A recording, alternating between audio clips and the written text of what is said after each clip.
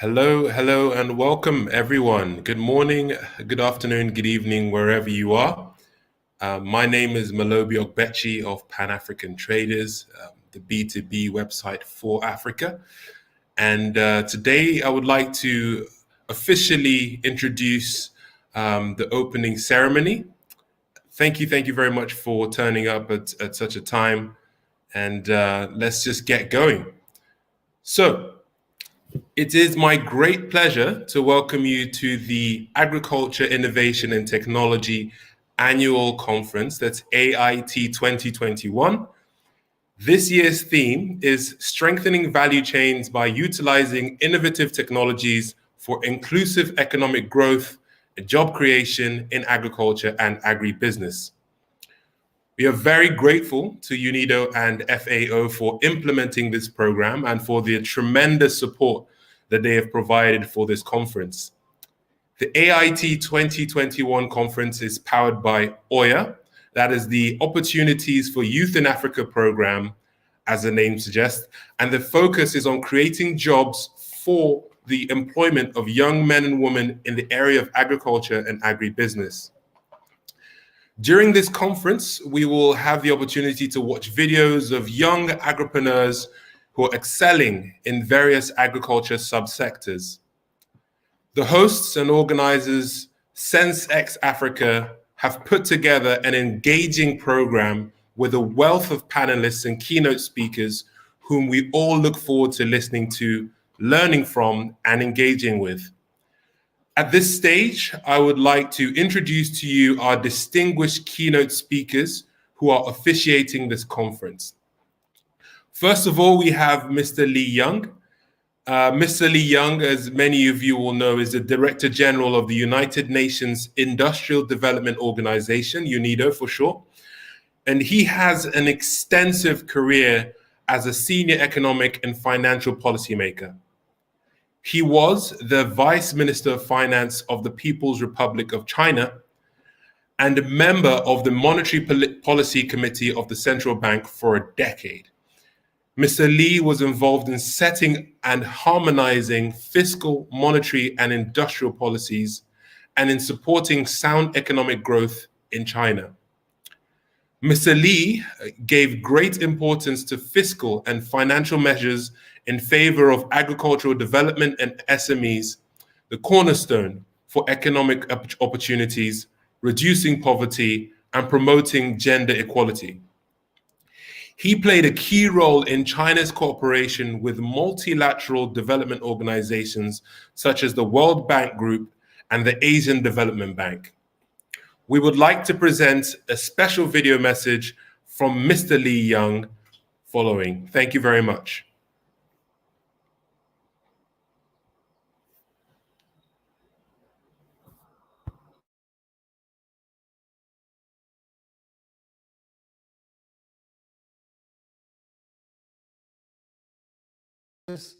Distinguished delegates, ladies and gentlemen, it is a pleasure to address this event as we discuss how we can create conditions for young African women and men to live, work, and thrive by engaging in the agriculture and agribusiness sectors.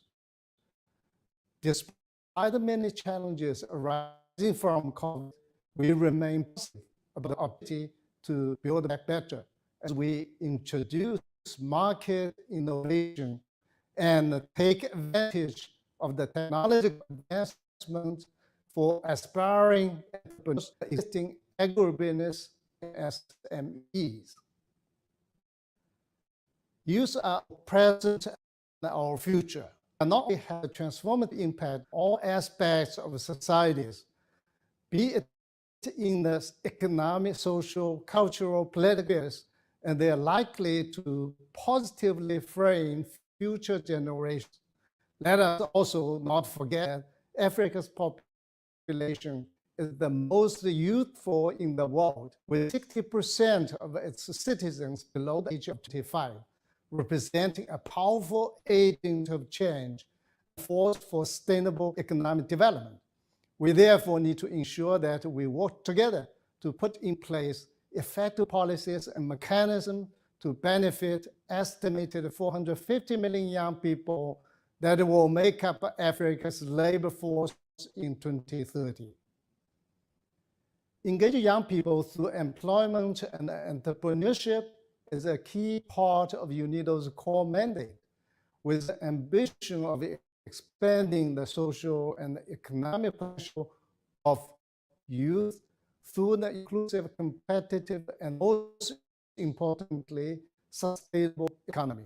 In fact, UNIDO is committed to working with its partners to contribute to efforts ensure that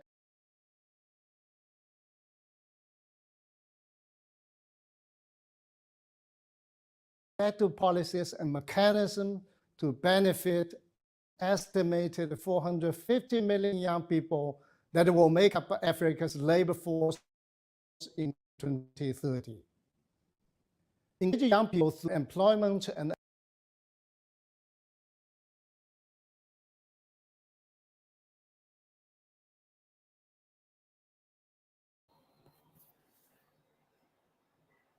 So I think we'll be repeating this video again. I think we had some technical issues. Despite the many challenges arising from COVID, we remain positive about the opportunity to build back better as we introduce market innovation and take advantage of the technological advancement for aspiring entrepreneurs and the existing agribusiness MSMEs. Youth are our present and our future. They are not only have a transformative impact on all aspects of societies, be it in the economic, social, cultural, political spheres, and they are likely to positively frame future generations. Let us also not forget that Africa's population is the most youthful in the world, with 60% of its citizens below the age of 25, representing a powerful agent of change and a force for sustainable economic development. We therefore need to ensure that we work together to put in place effective policies and mechanisms to benefit estimated 450 million young people that will make up Africa's labor force in 2030. Engaging young people through employment and entrepreneurship is a key part of UNIDO's core mandate, with the ambition of expanding the social and economic potential of youth through the inclusive, competitive, and most importantly, sustainable economy. In this context, UNIDO is committed to working with its partners to contribute to the efforts to ensure that the needs of young women and men in Africa can be met. This is why UNIDO and the FAO have joined forces to design and develop the Opportunities for Youth in Africa, OYA program, a joint large-scale intervention in 6 pilot countries: Cape Verde, Democratic Republic of Congo, Ghana, Kenya, Tunisia, and Zambia, with the ambition to expand to other African countries in the near future. OYA seeks to strengthen value addition by promoting an ecosystem approach conducive to economic growth and the creation of quality jobs on and off farm to foster the development of a vibrant African entrepreneur community so that any young person with a good business idea can pursue his or her journey as a successful entrepreneur. We are also working at the same time with the national, regional, and international private sector partners and skill development institutions to ensure that the demand for skilled workers can be met by qualified young people. Our partnership with FAO on this flagship program strengthens the delivery of each technical agency and allows us to collectively achieve a much larger impact. I would like to conclude with a collective call to action for strategic, technical, and financial partners to join us as we roll out the OYA program to promote better prospects for young women and men in Africa. We hope today's conversation will be a constructive and insightful one, and I look forward to the discussions. Thank you.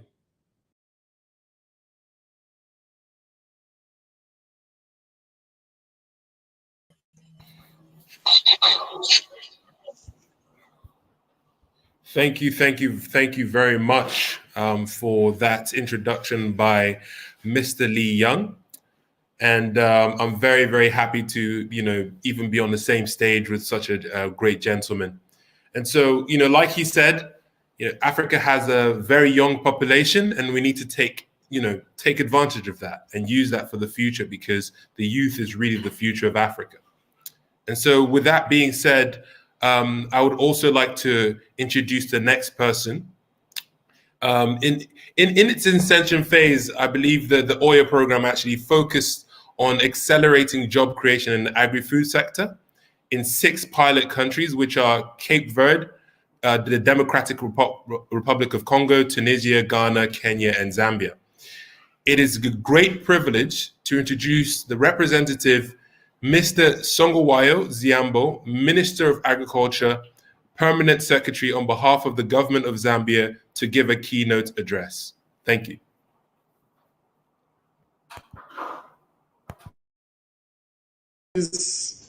Distinguished invited guests, members of the press, ladies and gentlemen, it is my honor to address you today on behalf of the government of the Republic of Excellencies, distinguished invited guests, members of the press, ladies and gentlemen, it is my honor to address you today on behalf of the government of the Republic of Zambia in support of the Agriculture, Innovation and Technology Conference 2021 with the theme Strengthening Value Chains by Utilizing Innovative Technologies for Inclusive Economic Growth and Job Creation in Agriculture and Agribusiness. This AIT 2021 conference is powered by the Opportunities for Youth in Africa, a program jointly implemented by the United Nations Industrial Development Organization, UNIDO, and the Food and Agriculture Organization, FAO, to which Zambia is among the 6 pilot countries. Chairperson, today, more than ever, harnessing the opportunities offered by technological advancements and innovations can expedite the transformation that the agriculture sector needs and provide opportunities to fully embrace innovative practices as we rebuild ecosystems for rural and economic development. This calls for concerted efforts and greater collaboration between key players such as international development actors, governments, community leaders, diaspora, innovators, NGOs, private sector, and the youth themselves. Ladies and gentlemen, Africa is home to the world's youngest population, with over 750 million people under the age of 35, translating into the highest share of youth in the labor force worldwide. Therefore, the youth are one of Africa's greatest assets, as they represent the driving force of the continent's economy. The rapidly rising demand for food, fueled by population and income growth, will provide great opportunities for agri-food systems to accelerate employment creation and transform African economies.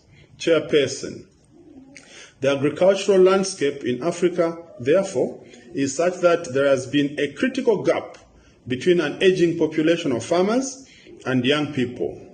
While in recent years, much has been said about the importance of engaging the youth in sub-Saharan Africa's development, the factual data about African youth engaged in agriculture remains low.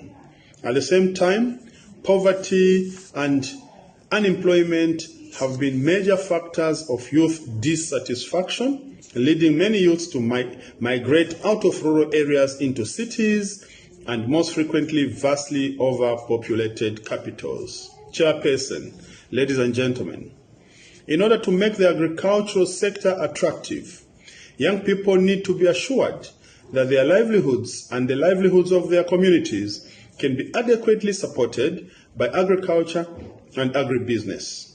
From an entrepreneurial perspective, this means having access to reliable inputs, infrastructure, agricultural research and development, market information, finance, and opportunities to sell goods and services at competitive prices in national, regional, and global markets.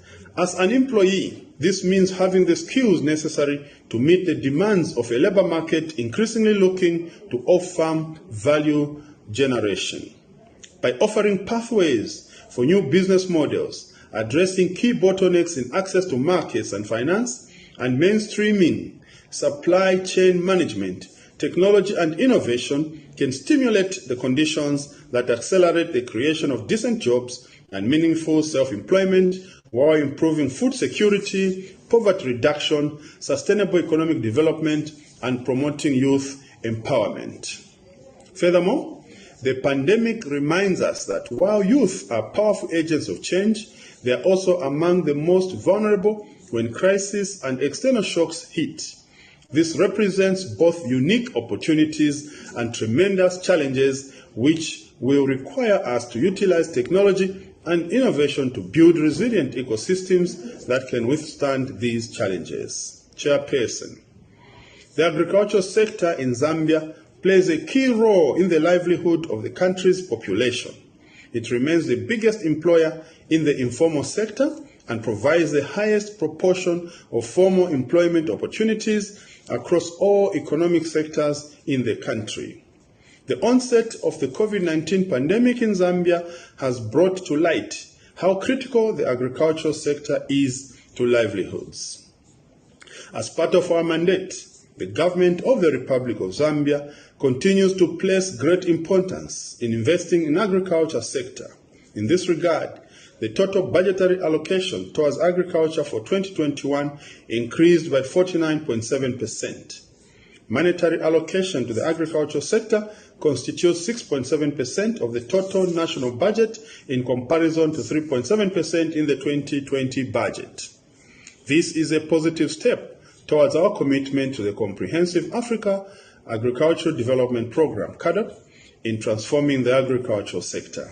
Chairperson, ladies and gentlemen, we place great emphasis on programs to support farmers, such as the Enhanced Smallholder Agribusiness Promotion Program, ESAP, in collaboration with the African Development Bank, Irrigation Development Support Project, IDSP, in collaboration with the World Bank, the Performance Enhancement Program, PEP, in partnership with the European Union, among others.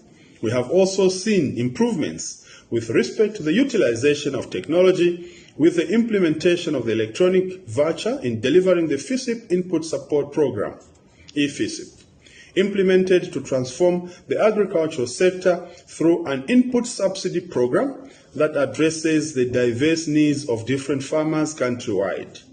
In the 2020-2021 agricultural season, FISIP implementation through the direct input supply has seen an increase in distribution by 77%, translating into an increase of 10% from the previous season.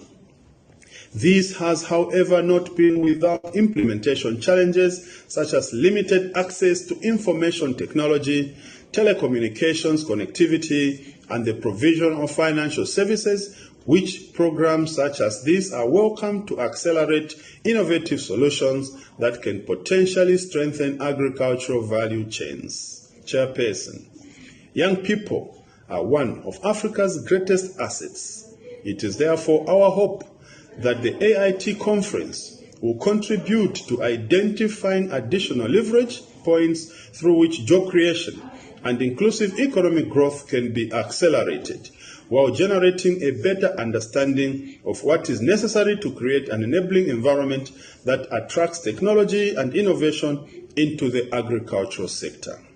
Distinguished invited guests, ladies and gentlemen, finally, I wish to reaffirm the Zambian government's commitment to support young men and women to fully realize their potential as the trailblazers and key players, leaders and innovative agropreneurs of today. I wish you a fruitful day and a successful conference. I thank you.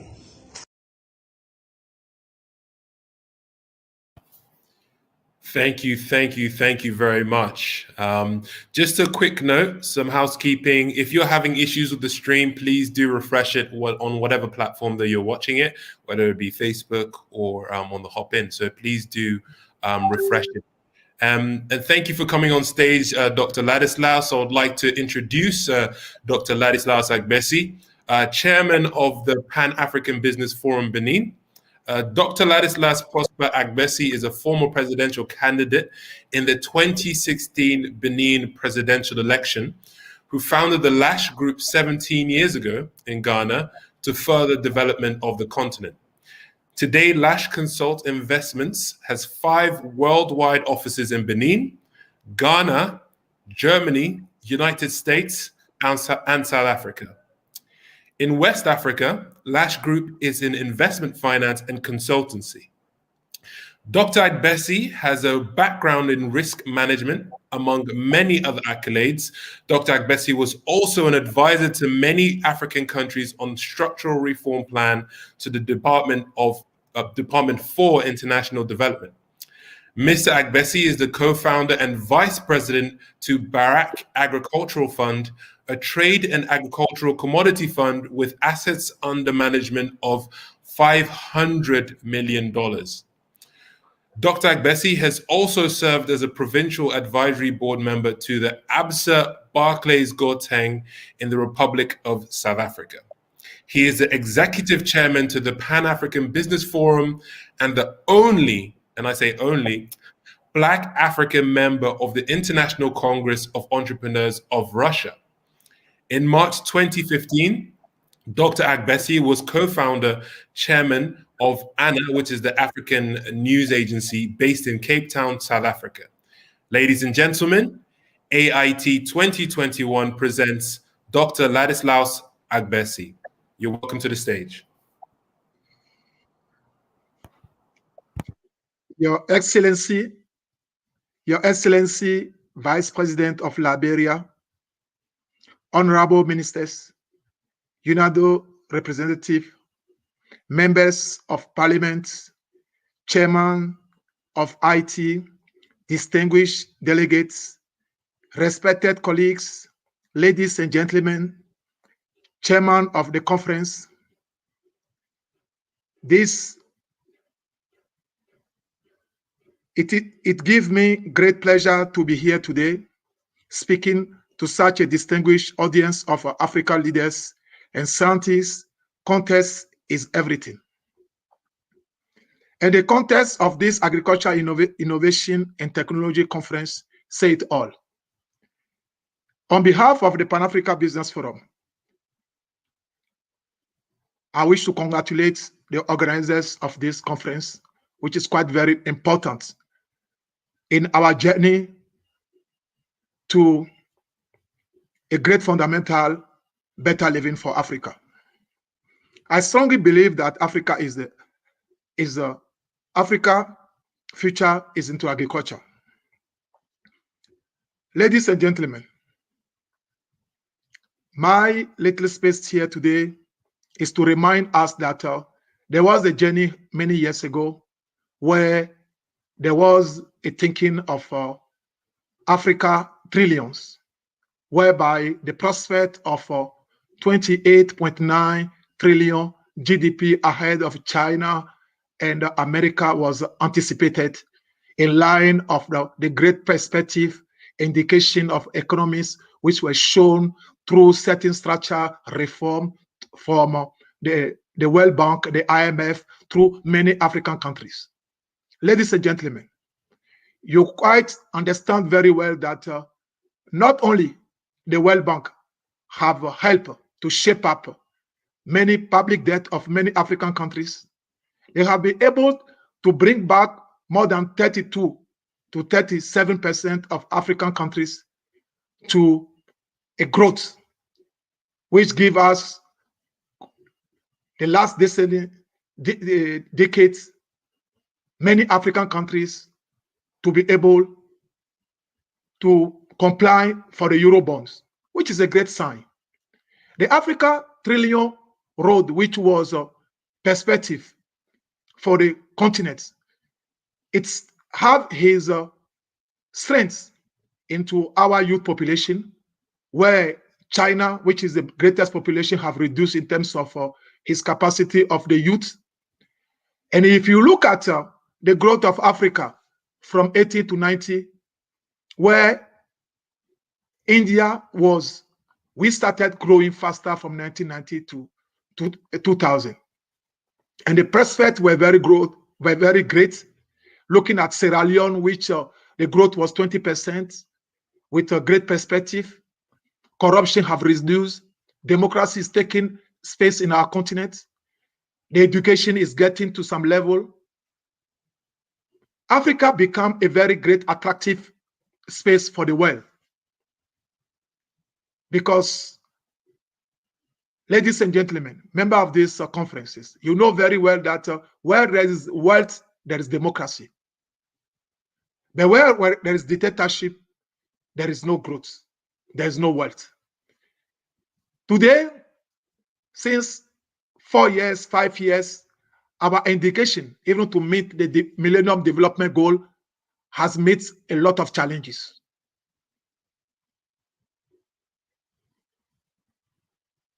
And the last of all, which take over everything, is COVID. Ladies and gentlemen, it is so difficult for that prospect, which is of a great hope for Africa, where we anticipate that great news is ahead of us in the next 50 years. And we anticipate to see Nigeria, the 4th biggest economy. By 2037, Nigeria will be taken over from Germany. By 2047, we'll take over from America, from Japan. It is quite very positive sign to know that there is great prospects if we choose some of the great nations which was giving us hope. Ethiopia, Kenya, Tanzania, Ghana, Ivory Coast, to some extent, South Africa. Ladies and gentlemen, our discussion today is mostly on agriculture. I know very well. I just want us to understand that the greatest part of the development of our continent has been shaken for a couple of years to come. If we look at Africa with 450 million arable land,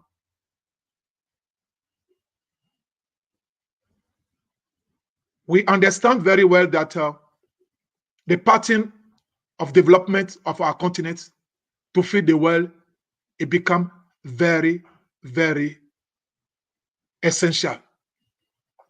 That's why this conference for the Pan-Africa Business Forum is quite very important. But the challenges which the agriculture sector is facing these days is mainly on a few areas. The climate change, which is critical today, and COVID, which become essential to our pattern of growth to the 28, close to the 30 trillion billion of 2.8 trillion GDP by 2050. Ladies and gentlemen, I would like to tell the panelists and the members here today that there is a great hope in a continent. There is a great hope for us that the only way the agriculture can play his vital role for the development. If you look at today, in many developed countries, the agricultural sector employ less than 5% of the population. In many heavily indebted, challenging, poor countries, the agricultural sector employs more than 50% of his population. Why? Because of innovation. Innovation, policy driven, which is needed by many African countries. A policy driven in agriculture is one of the key issues for the innovation. Today, if we look at in the areas of the climate change, that area needs a great innovation. That is why through the World Bank, there are many initiatives where many institutions from South Africa, from Kenya, from Israel, from other places have been able to participate in a challenge of innovation into the agricultural sector, in particular in Africa. Ladies and gentlemen, also one of the areas which need innovation in terms of agricultural sector is the financial. Understanding the weather, which is one of the stressful indicators of the crops, need some kind of innovation. Today, if we don't integrate certain kind of measures to read the weather, to deal with the pests, to deal with some of the challenges, to anticipate the future of the weather, we cannot be able to sustain, to be able to use the 450 million arable land, which is going to make Africa the basket to feed the world. Ladies and gentlemen, may I request that today is a very great opportunity that the Pan-Africa Business Forum, which is a coalition for the reinforcement of investment for the continent, we're driving to policy advocacy. Our aim have been always to encourage the youth in a line of training. Excellencies. Yeah.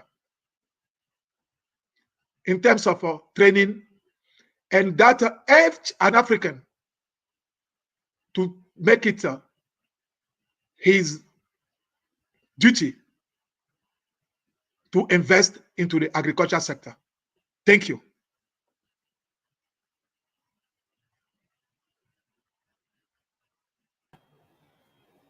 Thank you very much, Dr. Agbesi. That was a fantastic contribution, and some of the things you mentioned there, like Africa being the breadbasket for the world, definitely resonate with that. And we do need to tackle these key issues such as climate change. So the innovation is needed, particularly on our continent.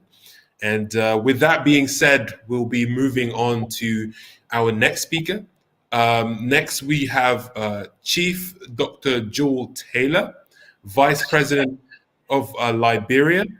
And the Vice President, Chief Dr. Taylor, is a visible and very involved stateswoman with a vision for affordable but quality of education, transparent justice system, and she looks to improve and make more accessible the health system, create better nutrition. Also, she's very passionate about women's economic and political participation and an accountable public service system. She is one of Liberia's foremost advocates for increased and improved opportunities for women of Liberia, thus becoming a critical voice on cross-cutting issues at many front lines in the battle to reposition Liberia for vibrancy, productivity, and democratic good governance. On account for her national disposition, the Vice President is fondly called the Vice President without boundaries. While she represents Bong County in particular, her voice and views are in national scope. And Dr. Taylor currently serves in many capacities, Vice President of the Republic of Liberia, as mentioned earlier, and also serves as a senior ranking member of the Liberian Senate, serving on several strategic committees. As a result of her national impact, Vice President Chief Dr. Taylor has been a recipient of many accolades, laurels, and awards from local, national, and international organizations, ranging from humanitarian awards to outstanding leadership and international awards. A nationalist, former First Lady of the Republic of Liberia, an eminent citizen, a devoted Christian, a standard bearer of National Patriotic Party, a Vice President of the Republic of Liberia, a President of the Liberian Senate, a distinguished and dedicated public servant, a patriotic citizen, a positive role model, and the list goes on, really. Ladies and gentlemen, I would like to invite the CEO of Sensex Africa to welcome the Vice President, Chief Dr. Jewel Howard Taylor, to the stage. Thank you very much.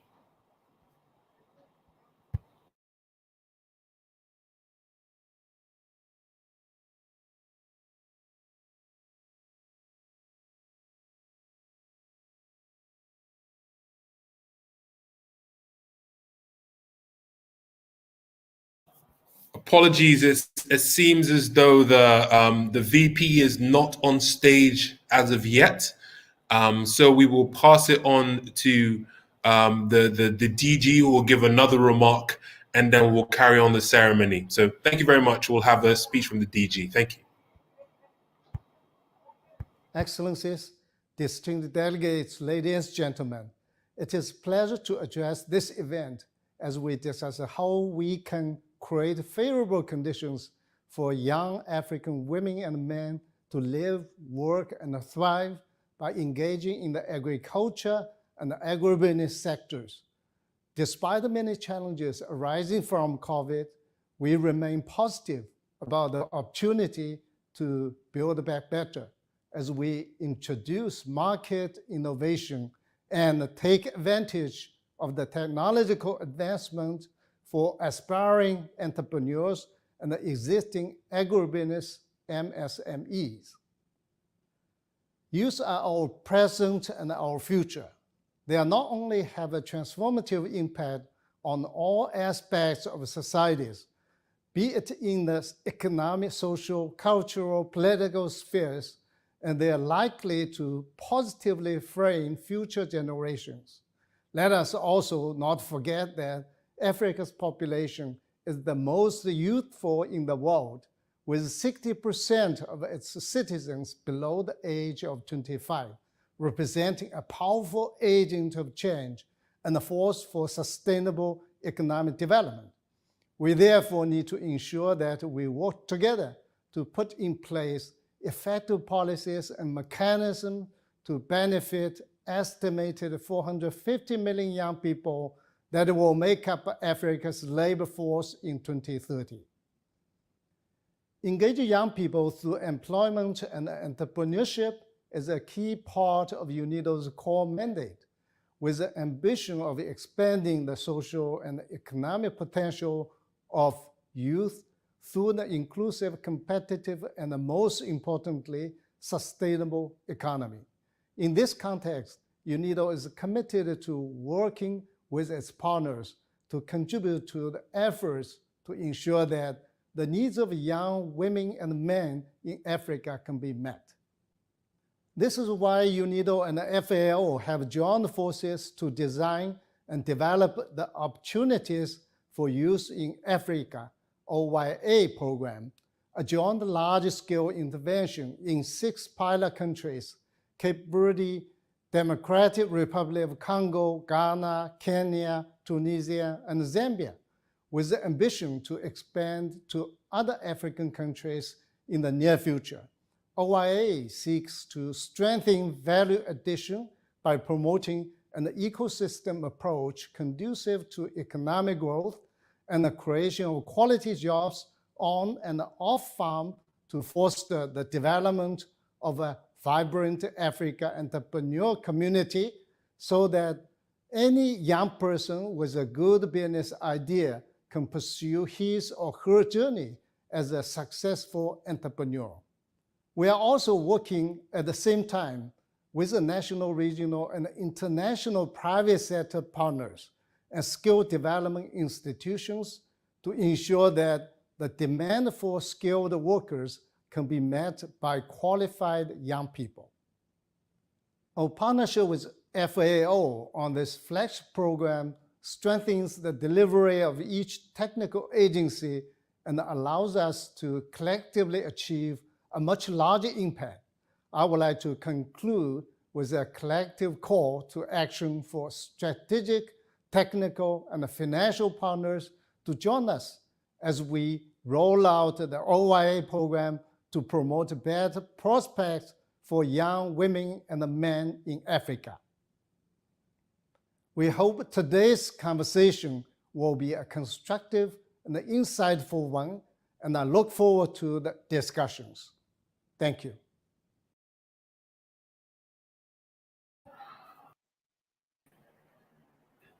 So a massive thank you to the Director General of UNIDO. And without further ado, I would like to introduce the CEO of SenseX Africa. She is Bibusa Wisserman. She is a great friend, great mother, hardworking, organizer, and very, very passionate about the next generation of Africans. So I would like to give the stage to Bibusa to give her words and on from there. Thank you very much. Hello, good evening, Your Excellency, distinguished ladies and gentlemen, the youth, African youth, my team, UNIDO, and every person has joined us today at the AIT 2021. I'm very, very excited. This has been a very long journey for me and my team, but we are so excited that you are able to join us today in this event. As Malobi introduced me, thank you so much for introducing me, Malobi. I am the founder and CEO of SenseX Africa, which is a platform, a business platform that enables to help entrepreneurs perform and also thrive in their business models. Now, the reasons why we decided to go with doing the AIT conference is because we noticed that there was a bit of gap in transforming education and also letting the youth get more active in certain sectors like the agriculture. So this event is basically for me and for you, the youth, so we can get involved in the conversations that can make our world better. We all know we've experienced the COVID pandemic, which has been very hard on a lot of us. I am Zambian, so we're still going through that process. But the one factor and the question in mind is food security. How do we still feed our families and our community? And that's why the AIT 2021 is meant for the youth to make sure that we have sustainable solutions so we can feed our community, we can feed the nation, and most definitely the world. That is basically the first reason why we decided to do the AIT 2021.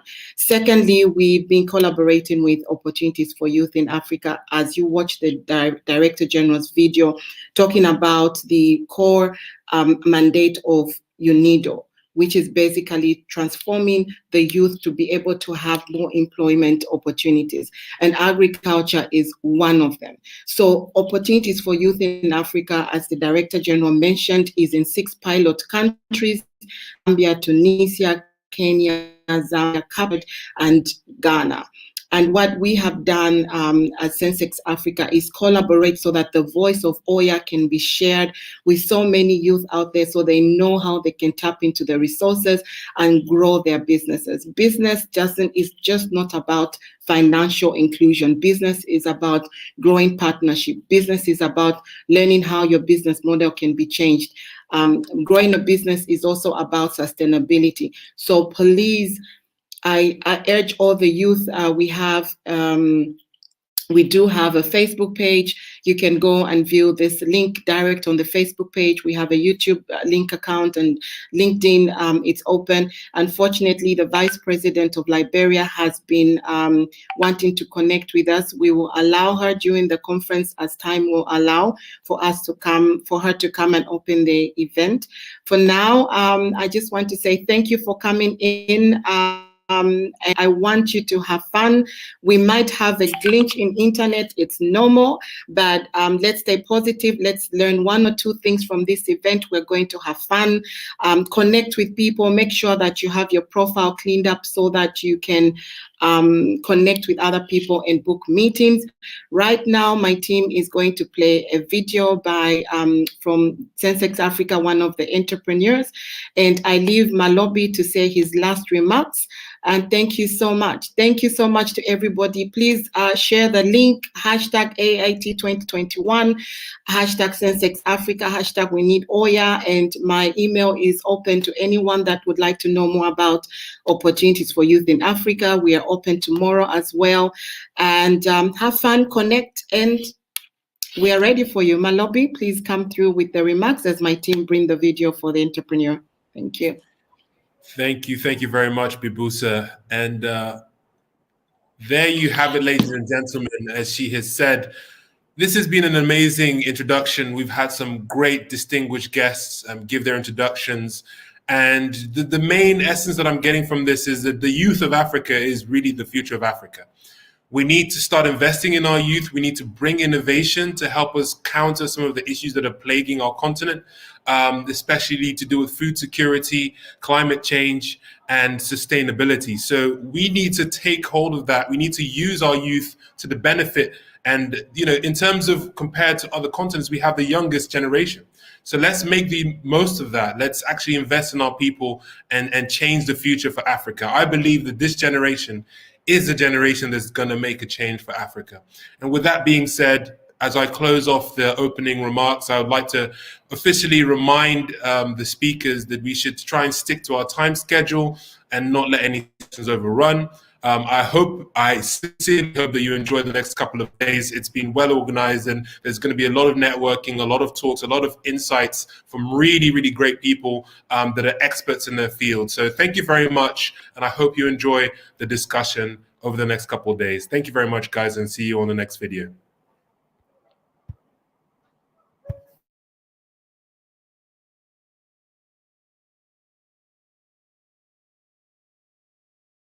I'm from Zimbabwe. I'm the founder of Normandy Agritech.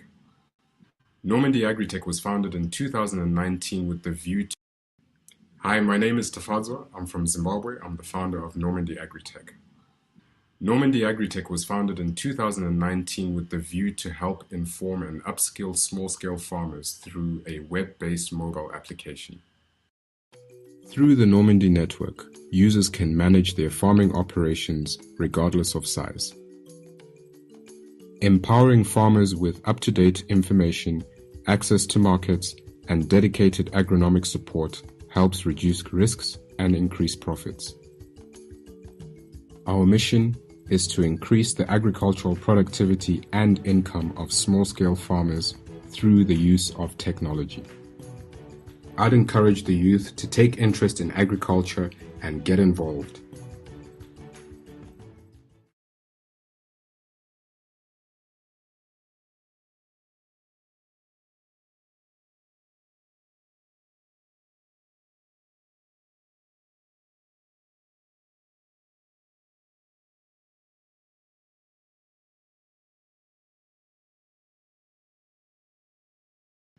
Hi, my name is Tafadzwa. I'm from Zimbabwe. I'm the founder of Normandy Agritech. Normandy Agritech was founded in 2019 with the view to help inform and upskill small-scale farmers through a web-based mobile application. Through the Normandy network, users can manage their farming operations regardless of size. Empowering farmers with up-to-date information, access to markets, and dedicated agronomic support helps reduce risks and increase profits. Our mission is to increase the agricultural productivity and income of small-scale farmers through the use of technology. I'd encourage the youth to take interest in agriculture and get involved.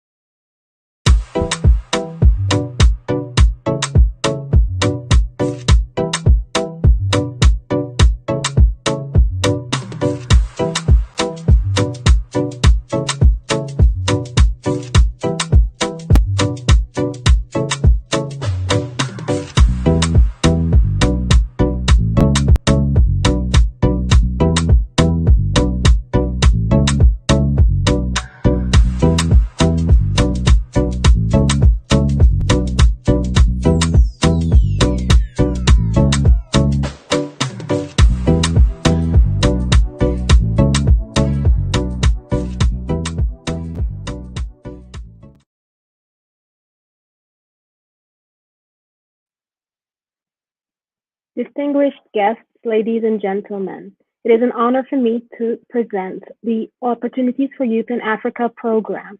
My name is Muna Liubi and I'm the OYA coordinator. Please just give me 1 second to share my screen.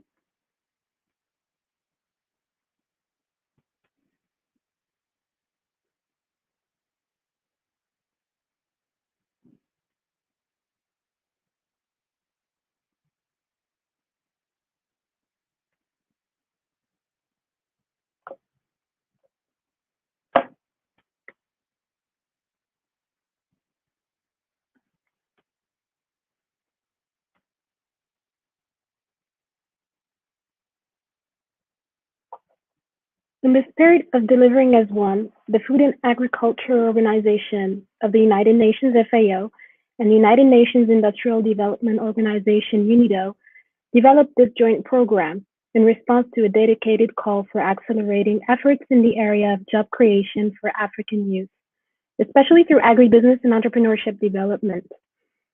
By coming together, FAO and UNIDO will leverage on their strengths and knowledge organizations, as well as technical agencies with extensive experience on decent employment creation and entrepreneurship development.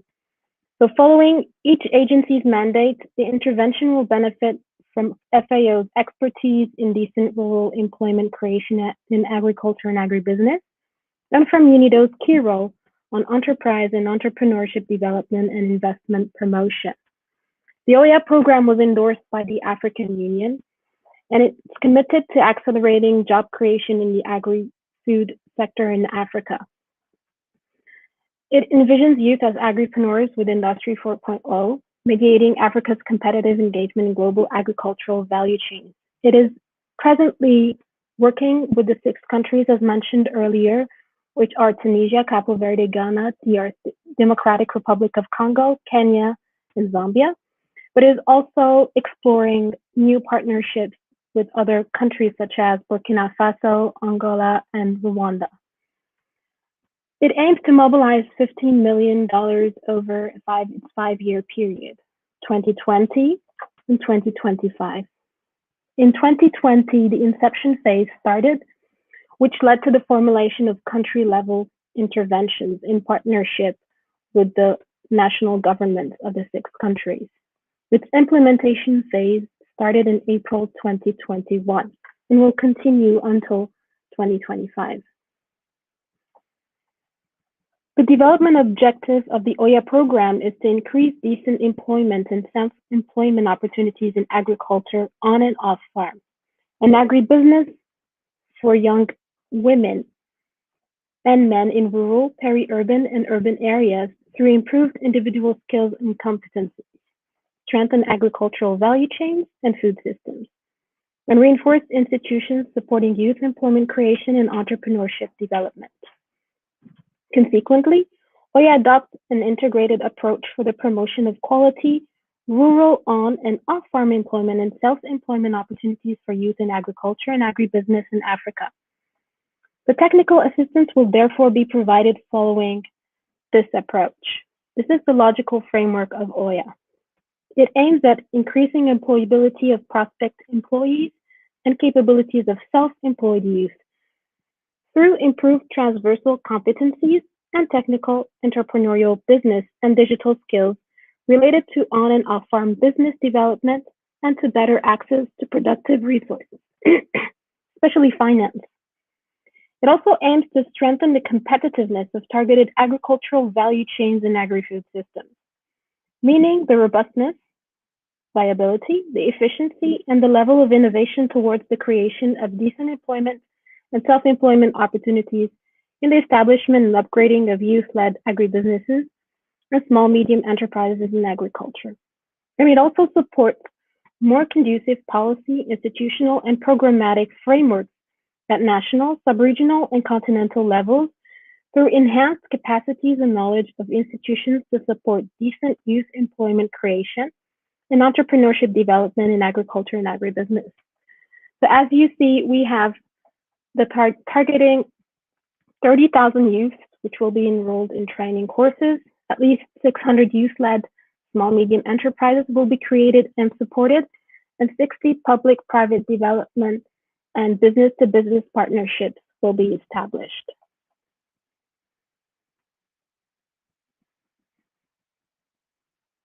The development objective of the OYA program is also based on an integrated approach. The following multi-level approach reflects the need for the concerted efforts of UNIDO and FAO with institutional counterparts and other stakeholders. So we will be working at micro level through increasing employability of prospect employees and capabilities of self-employed youth, young women and men, and entrepreneurs. At meso level, we'll be working at strengthening the competitiveness of targeted agricultural value chains and agri-food systems, and removing access barriers such as access to training, access to financial resources, and access to other services. At macro level, we'll be supporting more youth-inclusive policy, institutional programmatic frameworks, and strengthening existing dialogue platforms and making them more youth-inclusive. Now, we are also tackling transversal themes, and one of them is gender. So the essence of the foreseen intervention provides an avenue to ensure gender parity and promote the inclusion of other vulnerable and socially marginalized groups. Therefore, this program is expected to contribute to FAO's and UNIDO's gender mainstreaming objectives of ensuring equal opportunities for women and men by targeting 50% young female beneficiaries. And also by tackling one of the global crises, which is climate change, as a rising threat to the African continent.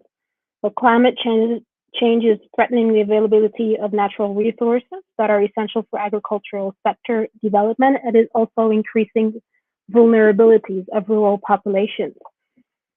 So OYA will promote best practices based on the expertise of FAO and UNIDO, such as climate resilience agriculture practices and clean industrial production practices and services through the creation of green jobs and green businesses.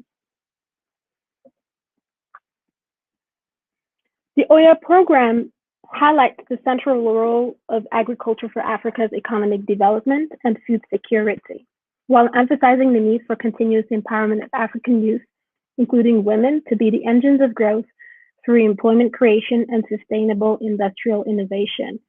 It is therefore contributing to 6 main SDGs, but is also contributing to other SDGs in a more indirect and transversal manner. Thank you, everybody, for listening. We invite you to join us and to visit our website, www.oyaprogram.org, for more information. Thank you.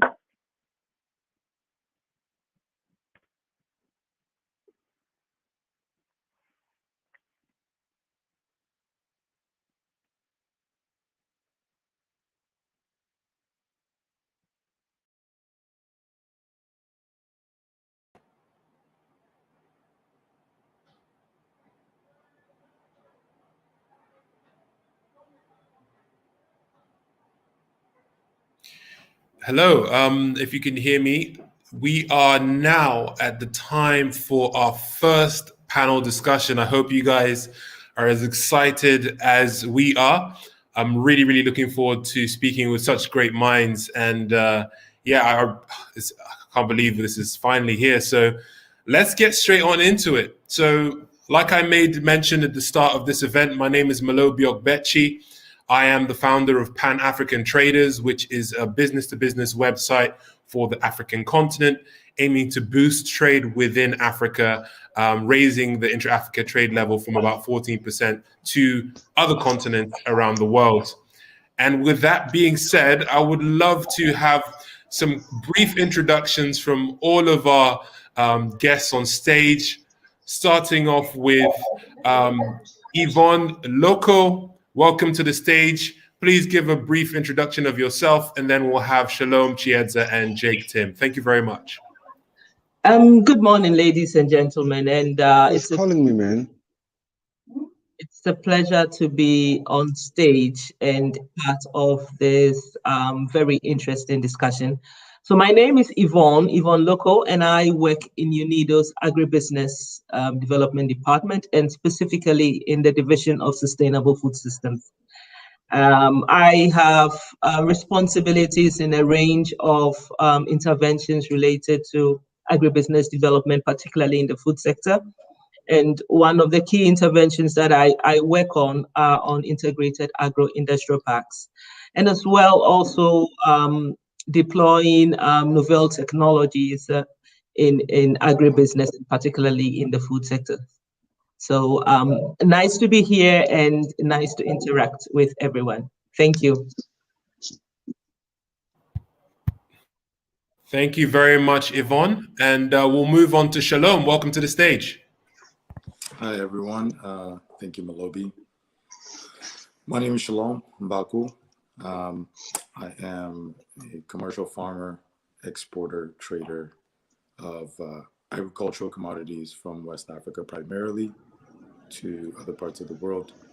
And so that's who I am. Thank you very much. Thank you very much, Shalom. Short and sweet. So next up we have Chiedza. Welcome to the stage. Thank you for inviting me. So my name is Chiedza, and I'm the Vice President with the Federation of Young Farmers Zimbabwe. We're a special interest group that consolidates the issues that young people face, and we promote mentoring amongst our membership base and capacity building. So that's me. Brilliant. And last but not least, Mr. Jake Tim, welcome to the stage. Hi, good morning. My name is Jake Jason Tim. I'm the founder of Hakuna Group. Hakuna Group is a tech, trade, and agriculture company. We are involved in the whole parts of the supply chain, from farming all the way to the end consumer.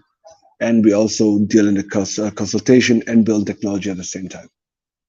Thank you. Thank you. And so as you can see, we have some great minds, some great people on stage. And so let's just get straight into it. The topic of today, we're talking about sustainability in the agri value chain and food security.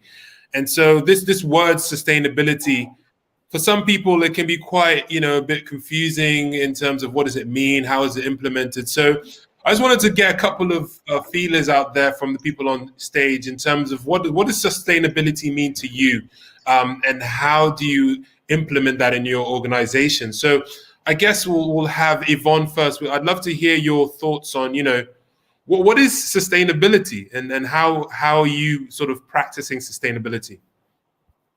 Right. Thank you very much for that question. So some of you may have heard of UNIDO's core mandate, which is promoting inclusive and sustainable industrial development, ESID, for structural transformation and achievement of the SDGs in developing countries.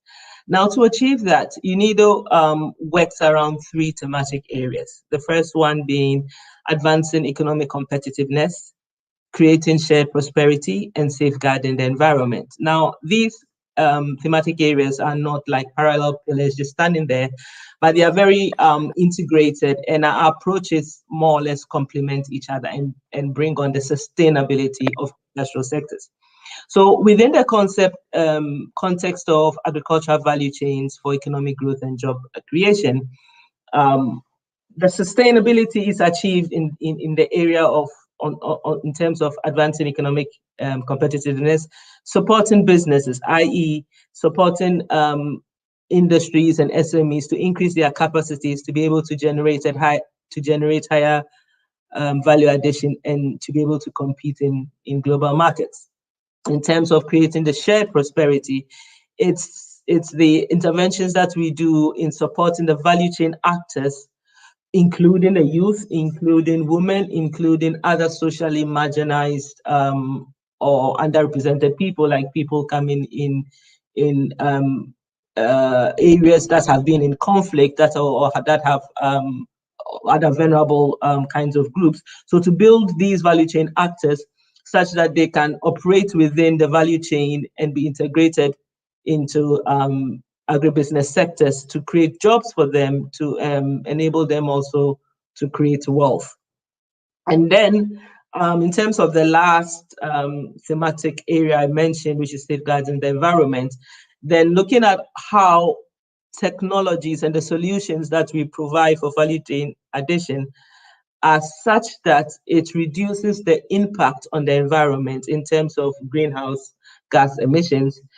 So you may call this the green options of value chain.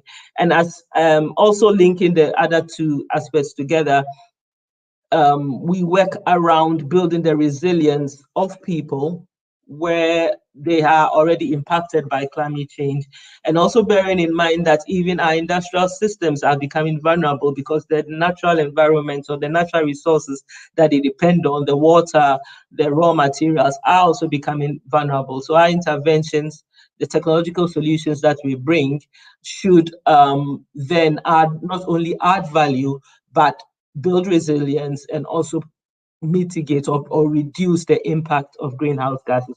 So in a nutshell, this is sustainability with regards to UNIDO's intervention in industrial development, and particularly in agro-industrial development. Thank you. Thank you very much, Yvonne. I think you kind of clarified that definition there. I see we have Thebe that just joined us on stage. So Thebe, I'll have you just very briefly introduce yourself before we pop back into this discussion. So welcome to the stage, Thebe. Oh, thank you very much. I was kind of struggling with the technology. It's actually the first time that I have to use this technology. But in any case, we learn as we go along. Okay, my name is Tebe Mochochoko, and greetings from South Africa in the Free State province, where it's quite chilly at the moment. And my role here, as a matter of fact, I think how I came through is that I'm an agriculturalist. I started as an agriculturalist, and I went into other sectors as well, in technology and also in geographic information systems. But I then went back into agriculture, and I established a company called TAP Foods. Now, TAP Foods has been in operation now for the past 7 to 8 years. Our goal as a company that I run is to, facilitate markets for the previously disadvantaged farmers, which we call here in South Africa emerging farmers, and create a sustainable markets for them. So from a trading point of view, what we do, we seek these farmers, and then we have, the contracts with them that ensure that they have open markets. We secure the bigger markets from the bigger companies and facilitate that link upstream. And we also want to actually make them part and parcel of the process. And we do also agro-processing, that they, know that through that processing that they are part of, the value chain. So in essence, this is what we do. We mainly focus on emerging farmers so that we can be able to create jobs and employment within the particular sector.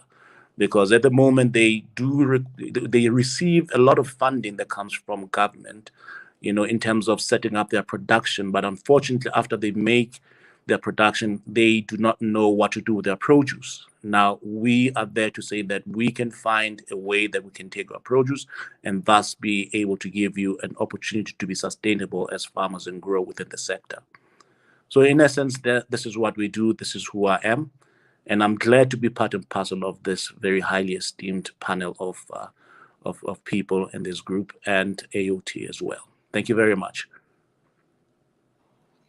Thank you very much, Tebe. Apologies for pronouncing your name wrong. And, you make a very interesting point in terms of, the farmers being able to produce their product, but sometimes not having access to markets. And that's a discussion that I'd love to get onto later on, because we need to be a bit more demand side focused. But just following on the conversation around sustainability, I'd just like to get a couple of responses from other people on the stage. Perhaps Chiedza, I'd love to hear from you as well. In terms of your business and your operation, how are you implementing sustainable practices, if you are, in terms of your agri value chain or in terms of food security? Are you practicing sustainability, and how are you doing that?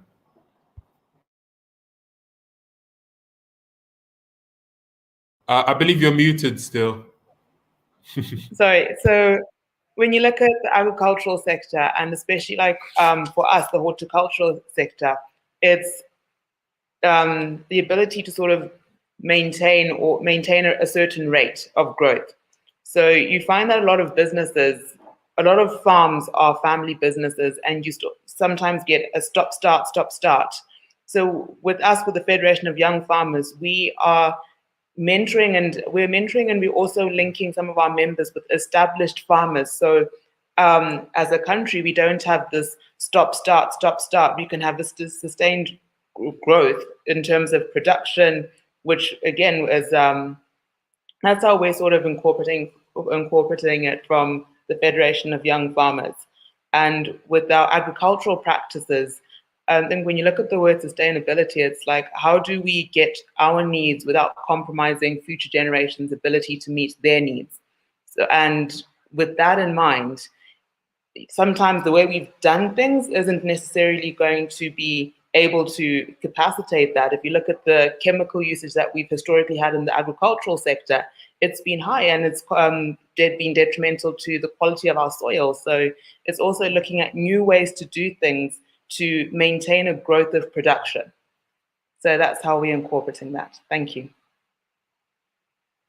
Thank you very much for your contribution, Chiedza. And you mentioned the chemical use, which is another important point that we're going to be going into later on.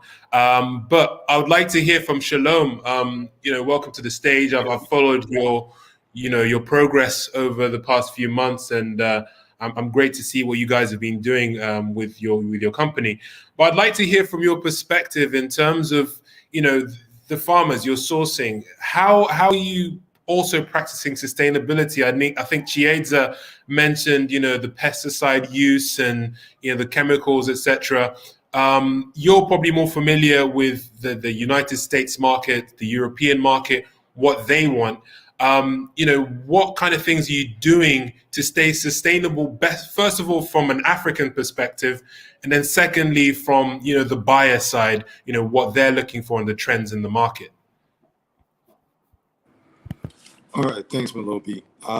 So when it comes to sustainability, I'll just break it down to kind of simple words. It just means developing something ongoing, right? Something that can endure the test of time. And that's really all it is. So when you talk about sustainability, the question is really, how do we develop markets that consistently, year after year, have demand for what we are farming? When you look from a farmer perspective, I'm born and raised in northern Nigeria, where most of us are farmers. From my great-grandfather to my father, everybody is a farmer. So growing up in that kind of society, in that environment, you see that certain crops are farmed every year and others not as often. So for us, for me, the way we stay sustainable is, like someone said earlier, you have to have, from an agricultural perspective, you have to have some kind of market that you can go to over and over again. Does the farmer want to go find that market? I don't know. From my experience, not a ton of them do. They prefer just dealing with the local market. Now, the local market might have certain demands this year than it might have next year. For us, from our experience, it's been certain markets that we found outside of the continent that we know there's always a demand. So in order to remain sustainable or to endure, we've just developed a method of finding those markets, those niche markets, where whether there's a local demand or not, there is year-on-year demand. And then from that perspective, then we can start putting together more farmers and making sure that there's work every year. To me, that's sustainability.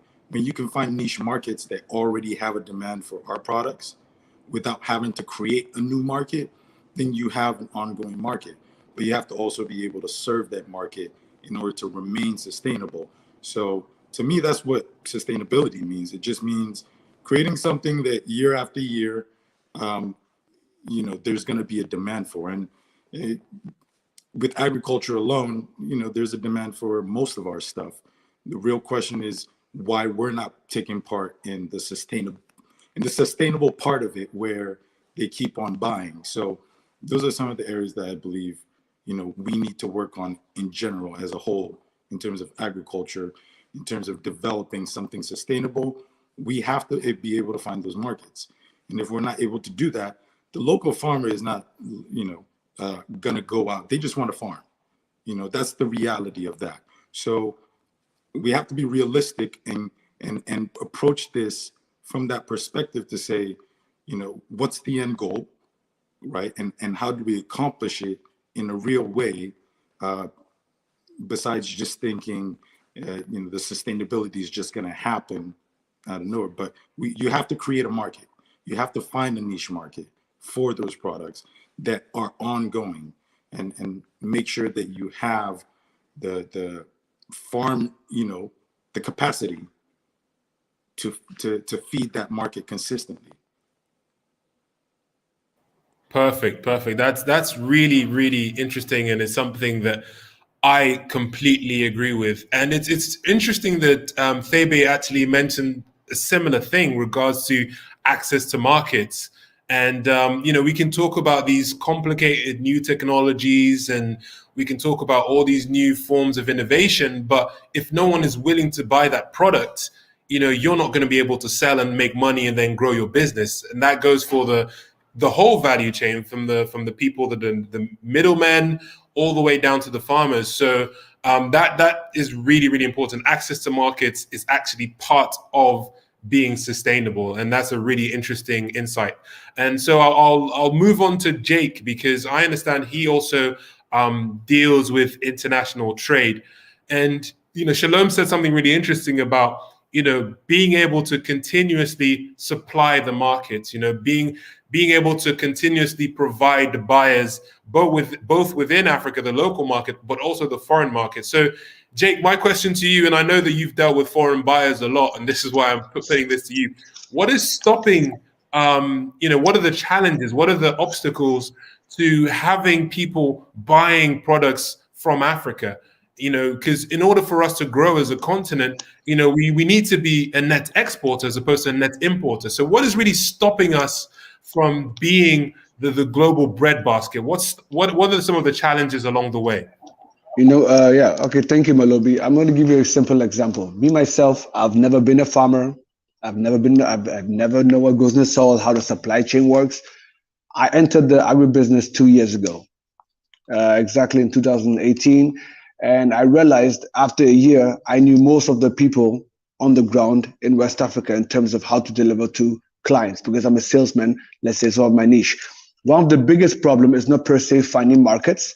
If you live in Europe and you do some kind of business in some kind of way, you know how to find clients. It's more the delivery. Remember, Lobi, we discussed a couple of times, every client has a checklist, right? Those checklists goes by simple, global gap, organic, SMETA, fair trade. America has different rules. Europe has different rules. China has different rules. The problem is we have the product, but in Europe, people buy with their eyes. In Africa, we don't understand that. For example, if you go to an Afro shop somewhere in France or Belgium, you see how the product looks in their store looks very different in the, let's say, European stores. I'll give you a good example. We sell to one of the biggest suppliers in Europe, and technically, if I only supply that client, I wouldn't have to deal with anybody else. The farmer I'm working with is very, very good. He's one of the top exporters in Ghana. But in order for him to deliver a good product, he has to be on his location 24/7. What is missing is checks and balances. What you can deliver outside and what you can't. The supply for the local market is very different. The supply for the export market is also very different. When it comes to African farmers, a lot of them want to sell their product. They're very hot. They don't know price fluctuation. They don't know process. They don't know packaging. They don't know everything that's missing in the supply chain. So the biggest problem that we're having is for them understanding the whole supply chain after it leaves their farms. Even when you ask them for documents from the beginning, like you said, what pesticides do you use? Do you have organic certification? Is your ground organic or not? Do you use mechanics? Do you do it by hand? All those things, even before you can deal with the European client, you are busy, let's say 6 months, just getting those questions back. Right? So in terms of like what we're missing is everything. everything. So that's why I believe what the brother was speaking before. You have to pick specific farmers that you work with, because education is a big part of even starting, right? We talked about getting the youth involved into agriculture. My brother, we have to go to the farmers first, because the farmers have a lot of children. And if we don't start with them, there's no point of passing that, because all the information, everything starts with them. Thank you very much for your contributions. And you raise an interesting point about the certification and being able to fulfill those standards on the international market. But with that being said, I think Nana's back on stage. I'd like to bring it back to the local market. And Nana, please feel free to introduce yourself. But after introducing yourself, I'd love to hear your thoughts on what are some of the challenges within the local market? Because from what I understand, you deal with the local market in Ghana. What are some of the challenges for the farmers in terms of providing food on a sustainable level? Welcome to the stage, Nana. Hi, Malobi. Hello, everybody. My name is Nanaja. So I don't deal with the local farmers in Ghana. I basically run agribusiness training for young women in agribusiness on the continent, but I am a Ghanaian. So I may just share my idea, maybe not practical because I'm not directly in touch with local farmers. Am I clear enough, please? Can you hear me? Yes, you are. Yes, you are. Okay. So I agree with what everybody said, what Shalom and Jake said. When it comes to the local farmers, I believe that they have, well, most of them have learned through the process. They may not be there yet because of the changing world we find ourselves in, but trust me, they have experience, they have built these experiences over the years. I think what is missing is lack of support from the government and also from other stakeholders. So for example, if a local farmer wants to export, how can the person export when she or he doesn't know about standardization, or when she or he is not certified, when the products are not certified? I applaud the Ghanaian government and the agency called National NBSSI in Ghana. So this is what they have done. They have studied the environment, they have studied the process and realized that most smallholder farmers can't even pay the certification fee. They can't even pay for the standardization fee. So they have come to their level. They have said, okay, we are going to do this for you. We will visit your farms, certify your products, not for free, but when you finish harvesting, then you pay this fee. Another agency is also saying, okay, we can give you a 50% discount. So we pay 50% and you pay 50%. So at the end of the day, these farmers are able to get their products certified. They're able to get their products standardized, and they're able to export their products. Another thing we should also look at is the fact that we all want to export products. I keep saying that the local market is huge. We cannot export all our perfect products and leave the, excuse me to say, the rubbish for local markets. We have to get standards for all products, whether local or international. If you're exporting products, I think the standard should be the same as eating it in your country. So for example, if you grow tomatoes, you should not export the best of your produce and leave the rubbish on your local market. We should focus on both the local and the international market as well. So that is my thought. Thank you very much. And something that you touched on there was actually the public sector working with the farmers. So that kind of leads me on to the public-private sector engagement. I'd love to present this to you, Yvonne. How is the Oya program sort of progressing in terms of public-private sector engagement? And what measures are being taken for inclusive collaborations with Oya? Okay, yeah, thank you very much for that question. In fact, public-private engagement in youth entrepreneurship, and it's one of the strong activities we have in UNIDO, and particularly in our department. The OYA project is fairly new, but this is really engraved in how it would progress in future. So I'll just try to sort of use examples that we have from previous projects. So as I was saying, we have a very strong component on partnership with the business sector. And one of our experiences has also been with multinationals. Two examples I can give actually have been in the automobile industry, like Scania and Volvo, where in our TC delivery, the mode is such that the private sector is bringing in technology and tools to, for instance, train technicians in an institution that is offering training for technicians and drivers, and to be able to support machinery. Another example I could also give in the agribusiness sector has been in the coffee industry, and which is probably very much related to the examples that many people are giving in terms of sustainability and working with the smaller farmers. So coffee, as you know, it's a high value commodity that is largely not processed on our continent, but mostly it's going out. But then, of course, in some countries, this is changing, and we are looking at doing some kind of processing or value addition in the country. But the thing is, for many buyers, when they come into buying coffee, they would find that they don't reach the right quality or the standard that they want for their market. So one aspect of our work, of course, has been in terms of supporting the country's institutional framework to improve the quality and standards they have generally, and particularly for individual value chains, and particularly for the coffee sector. For instance, we have this kind of partnership with Illy Cafe, the Italian chain on coffee that is working in Ethiopia. We're working with them in Ethiopia to improve the coffee value chain, adding value within the country. And then, of course, it also serves the purpose of that company, because it is not only for them to be able to partner and shows these good social practices, but it also is important for them in terms of building their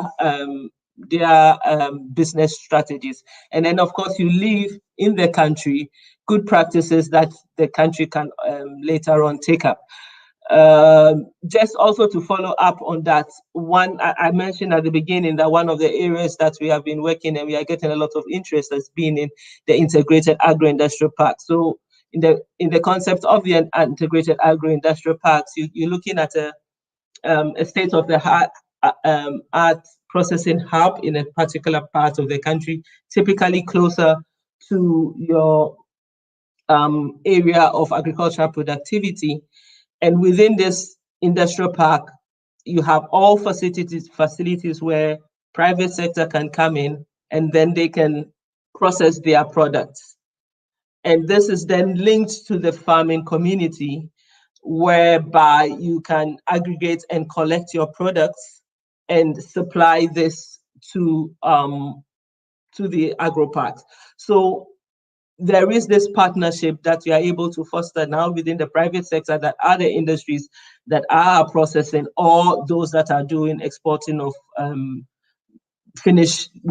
finished product like agricultural produce or horticulture, with the farming community. And along the line, the opportunities for a lot of jobs that can be created along the value chain in terms of the supply, from raw material from the farm to the market being the processor, or the market being the one who is exporting, and all those other areas of private sector that can come on downstream. Thank you. Thank you very much. Thank you very much for your contributions.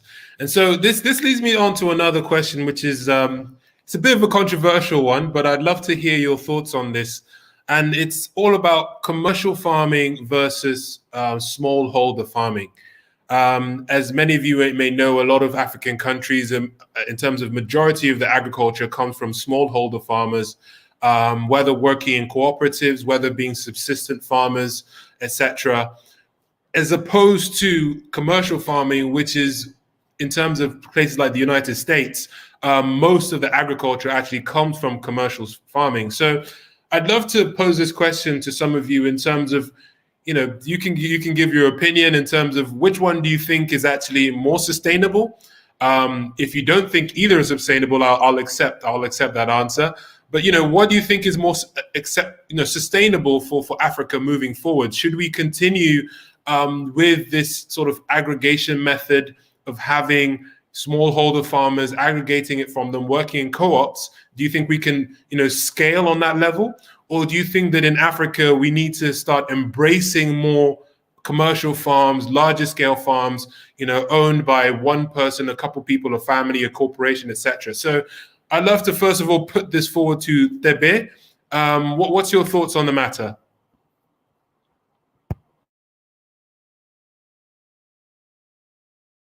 I believe you're still muted. Okay, sorry about that. I'm saying that is quite a debatable matter, but I will state my opinion as far as I see it. Where we are, and I'm talking within the context of, South Africa, and I think to a great extent also in Africa, we are a rapidly growing population, meaning that there is a great opportunity insofar as food security is concerned, that a lot of Black farmers can get into the value chain, not only end up at a production level and actually go up. But listen, we do not necessarily have to have everybody value adding. We still need primary producers as well, because they are the feeders to the upstream of the markets. Now, my sense is that, if there is a balance that can be created between the two, that'll be wonderful. But essentially, where we are at the moment, I think with most of the policies that we have in this country, in South Africa, is that we should see to it that we do not only focus on subsistence, but we want to see that we can be able to grow them so that they can commercialize. Because it is through commercialization that we create employment, and we also have a much bigger impact on the GDP of the country. And we know that agriculture still remains a major component of the economy of the country and the economy of the world, as a matter of fact.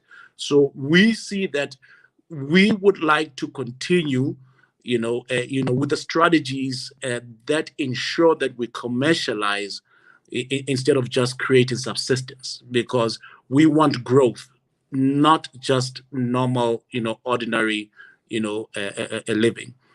Yes, I know that there could be, those that will be left behind that would actually end, up subsisting, but I'm for growth. I'm for commercializing, essentially. Thank you so much. Thank you very much, Tebe. Great contribution, and I'm happy that you made a decision there. It's not an easy question to answer, to be honest. Sometimes there's no right answer. So thanks for your contribution. Shalom. I know you're currently doing a lot of work in Nigeria, so I'd also like to hear your thoughts on the matter in terms of, what do you think is more scalable? What do you think is more sustainable in terms of commercial versus smallholder farmers working together? So please, I'd love to hear your thoughts. Yeah, thank you. So I think, first and foremost, smallholder farmers, commercial farmers, if we're talking about sustainability, if we're talking about creating bigger markets, then you have to be talking about commercial farming. You can't be talking about smallholder farming. Now, is one better than the other? No. It's more about how you move. Most of the farmers in Nigeria, for example, I believe even on the continent, most are smallholder farmers, right? So there has to be a process of educating them, showing them the benefits of commercial farming. Now, most, a lot of people are smallholder farmers because people are just used to working their lands with their family, and you take it to your local market. Like someone said earlier, the local market is huge, in my opinion, far larger than the international market, right? Most people are looking at the international market primarily for the pay, for the dollars. Commercial farming is what's going to be sustainable. Now, not everybody can be a commercial farmer. However, I do believe that we can take most of our smallholder farmers and put them in certain clusters to start teaching the concept and the ideas and practicing scale, right? Commercial scale of farming. So that's a method that we're currently trying to use. There's been success and there's been failure. And some of that has to do with the mentality of a commercial farmer versus a smallholder farmer. The mentality is different. Most smallholder farmers are not looking for an export market because most of them just want their money right there. If you want to look at other markets, export markets, you have to be willing to look at 3 to 6 months. Most people don't have that type of time, right? So downstream, they just want what they can get right there to feed they don't care about what you're going to do in processing and packaging and export. That's not their, and I think we need to get away from the idea and the concept that everybody has to be a commercial farmer. Everybody has to know how to process. No, I often give this analogy of a soccer team, right? You have 11 players, but there's one goal. Everybody has a position. I think some of our challenges in Africa especially is that we're all trying to be Cristiano Ronaldo. We're all trying to be Messi, rather than working together and saying, okay, this is what the farmer has. This is what the middleman, the supplier gets. This is what the processor is getting.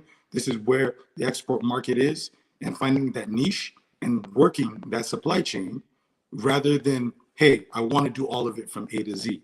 So if we were able to work better together and create that system and have an understanding that everybody makes a piece of the pie, but the farmer is not going to make the same piece of the pie perhaps as the distributor who may be in a different country, but that's the reality of business. So on the commercial versus smallholder farmer concept, I don't believe that one's better than the other. I believe that there is a process of time, especially for us on the continent, where we're going to have to start showing the benefits of commercial farming. If we need commercial farmers, it's just all about stepping up and doing it. And I'll tie that in with the PPP, private-public partnership concept. I have yet to experience a successful one, right? So if we do want to do, I think that there's a lot that can be done with private-public, especially with commercial. However, in most cases, partnering with the government, public, hinders you more than it moves you forward. So I'll give a perfect example of one that I think is a better method. When you look at Dangote, he puts in the work, and then when it's all done, then you can say, okay, public, you can come in and partner with me on this much %, right? Rather than saying, hey, let me, because most of the time the government doesn't understand. I think we might have lost him there. I think it's some internet connections. I hope it's not just me, but yeah, I think we lost Shalom for a second, but we'll come back to him. Some great inputs and insights there. With that being said, while Shalom is just reconnecting, I'd like to very briefly have Chiedza contribute a couple words, and then we'll have Professor Kelekume of the Lagos Business School introduce himself and give a couple words. So Chiedza, feel free to chime in there, and then we'll have the professor introduce himself. Thank you very much. So I have very strong sentiments on that, where I feel like, why can't the two exist side by side? And historically, in the Zimbabwean context, we've had that. When we look at horticulture, which is fresh produce, whether it's for the local, regional, or international market, for a small-scale farmer, some of your inputs are going to be very significant. Like if you're doing a high value crop like blueberries or fresh produce, you need to be thinking about cold supply chain. And a model which I think, when we think about sustainability, we should be thinking, how can we incorporate economic growth for everyone? So we have, historically, we've had a lot of our horticulture being grown by large scale commercial farmers. One way you can sort of, something that we've had and it's worked in the past are inclusive growth models where your small scale farmer can grow what they want for subsistence, but they can also grow in excess where they don't have to worry about transportation and refrigeration because they feed into an established bigger organization, which you also want the larger commercial enterprise, because whether it's for, again, local, regional, international, your large farm guarantees your supply.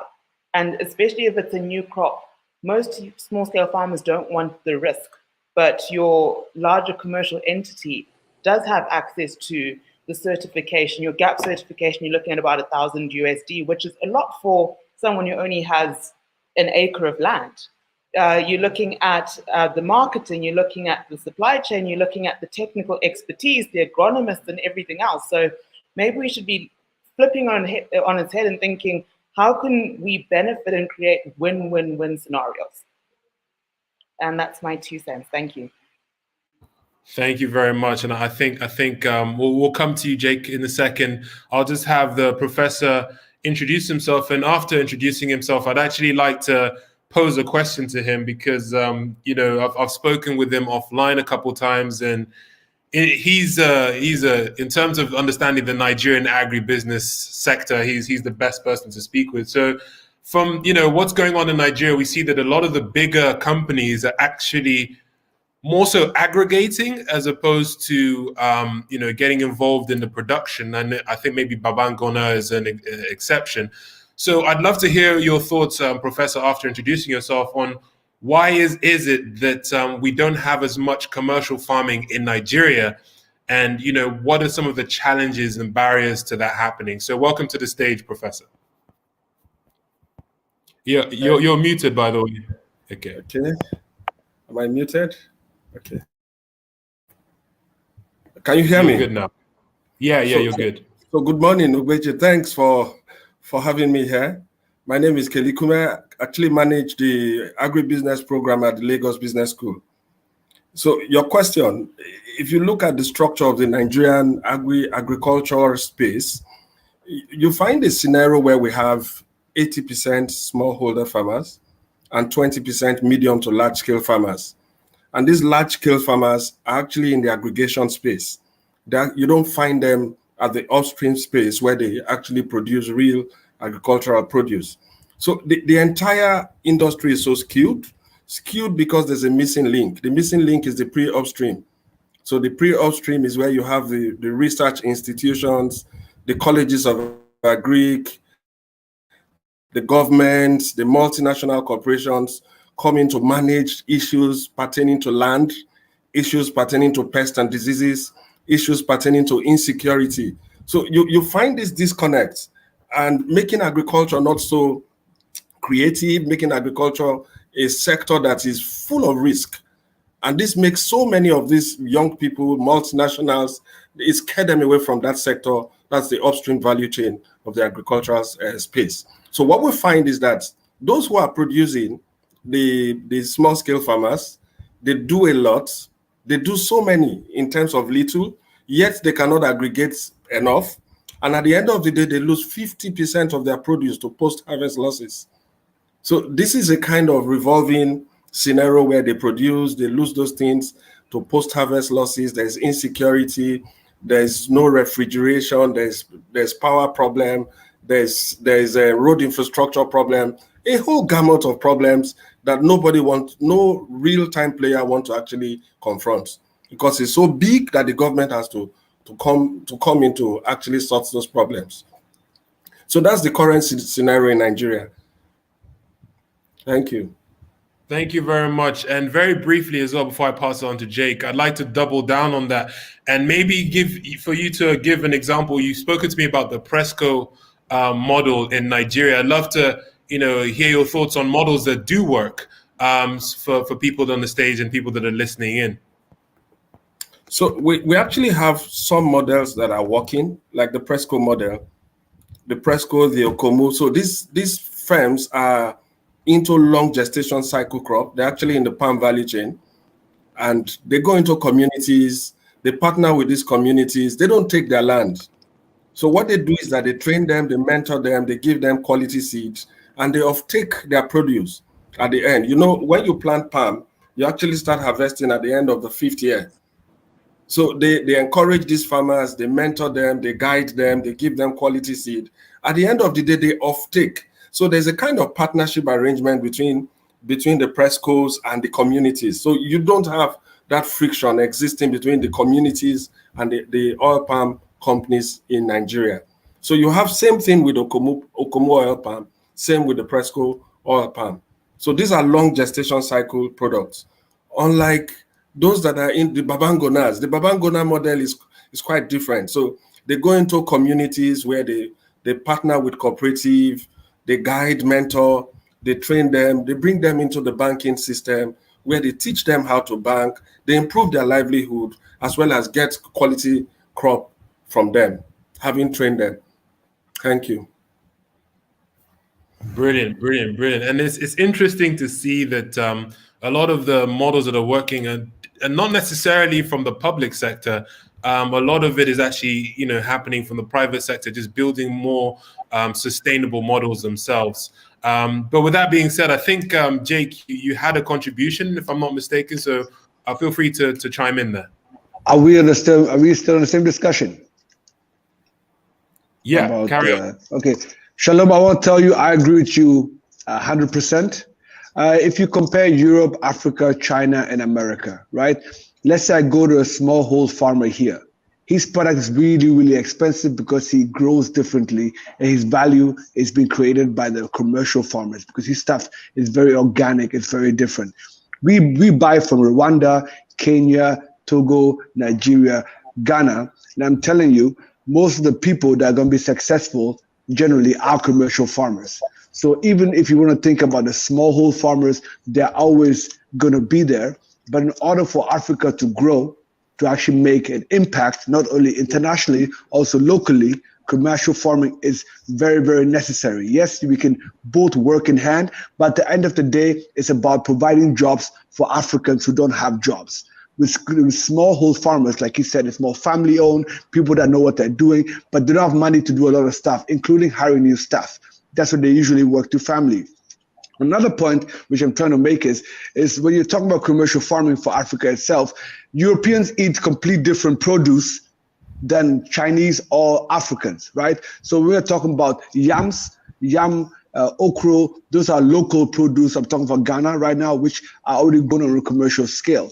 The problem is that the money is not there, right? If you go to the banks, and Malobi, we sit in front of people with a bunch of money, they always want you to prove what is the value of what you're doing, although agriculture is 300% profit.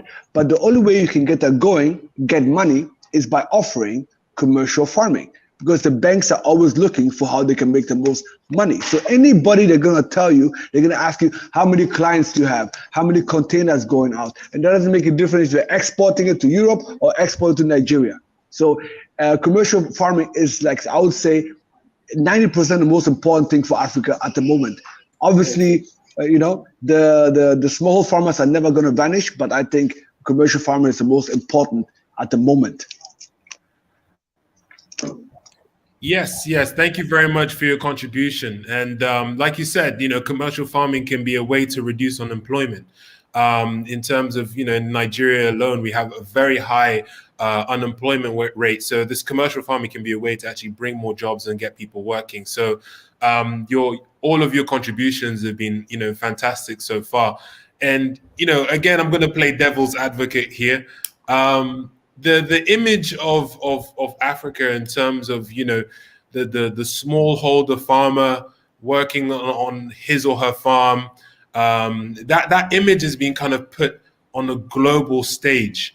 Do you believe? I'll pass it on to whoever wants to take this one. It's a dicey one, but do you believe that this image is holding us back in terms of, how we see ourselves as agribusiness entrepreneurs? Do we need to change the image of what the average African farmer looks like on the global stage? So I guess maybe we'll have someone that hasn't chimed in yet. Nana, I haven't heard from you in a second. So what do you think of that? Do you think that we need to change the African image in terms of what an African farmer looks like? No, I don't think we need to change it. I think we can just build on it. But before that, please let me share my view on the commercial and small scale farming. I think they're all needed. Let's look at the research. I think this research was last year, that 80% of all food on the globe are produced by smallholder farmers. So we cannot really say one is better than the other. And I agree to the fact that we should have this commercial thing in the mind. So before this, I always thought that commercial farming had to do with size, had to do with the hectares of the farm and all that. But I didn't know it had to do with profit. It had to do with the business side, with the technology side. So I think smallholder farmers can remain small and still be commercial. So now to the second question, I think we can maintain the African agriculture or agribusiness and build on it. So for example, we need proper training. We have been doing farming for how many years now, but we still remain small, okay? Small, like I said, is not bad, but the mindset of the smallness is what really takes it back. So for example, I have 1 acre land. I've been farming on this for 30 or 40. Oh dear, I think we lost her there. Some network issues. But I'd love to hear any other opinions if you agree or disagree with Nana's point, because the reason why I'm asking this is because when we're thinking about African agriculture, when I think of African agriculture, a lot of the time images of NGOs and charities and interventions always come to mind. And in order for us to be sustainable, do we need to take more of a business approach to agriculture? So maybe Professor Kalikume, chime in there. Okay, I don't totally agree. I don't agree with her submission. You need to go to the rural. The smallholder farmers are actually found in the rural areas in Nigeria. Now, these smallholder farmers can barely. We're not talking of 1 hectare farmland or 1 acre farmland. We're talking about a plot of land. So these smallholder farmers can barely aggregate a plot of land. They practice subsistence farming. They just farm because there's no basis for farming other than I want to feed myself. So it's not about training them. It's about coming up with a smart way of farming. Africa needs to move away from the 80% smallholder farmer and tweak it in such a way that we have 80% or we have smart farmers, smart commercial farmers that will take Africa to the landmark, not the smallholder farmer that are still using cutlass, that are still using hoe, that are using the same kind of land practice that their forefathers handed over to them. So we need to change all that narrative. And again, I agree with her when she said education. Education is key here. If we don't train our people, if we don't invest in human capital development in the sector, we go nowhere. So there's need for us to reawaken those who are going into this space. Again, I also agree with Shalom that talked about we need to look at the value chain. There is a place for everyone in the agribusiness value chain. So the smallholder farmer can actually play, not in the direct farming, in the upstream. We need less than 5% of our population to be in that space. The smallholder farmer can actually play in the midstream, where they do distribution, they do sales, they do marketing, and not necessarily play in that complex space where you need so much of capital, of sunk costs to be able to play. Thank you. Thank you very much for your contributions. And even myself that has dabbled a bit in the agribusiness space, just working with many different farmers that might have one plot of land 1 mile over here, another plot of land maybe half a mile over there, and then you have to get a tractor that goes to each of the different locations. In my opinion, I'm a moderator, I shouldn't have an opinion, but the scalability is really an issue. But Yvonne, I'd love to hear your thoughts on the matter as well, in terms of this tug of war between, commercial and, smallholder farmers. Yeah, it's a very interesting discussion, and it can get very passionate. One aspect of why the image of the African farmer looks, I don't want to say wretched, but when we come into the smallholder farmer, and because I come from West Africa, and sometimes I say a smallholder farmer in West Africa is very different from a smallholder farmer in East Africa or Southern Africa. They really, in Kenya, you see they actually would fence with wire mesh their farm. When you come to West Africa, we are pointing out one tree and then one lake. But one aspect is assume my grandfather had a 10-hectare farm, and then he had 5 sons. And then when he passes on, he gives 2 hectares to each of them. And then my father had another 5 sons or 3 sons. And so when he, so generation-wise, their size is reducing. That is one aspect. Then there is, as Nana said, the over-farming on it for a long time. And so your yield is going down. And then we have the complex of the post-harvest losses. How do they get to the market? So we are at a stage where, yes, a lot of what we call the smallholder farmers are 1 hectare, half a hectare, even some less. Or they may be fragmented, one in one location, one in another location. How best do we change what they have? So tailoring our interventions around the situation we have to move them up. And definitely one aspect is linking the farmers, reducing the post-harvest losses. So having interventions at farm level that can ensure that if he has to harvest, if the capacity or the what should be harvested from one plot of land is 10 bags of corn, all the 10 bags of corn can actually go to a collection center, a storage center, so that he can actually get the value of that 10 hectares of corn.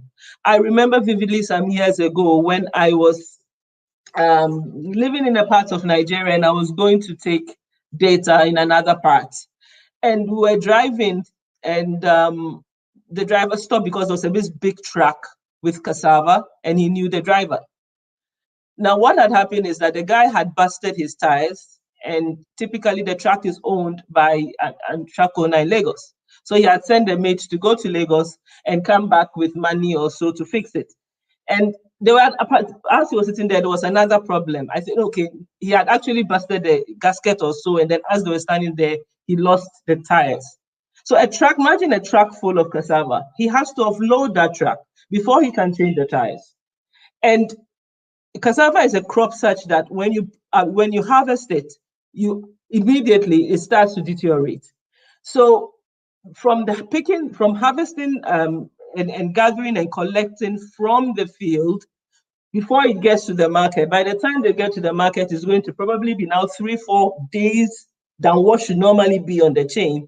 He's losing so much in terms of quality. So interventions that should come so that when they harvest their cassava right very close to the farm, they can add some value so that by the time it goes to the farm, it goes to the market, you are not losing in terms of quality. And I can't remember whether it was Nana or someone else who was talking about the value of what we have in the country versus what goes out. If you're going to export the cassava, you would wax it.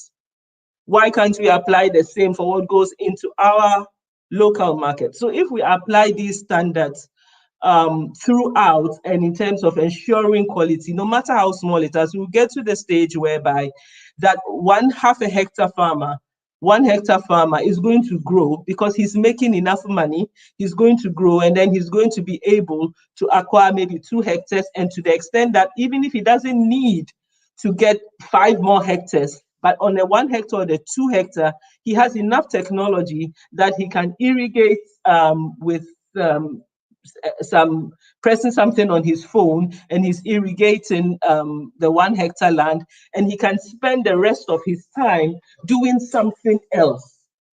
You know, whether it is he has been trained in how to maintain solar panels or something, so he can spend the rest of his time doing something else. He doesn't have to be on that farm, 1 hectare farm, the whole day plucking weeds, and so he's using good varieties and being able to improve on that level. So at the end of the day, the quality of his life, he's not, you know, his quality of life, whether it is 1 hectare, 2 hectare, 10 hectare, his quality of life has improved. And that is the level where we need to get to. Thank you. Thank you. Thank you very much. I believe Thebe and then Jake have some contributions. So Thebe and Jake, and then we'll I don't want to harbor on this point too long. So both of you will have a chime in and we'll go to the next question. So you have the stage, Thebe. You're muted. You're muted, by the way. Okay. Thank you. Thank you so much.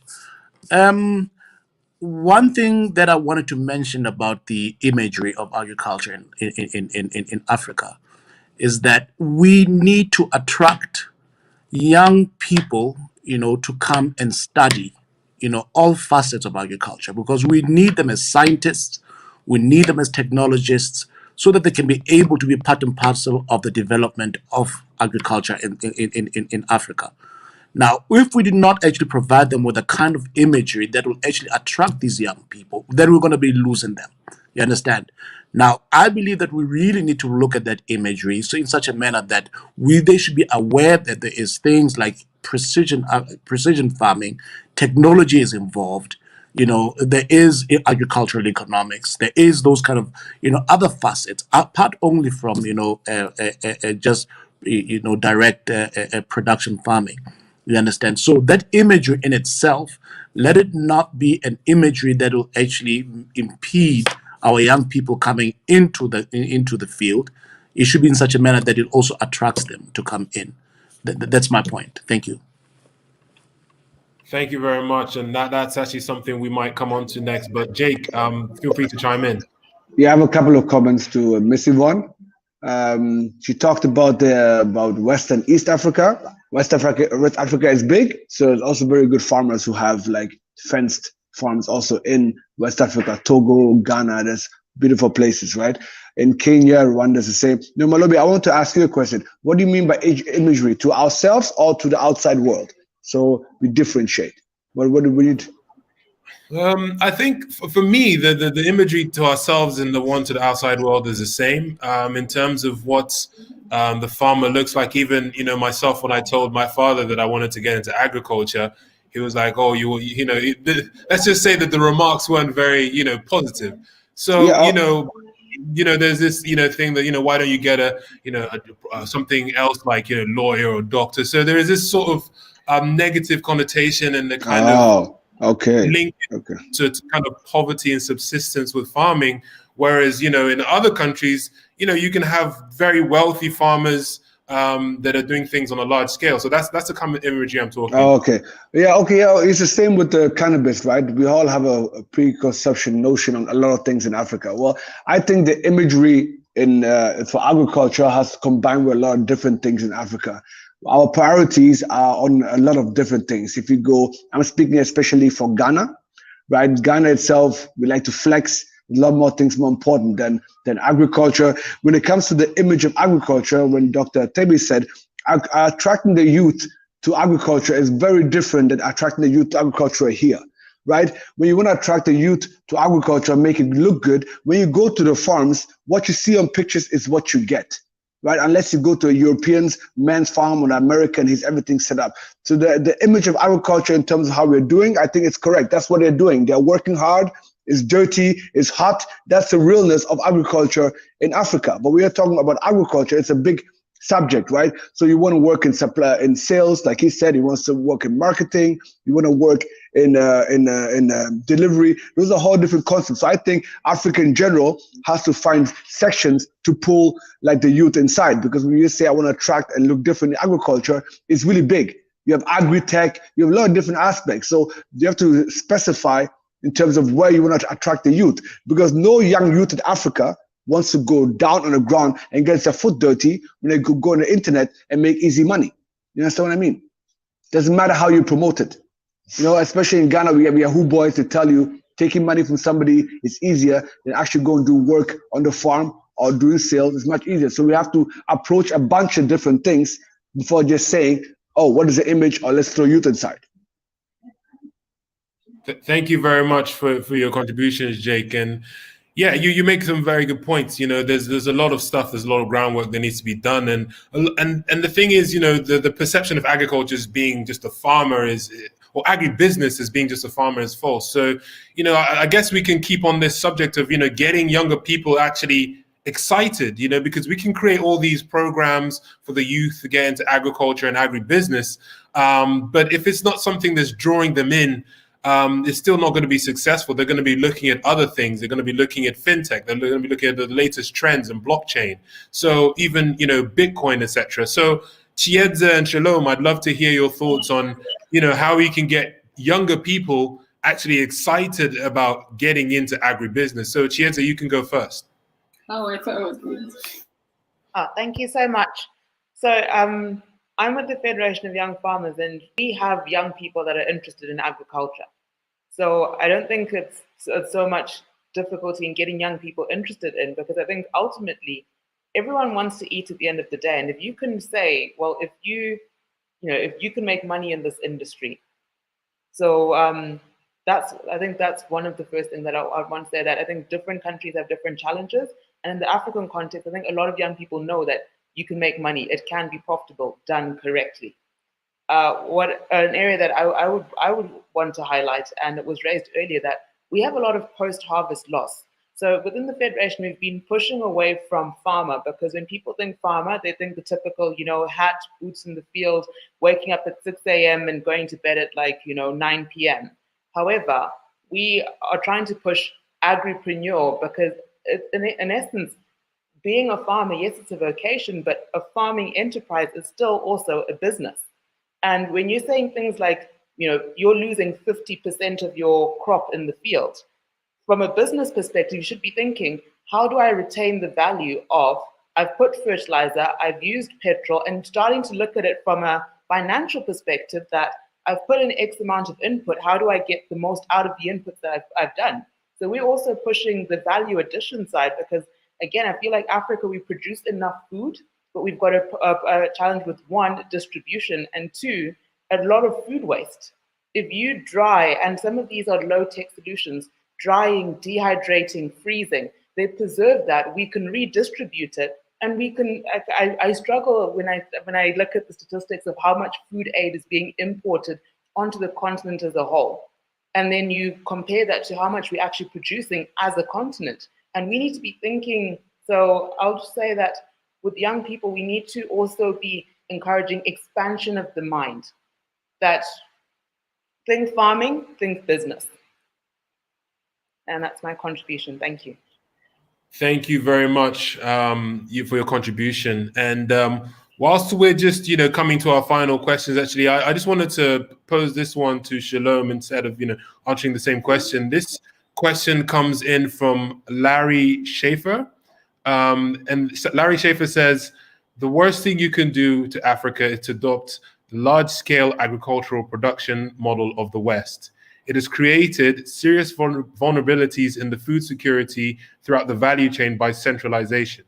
The solution is to diversify and decentralization of the production.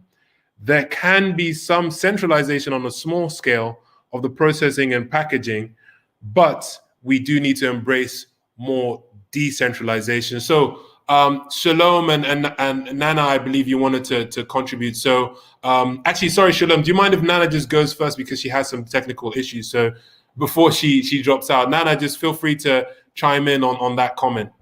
Okay, so going back to the African image. So like I said, we should build on that image. You know, we should also ask ourselves, what kind of image do we want for ourselves? What kind of image do we want people to see?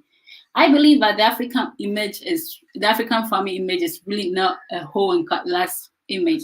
It's about what we want to create. So for me, I think African farming is about cooperative, because I know that this model was even taken from Africa and modernized. So you see the cooperative thing in Europe and in America, so beautiful. But unfortunately, we're not able to develop ours. So I think it has to come. I mean, we have to build on what we left. I mean, where we left it from. So we should not be part of the problem. And we can also ask ourselves, we are 1, 2, 3, 4, 5, 6 here. What are we doing to be part of the solution? I don't think getting more youth into the industry is what is needed right now, because trust me, there are a lot of youth who want to be part.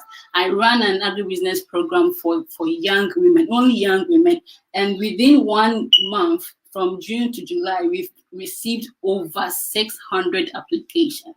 And this should tell you that the youth is really interested in the sector.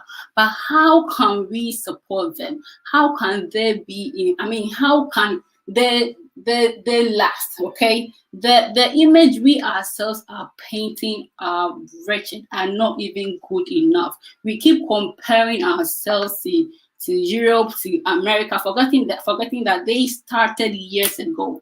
If it's for the benefit of us thriving, then that is fine. But if we keep comparing ourselves because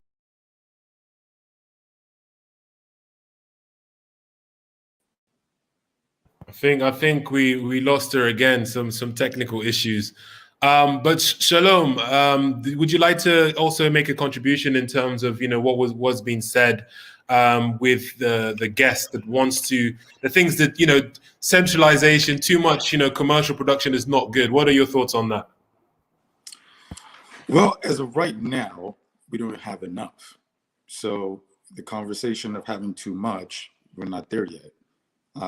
We don't have enough. So I honestly don't know what decentralization in terms of that means. I don't know how to answer that, or really what that means. So what I'll answer is this. One, in terms of our image, right? In terms of our farming image, or image of a farmer, if you want to get more young people, it's about understanding marketing. That's it. It's all about how you're marketing this stuff. That's all everybody is doing. So we're talking about, and the truth is, we're in a day and a time where most people want to just work online and work with their thumbs. Not a lot of people want to do the hard labor. Most people want to live in Lagos or Abuja rather than going to a rural farm somewhere and learning how to farm or what's going on there. So it's about, one, it is about money, because you're not seeing young farmers who are, when you look at a doctor, a lawyer, people are driving Benzes, Bentleys, BMWs. That is what's attracting people. It's the money. So it's about marketing. How do you market yourself? How do we market ourselves in a way that presents a better image as a whole, not just for the farmer? And then in terms of attracting young people, you have to make it look good. You have to market it the right way. You have to make it a lifestyle. That's you've seen some of how we market. That's what we do. It has to be a lifestyle marketing where it's making the farm look like a cool place to be, and also showing other parts of the value chain to say this is agribusiness as a whole. It's not just the farm. It's also this other aspect, this other aspect.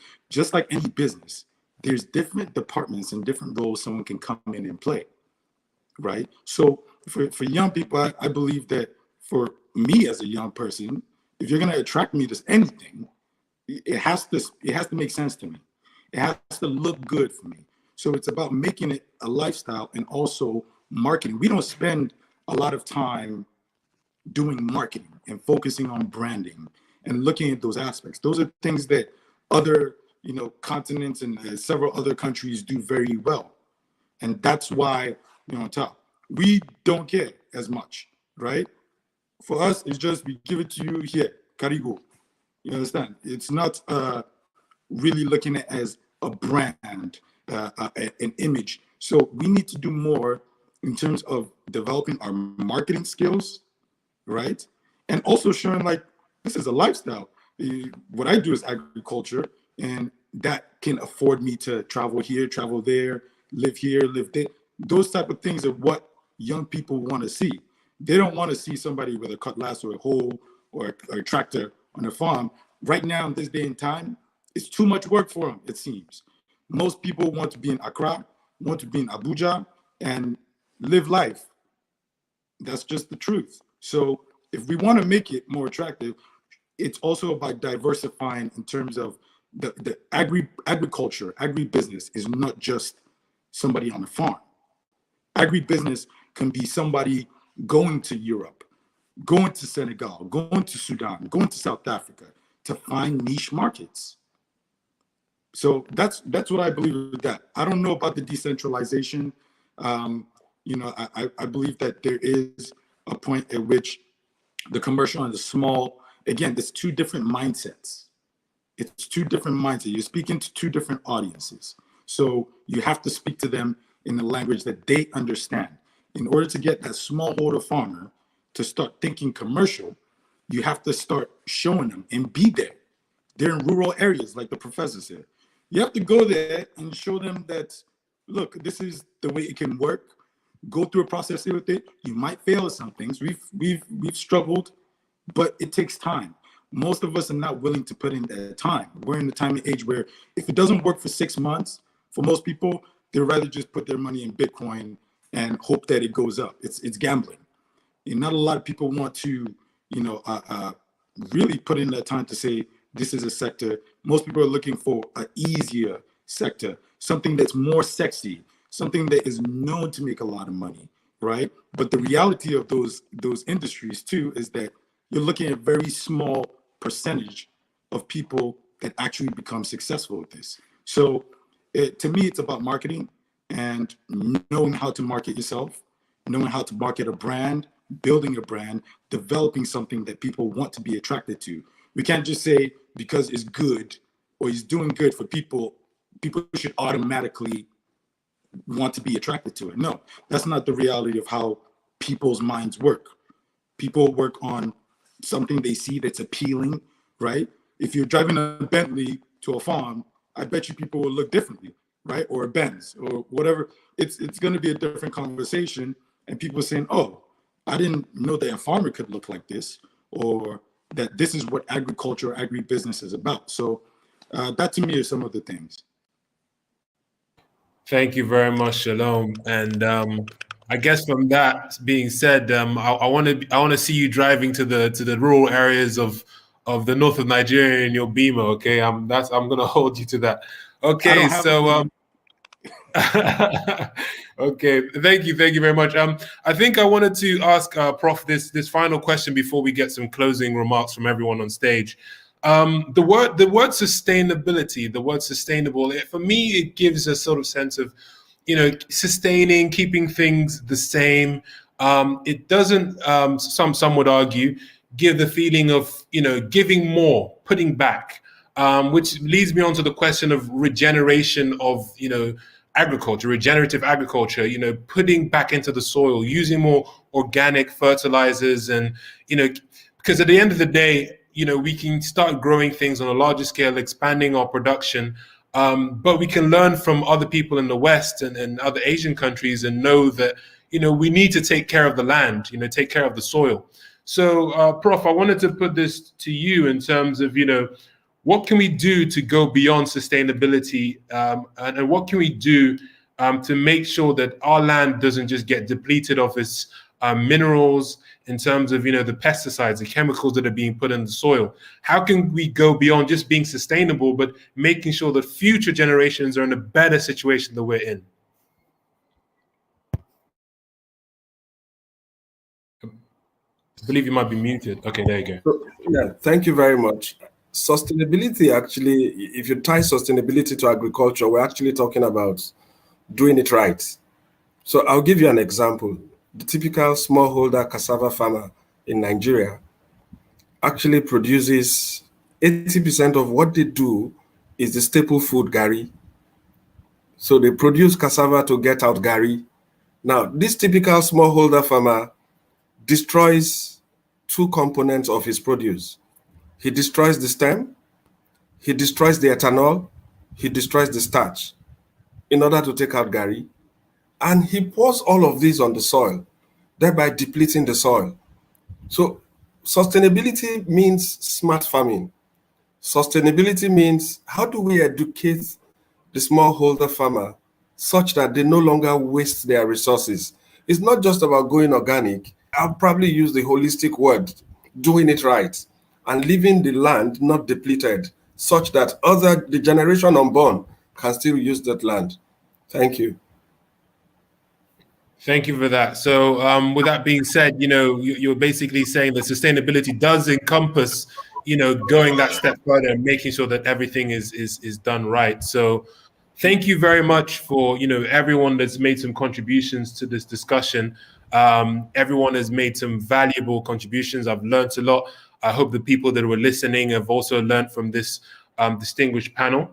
And so with that being said, I'd like to have some closing remarks from everyone in terms of, any final words that you wanted to bring to the table. And then also, what are you going to be doing over the next, for those of you as well that are actively involved in agribusiness, what are you going to be doing over the next 12 months or so to make sure that you're being more sustainable in whatever venture you're participating in? If it doesn't apply to you, that's fine. So we'll start off with Yvonne, then Chiedza, then Jake, Prof, and Tebe. So Yvonne, please go ahead. All right, thank you very much. I think one of my closing words would just be that the agricultural value chain is, and I think it's been said, it's more than just the farmer, the hoe, or the fisher folk casting his net. But there is also opportunities for jobs to be created in the allied industries.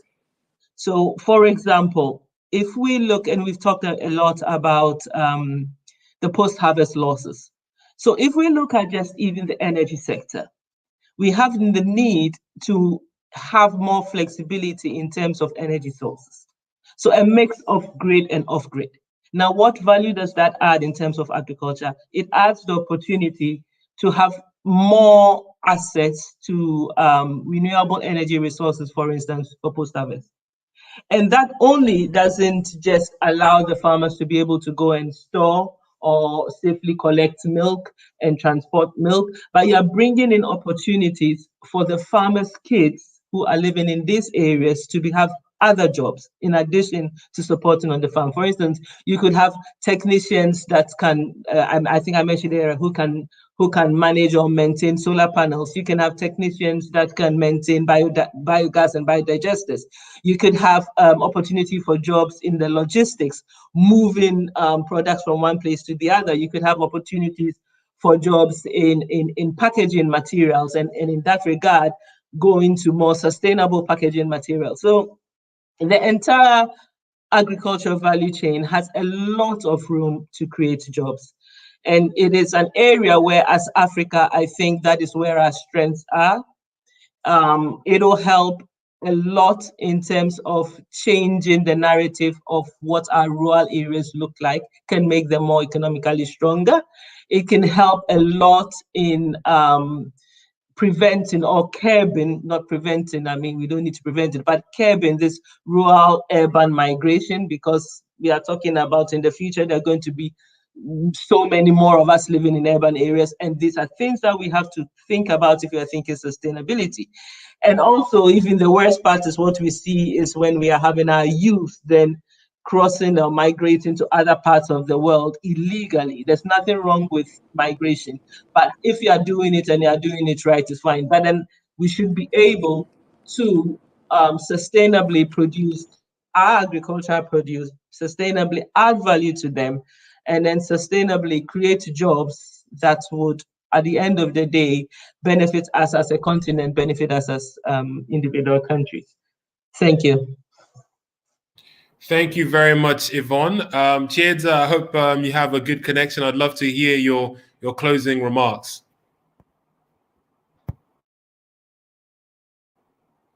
Can you hear me, Chiedza? If you can, please unmute. There you go. Yes, I can hear you. Thank you.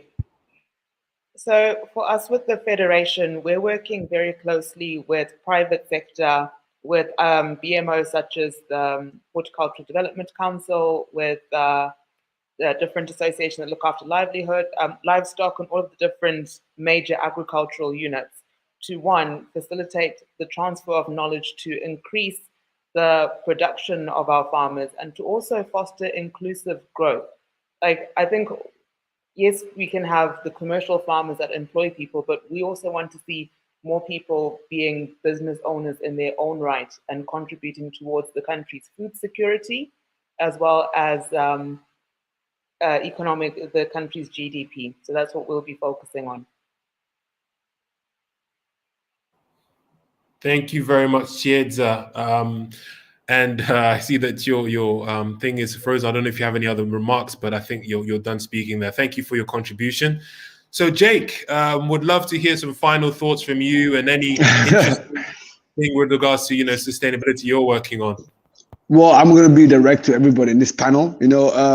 Africa needs more than just agriculture. I think it's a tendency of us to always hop into something when it's hot. Agriculture is hot at the moment, so all want to hop in it. Just like when AI came, just when blockchain came, we should not get into the attitude. I think we need to understand the African farmers more. The people who want to get involved in agriculture, go to the farm and get dirty. Actually get to know the farmers, get to know their lifestyle. They just don't create an agribusiness without knowing how the farming works, because that's actually an insult to them because they work very hard. So I think before the youth can even jump inside, they need to know what actual farming is so you can know the real solution. The next couple of months for Hakuna Group is we are going to the Web Summit in Lisbon in November. We didn't share with you guys, we built a platform called Biashara that actually fixes all the problems you guys are talking about, which I'll share with some of the brothers and sisters later. We are farming 50,000 metric tons of chili for China, 100,000 metric tons of cassava for China. So there are the projects out there. And we are also helping we are hoping to get our finalization for our license for cannabis in Rwanda, upgrade operations in South Africa and Lesotho. And yeah, we're looking out to be a very good year for Ghana, Rwanda, and Kenya. And yeah, that's what our plan is for the next upcoming years. Thank you very much, Jake. Yeah, thank you. It's good to see you guys expanding and exploring new markets. So I believe, Prof, you are next. I'd love to, hear any final thoughts from you. And Jake, please mute your mic if it's still okay. There you go, Prof. Go for it. So thank you. My final thoughts are agriculture is business and can be run profitably as a business entity. So if you look at the Q1 2021 report on exports, agricultural exports, with all the money the government threw at the central bank, the government threw at the agricultural sector, we're barely doing about 4% or less than 4% of our export value. So it's still predominantly an oil-led economy. So we need to throw more into the knowledge space.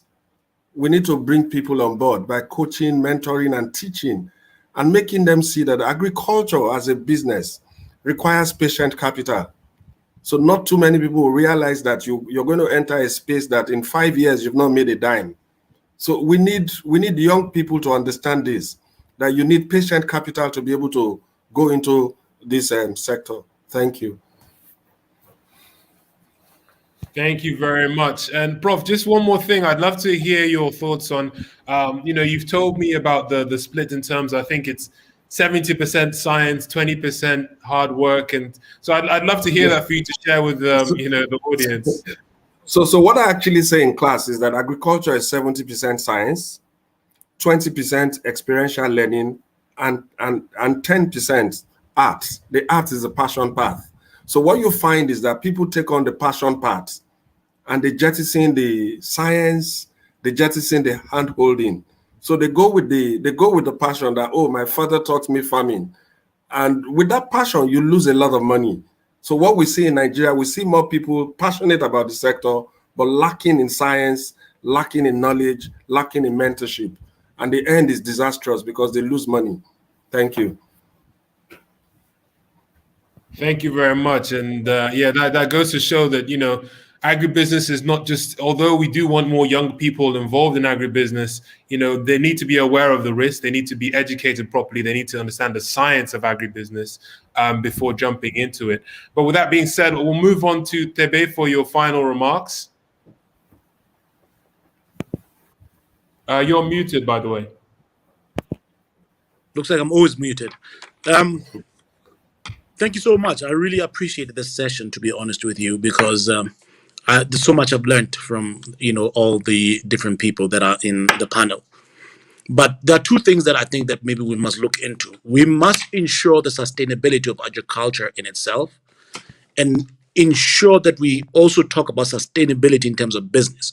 We must find what I would call a strategic alignment between sustainability of agriculture in terms of soil conservation, etc., and also business sustainability. And if we are able to, you know, find the balance, you understand, and then apply it to our farmers, you understand, whereby we can have, you know, collaborative, you know, contributions coming from retail all the way down to production in terms of all the people that are in the value chain. You understand? This is how we believe that we can be able to usher, you know, from people that are coming from subsistence and grow them into commercial farming. You understand? Now, I believe that if we are able to do that, my aim, as a matter of fact, right now, is to become an activist, you understand, in all these things, and saying that if I go back to my community and my farmers, I'm saying that, guys, how are you farming? Is it the right way that you are farming? You understand? What are your business like? What are your books? What are your plans for the year? You understand? You know, what is your production plan? How does it fit in terms of how the market is looking? You understand? And if we're able to actually pose those kind of questions and get all the right support that is actually included and involved in this process, I believe that we can have responsible, eco-responsible farming, and also business and entrepreneurs that are actually coming out of this sector. Therefore, we can actually have a greater impact in the GDPs and the economies of our countries and Africa at large. Thank you so much. Thank you very much, Tebe, you know, for combining the two. And finally, last but not least, Shalom, love to hear your final remarks on this discussion. Yeah, thank you, Malobi. This has been a great session. And so thank you for having me. My final words are quite simple. I think we talk too much as Africans. We talk too much and we don't take action. So for me, final remarks is we know the problems, we talk about it all day, and then we wait for a foreign hero. So for me, it's let's stop talking and let's start walking. People should start implementing what they're talking about rather than sitting back and waiting for Europeans and everybody else. That's part of the problem. Another thing we can do in terms of sustainability, if you want to develop real sustainability, we have to put more time into researching what it is that our agricultural commodities can produce. The professor gave an example of cassava. You're talking about ethanol, you're talking about gari, you're talking about several things that you can do with it. But we don't have the knowledge of that. We wait for other people to give us that knowledge and wait for them to go do it. And yet we sit back and complain that we're getting our resources taken and we're not taking part in the value chain. We need to study, we need to pick, we need to implement rather than just talking. So that would be my urge to anybody listening or any young person, just start doing it, start getting into it. You know, it takes time to figure out, just like everything else. And it's not going to be quick. There is no get rich quick scheme. We're too popular for that. That is what, you know, makes a lot of money. When you look at the betting and gambling, and people want quick money without investing real time. If you want anything sustainable in any industry, you have to put in the time, you have to put in the work.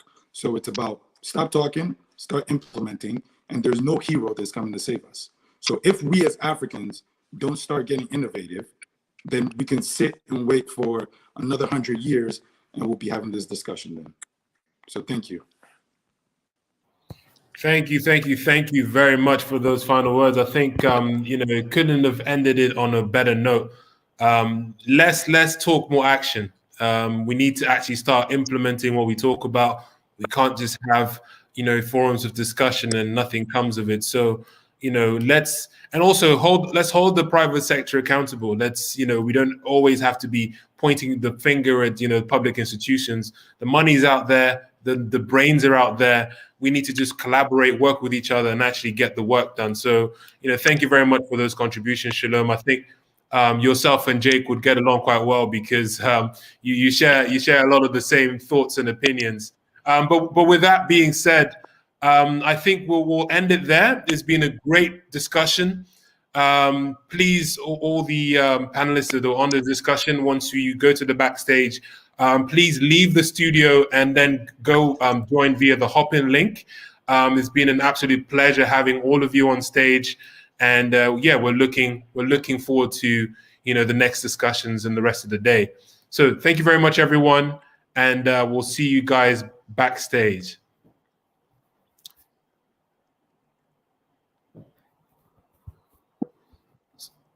Thank you very much. And whilst everyone's leaving the stage, we'll wait for the next moderator who will be moderating the next panel. So we'll just wait for that person to come on stage and we will get on to the next discussion. So I'd like to welcome Zua, Stephen, and Petreda. We're going to watch a quick video just before we kick off the next session. So thank you very much for your patience and looking forward to the rest of the show.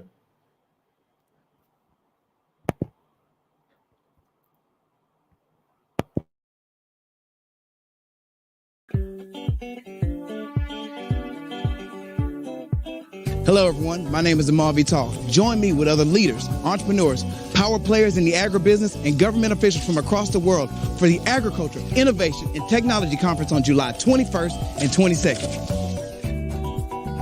This two-day virtual conference is hosted by Senzex Africa in collaboration with Opportunity for Youth, a program implemented by the United Nations Industrial Development Organization and the Food and Agriculture Organization. The AIT conference is looking to strengthen value chains by utilizing innovative technologies for inclusive economic growth and job creation in agriculture and agribusiness. The greatest challenge to young men and young women in Africa is job acquisition, skills, and the ability to provide for their families. With that said, stay tuned for an empowering segment where 6 nominees were selected in hopes of winning the Impact X Champ Awards. Youth from the countries of Zambia, Cabo Verde, Ghana, Democratic Republic of the Congo, Tunisia, and Kenya will be involved in the X Champ Awards. Panel discussions, workshops, exhibitions, it's all right here at the AIT conference. Here are some of the speakers who will be in attendance. Mr. Lee Young, the Director General of United Nations Industrial Development Organization. Mr. Malobi Obeche, founder of Pan-African Traders. Ms. Larissa Miller. Mr. Joseph Olivier Bailey. Ms. Lubamilia Jordanova, Dr. Tamra Kunda, and a host of other entrepreneurs, policymakers, and power players in the agribusiness. This conference is a great opportunity for you to get involved. Whether you'd like to be involved as a participant or a partner, log on today at senzexafrica.eu for more information. Remember, with AIT, it's not just a conference, it's a movement.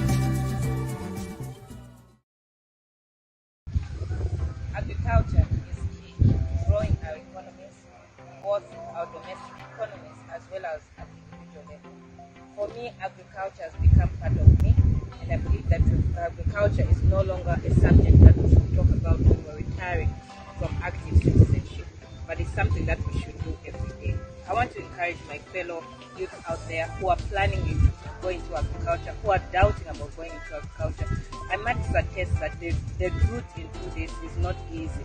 It's very challenging, but every day you learn, every day you win. I want to encourage you to just step up your faith and get into this agriculture aspect. For us at the Nuwe Green Gardens, what we're doing is growing fresh vegetables for the district of Solwezi.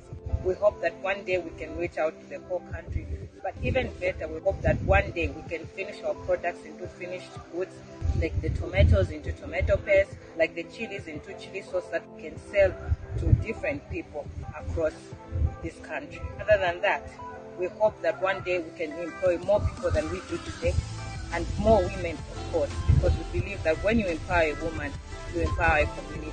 And the different women that are here, of course, are changing their lives and changing the lives of their children from the little savings that they get from their salaries and making a difference in their lives. We can turn this around. Please participate in this agricultural conference that is going to take place on the 21st of July. It will change your life. It will give you knowledge. It will take you to another level and to grow your network. Thank you very much.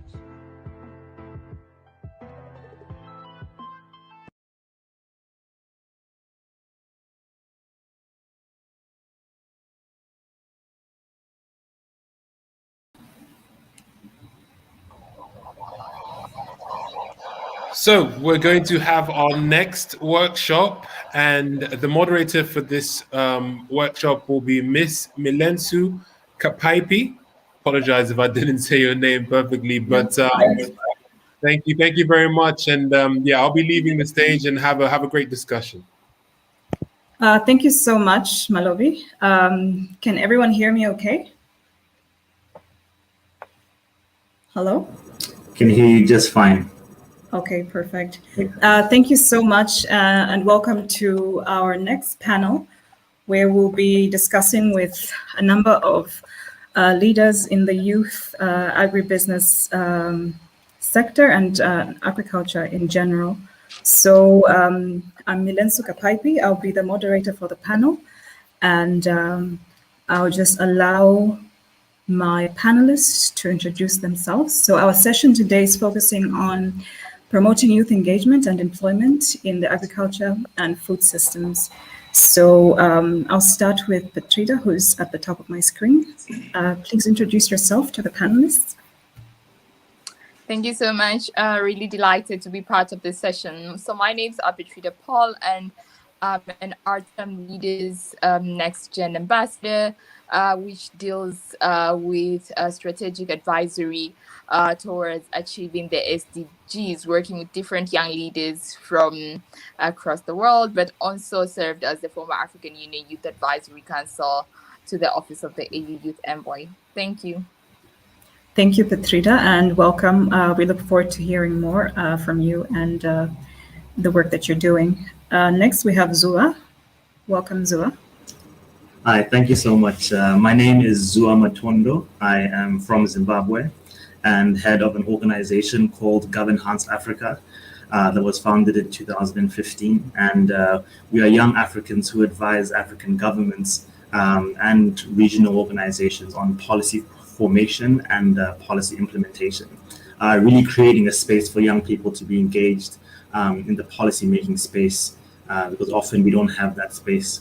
And we've been able to advise on a number of agribusiness policies with a number of African governments, for example, the Senegalese government. So that is the governance and policy expertise that hopefully we'll be able to engage the panel with today. Thank you. Thank you, Zua. Yeah, I think we have a lot of, I'm sure we'll have a number of questions around the policy and enabling environment in relation to agribusiness. So we look forward to that. Next, we have Stephen. Please introduce yourself. Good afternoon, everyone. My name is Stephen Karikat from Namibia.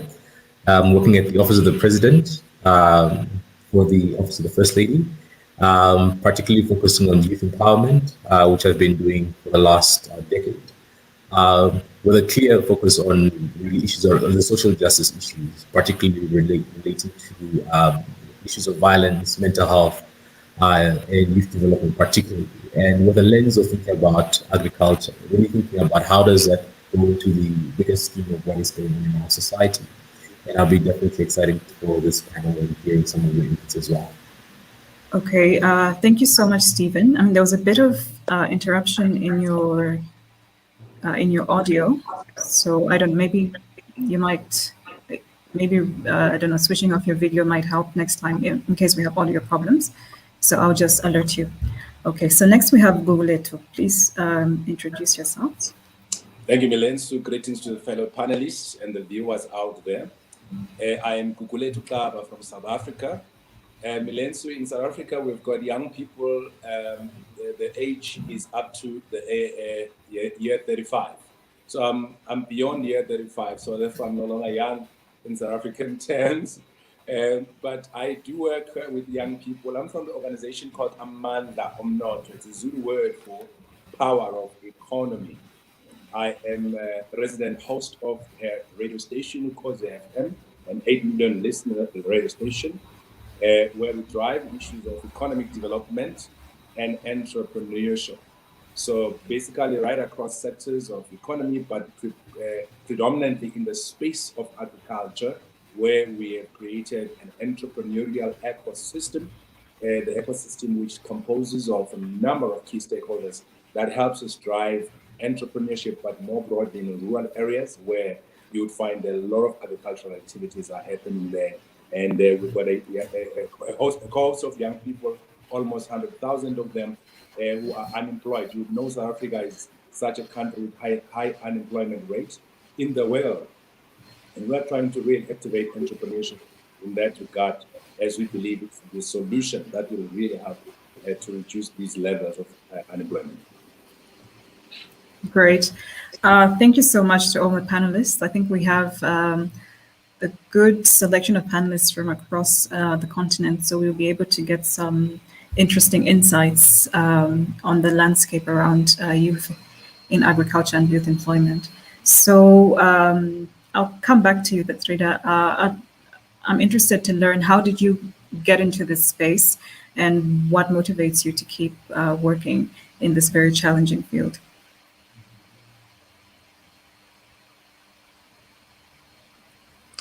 So you are breaking a bit, but I'll try to go over to what you mentioned so that to just make sure I got it clearly. You mentioned on how I got into this space and how are we working in this space? Yes, how you got into the space and what keeps you going and keeps you motivated to keep working, considering that it's a challenging space to work in. First of all, I work on youth leadership in general. So how best do we advance youth leadership in several spaces, and not only in terms of agriculture and the likes, but in terms of peace and security, gender equality, but also how best do we advance youth leadership in health. Ideally, I got into the whole bulb of youth engagement on the series of the spaces that I just mentioned due to my own work at grassroots level, but also due to several leadership positions that actually I was acquainted in and had to deliver according to different mandates. So within my appointment as part of the African Union Youth Advisory Council, we work to deliver in relation to the AU agenda, and it has specific areas of focuses which do not only have a lens on one particular area, but we looked into several areas, that is education, youth and leadership, good governance, agriculture, trade, health, peace and security, but also gender equality.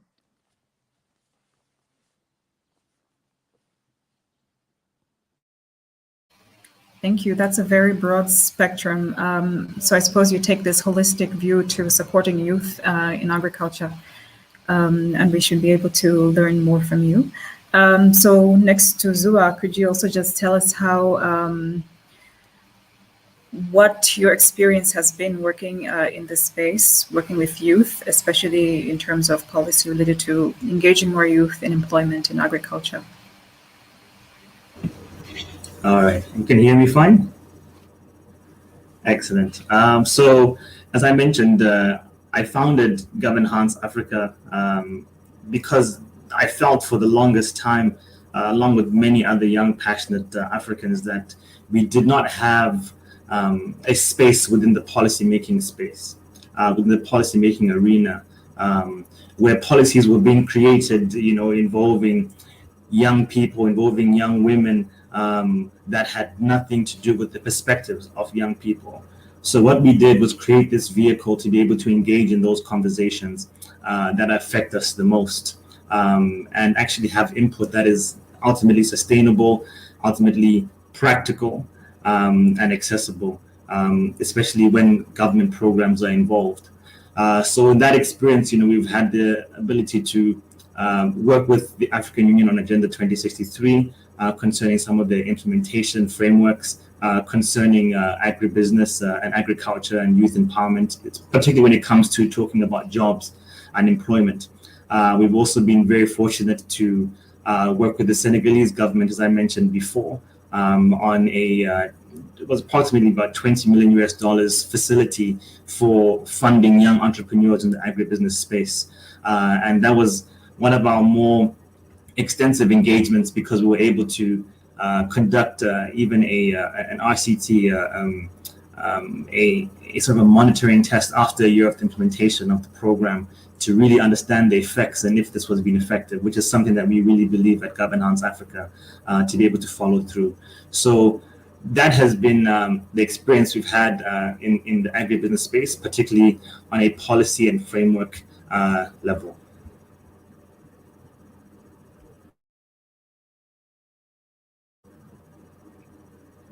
Thank you so much for sharing your experience of how you got into this. And it's great to hear that you're enhancing the voice of youth and youth representation in policy, including in agribusiness and agriculture. So I'll turn to you, Stephen. Maybe you could also just share your journey working with youth. You also, I suppose, work in the policy perspective, having working with the government. So what's been your experience working in this space in Namibia? Thank you so much. I hope you guys can hear me better now with my video. Yes, it's clear, yes. So I've been, as mentioned earlier, I've been in the youth space for over a decade and joined government about 2 years ago. And really supporting the presidency in terms of our key work, which has been around poverty eradication, which was a key landmark agenda for the president since he took office in 2015. With a particular focus, of course, recognizing that hunger and poverty affects our people differently and depending on where they reside, and therefore being an important goal for us to differentiate between the rural poor, the urban poor, and be able to think about how do we reduce and ensure zero deaths due to hunger, and also think about people that get their livelihoods from agriculture, especially subsistence farming. And in light of the climatic conditions in Namibia, which continue to remain volatile, how we navigate that space has been absolutely critical. As an example, we're experiencing drought for, I think, the last about 2 to 3 years. We have a hectic drought in this country, which meant for us to kind of redivert a lot of our resources towards, for example, that work to be able to strengthen that a lot more and really think about how do we make ourselves climate proof to be able to engage that kind of conversation. So on a broader scale, more is around particularly to the social justice issues, mostly around gender-based violence, youth engagement in participation, and then talking about issues around mental health. And also when we relate to that, realizing that young people do not experience any of these challenges in isolation, right? So agriculture, hunger, poverty, gender-based violence, dysfunctional homes, etc. All of those things are integrated, and therefore, as they experience this onslaught of challenges, we have to be able to think about our programming that is able to respond on that wide level as well, both from a policy governmental perspective, but also to community and individual sector as well. So that's kind of what I've been involved in the last couple of years. Great. So I think it's great that I think all the speakers so far have talked about this holistic approach to supporting youth, because even though they are engaged in agriculture and agribusiness, they're encountering a lot of other challenges which they have to balance in order to be able to thrive in their business operations and in their workplaces. So, so I think we'll have a rich discussion. And now, Gugulethu, we're very interested to hear from your perspective, working with the youth in South Africa, how you got involved in this space and some of the experiences you've had and what keeps you going. Thank you so much, Milensu. I just want to give you a bit of a background about South Africa. South Africa is a country with 59 million people, a majority of which are youth, just like in proportion to the African continent, which is a youthful continent. And in South Africa, we have currently almost 64% youth unemployment. I cited earlier the unemployment levels of South Africa in terms of where we are as a country and what is regarded in strategic country terms as a ticking time bomb, wherein you have got a lot of very energetic young people but loitering out there without jobs. And many of these people are educated, and that's why you have some of them having brought themselves into organizations like Unemployed Graduates, seeking to have a voice in the economic landscape of South Africa and politics, so that they can find their expression. I mean, they can find their way into the sort of like entrepreneurial space. So our involvement is obviously close to 2 decades with young people in South Africa. And the figures I've just given you have just been ticking up and going up and going up, which is not a very good thing for a country that needs to have sustainability going forward. So agriculture, and something that is again of interest, as you would know that we're one of the last countries to be politically independent in the continent. When we're growing up, there's something that used to happen where they will punish you through giving you to say, go and till the land or do something. And there's a psychological effect that happened, which is still lingering on to many people, even if they may have been born after democracy, wherein their focus is more on other softer skills in terms of careers and not necessarily wanting to get their hands dirty. So, which is supposed to be if they really want to do a real meaningful impact in their own lives. So the long short is we've been involved in the agricultural space for the longest time, and we are still pushing to get young people to participate in this space. And the numbers are ticking up, which is very good because we can see there's uptake of a lot of young people who now say, we want to be involved in the agricultural activity because agriculture is business. So we have, as a result, designed an ecosystem as well as a designed association strategy which focus on different subsectors of agri sector. That will be your vermiculture, aquaculture, and livestock in all its facets. For instance, your goats. One of the provinces in South Africa called KwaZulu-Natal imports literally over 90 or 80 million US dollars of goats into that province, which just shows you a potential of a province that needs to harness its capabilities on goats business and other related agricultural activities. So our involvement really, Milensu, has been very broad in all agricultural sectors and subsectors of economy.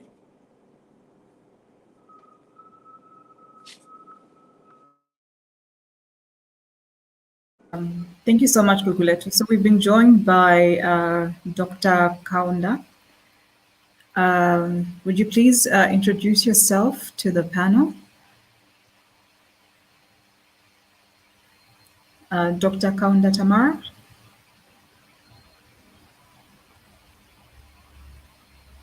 You're muted. Please unmute.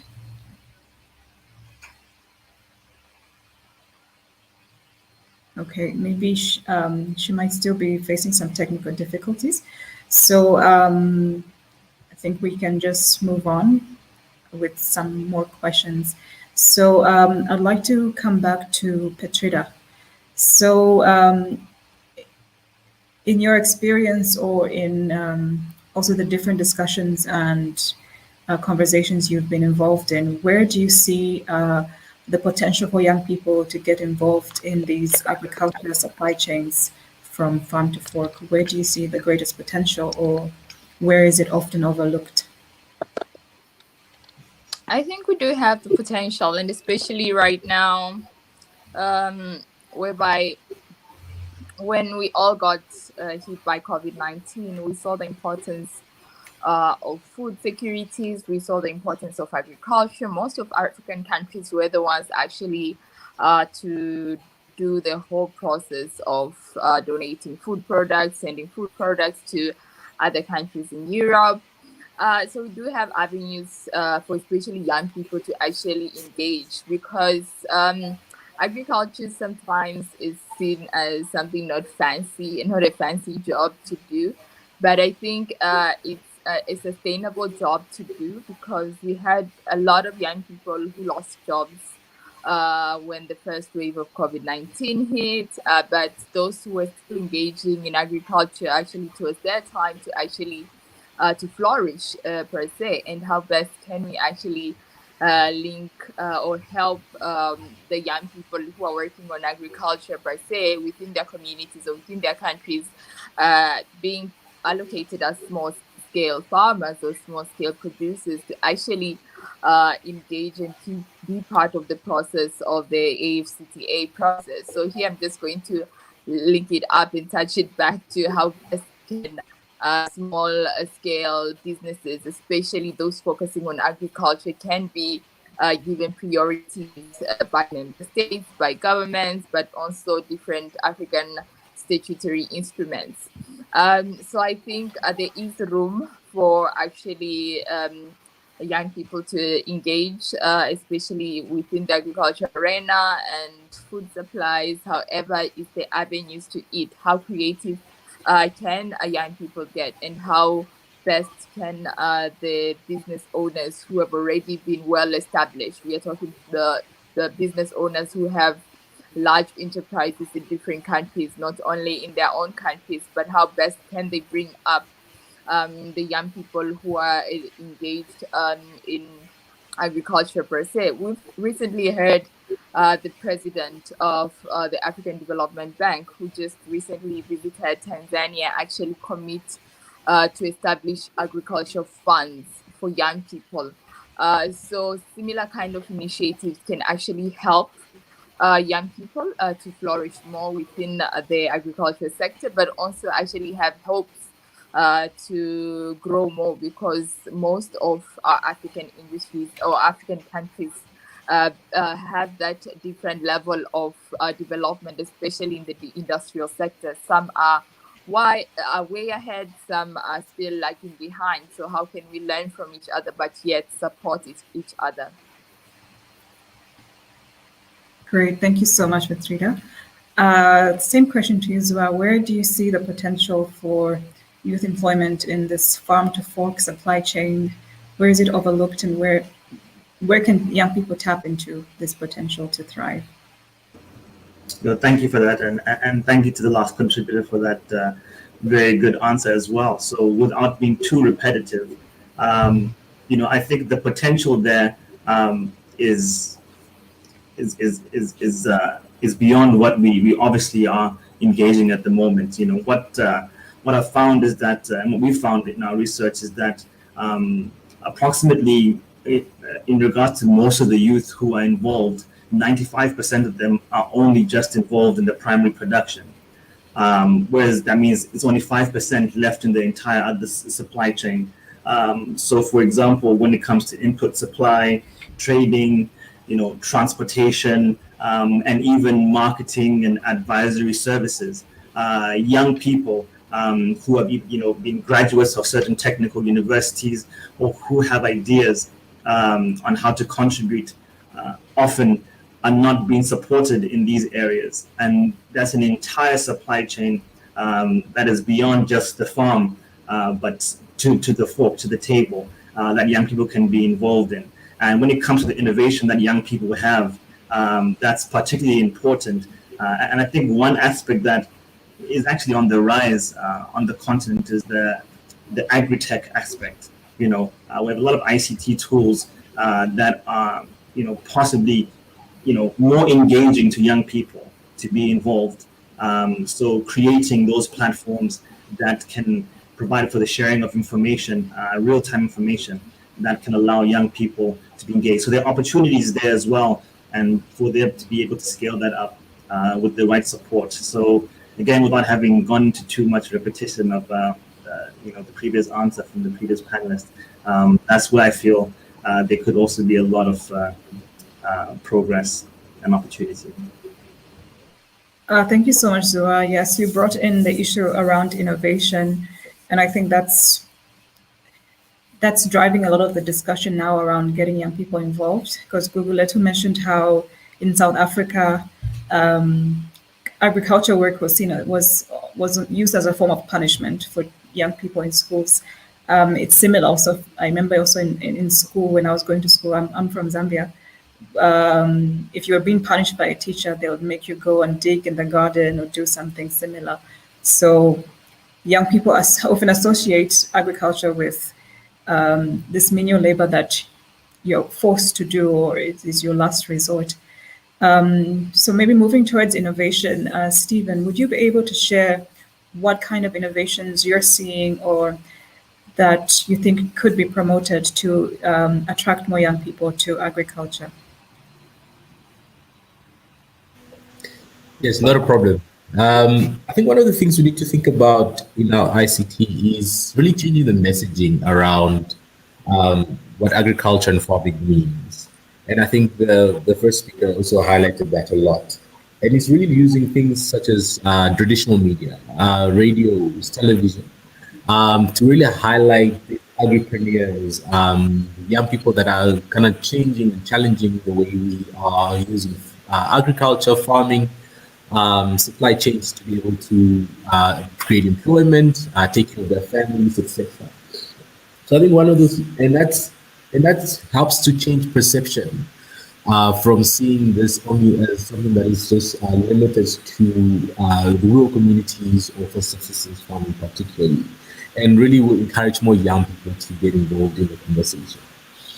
And then the second thing around, and it's really some structural stuff that also want to highlight, issues around access to finance still remains a critical issue for young people to start and pursue these careers in farming. And of course, the challenges are all across different demographics, but I think particularly for young people who often lack collateral and other requirements to access financial and credit schemes from financial institutions remains a huge obstacle. And the fact that many of them, especially for example in Namibia and probably similar to South Africa, where our historical context also plays a role, where a lot of the land is still not owned, and a lot of land that is there is kind of communal at the moment that young people have access to. That also impacts that how they can be able to access capital to be able to start off their farming, etc. And of course, youth accessing this finance is typical, not only limited to family, but to also think about the community resources. Where are these young people coming from? Who are the people around them? And if there's, if you find that in communal settings, for example, in Namibia, they may not be able to understand fully like how they can use this and scale some of this work up. And so what we've been able to do through this is really provide training and information, education through ICT, particularly through mobile phones, where we'll be able to kind of give access points to where young people can access fertilizers, for example, and can contribute to the government's food bank activities where they can be able to contribute there. We've seen more and more like emergency assistance coming to the fore, and where youth and young farmers will be able to get, for example, credit schemes to be able to launch some of their businesses and some of their farming activities and be able to then scale some of that up. But definitely from a place of strengthening the structural challenges, I think we have to be able to engage those a lot more. ICT is, of course, a big one around social media. People speak about it, but unfortunately, our broad bandwidth and coverage still remains a challenge that we need to definitely expand to ensure that young people can use ICT and technology as a critical tool to be able to expand that conversation. And I think lastly, what I also want to speak about is this catch-22 between profitability and the work that needs to happen. And a lot of young people still don't believe that farming is a profitable career path, right? So the seasonality of planting and harvesting adds to that, and the fact that you still have families that you need to take care of, you still have bills to take care of, you still have other activities that need to continue, investments that you need to be able to do in machineries, etc. And the cost of kind of doing that is always a deterrent. And I think part of that is for us to be able to think about where can we expand capital for young people, how do we change perceptions around what farming and agriculture means, how do we celebrate those who are in agribusiness, and how do we continue to what they're already doing, and then how do we as government and private sector better support those who are small-scale farmers to be able to actually start to see this as a viable option in this career path. So I think those are some of the structural stuff that we need to keep in the back of our minds as we're innovating as well. And not also paint the picture that young people, once you kind of get into this will be an immediately rewarding career path. But really think about what are the buffers they need to put in place as they are preparing to do so. Okay. Thank you so much, Stephen, for that very insightful contribution in terms of innovation. I think you touched on structural issues and access to business support services and how innovation is also required to improve access or to improve relevance of these business support services for our youth in the sector.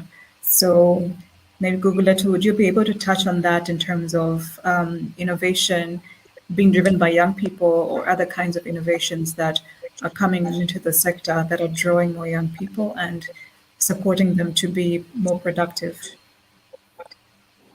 Thanks, Milenso. I think Stephen has touched on a number of very critical issues, but allow me to start from the macro picture in terms of the economic activity in any country. I'll just again go back to my own country, South Africa, just to give you the picture of what the primary, secondary, and tertiary sectors are contributing to the economy. I think so far we have got the services sector being a biggest contributor of any country's GDP, including here in South Africa, where we literally have got about close to 65 or about over 65%. And when it comes to your manufacturing, which is your secondary sector of economy, value add, you are talking about close to 20% or over 20%.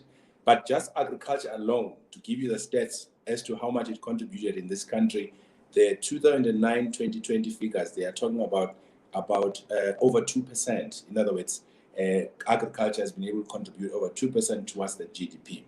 I think for me, that's where it starts. Because we've got a lot of young, educated people who understand these things now. And as a result, their focus tends to be shifted away from agriculture because they think because agriculture is the smallest contributor to the economic activity in any country, therefore, there is not much interest or focus they should really place upon such a sector. And that is wrong. We need to change that narrative and that perspective. If you look at the real agricultural contribution in any economy, it's quite huge. Forget about the fact that it is the basic necessity of life. Life cannot be, it can't move without agriculture. agri-entrepreneurs therefore become a very important pillar of any society, particularly young people. That is where we need to zoom into to get them to understand the forward and backward linkages of agriculture and agribusiness as a whole. To say within agriculture, you value add in terms of turning that tomato into tomato paste. You value add in terms of turning that orange into orange juice. And that becomes critical so that young people will understand that you're not just drinking a juice that you get right there. That juice comes from the background of primary sector of production. That table that you are sitting on in the chair comes from the primary sector of production. Those are all products that you can even be creative around and innovate upon when it comes to the product itself. So this is one thing that I feel we do need to emphasize when it comes to young people engaging with this particular sector of economy. But importantly, I do need to touch on this, Milenso, because you would find that a lot of young people tend to be having what I would like to describe as a microwave mentality, to have something that is going to happen almost immediately and get money overnight. This sector does require patience. I think in the previous section of this conference, I was listening very attentively. Somebody touched on this to say this sector needs patient capital, so that you will have even you as a young person in this space understanding that you must work your way up so that you understand fully. Because I believe innovation is a function of a real good entrepreneur as well. So for you to do that type of innovation in the sector in terms of the products, you do need to have patience and understanding on where that innovation comes from, how this product comes about, how do you need to change, what do you need to do to mix and do all those types of things that could result into more of innovative abilities within the agricultural sector.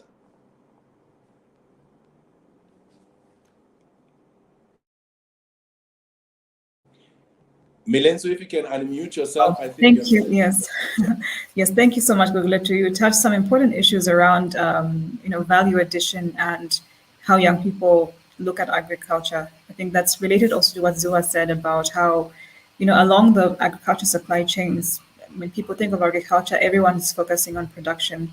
And we have a lot of problems of food waste in our countries because people are producing, but they can't find market. They don't have the technologies to process. So between what is produced and what is consumed, there's a huge percentage of food that is actually going to waste, which is already an indication that a lot of innovation is required there. And this is where we can start to redirect our young people. So definitely value addition and thinking of agriculture beyond just production to how do we apply our different skills to support small businesses and agribusinesses is key to really driving that growth and that change and transformation. So back to Petrida. Could you share with us what you think are some of the key issues that we should be addressing in terms of innovation, or some of the examples you've encountered working with young people in terms of how they're innovating to meet these challenges or thinking outside the box in terms of agriculture? I think the directives already mentioned by the previous co-speakers are quite valid, but just to add on what you've asked on that in particular, is the fact that majority of the young people are already innovating different skills or different tools for agriculture. However, it's the inability of them to have that access. How is their innovation reaching the government leaders, the business traders? what kind of support can these young people be given so as they can scale up? We have a lot of young entrepreneurs in the agriculture sector who have great initiatives across Africa.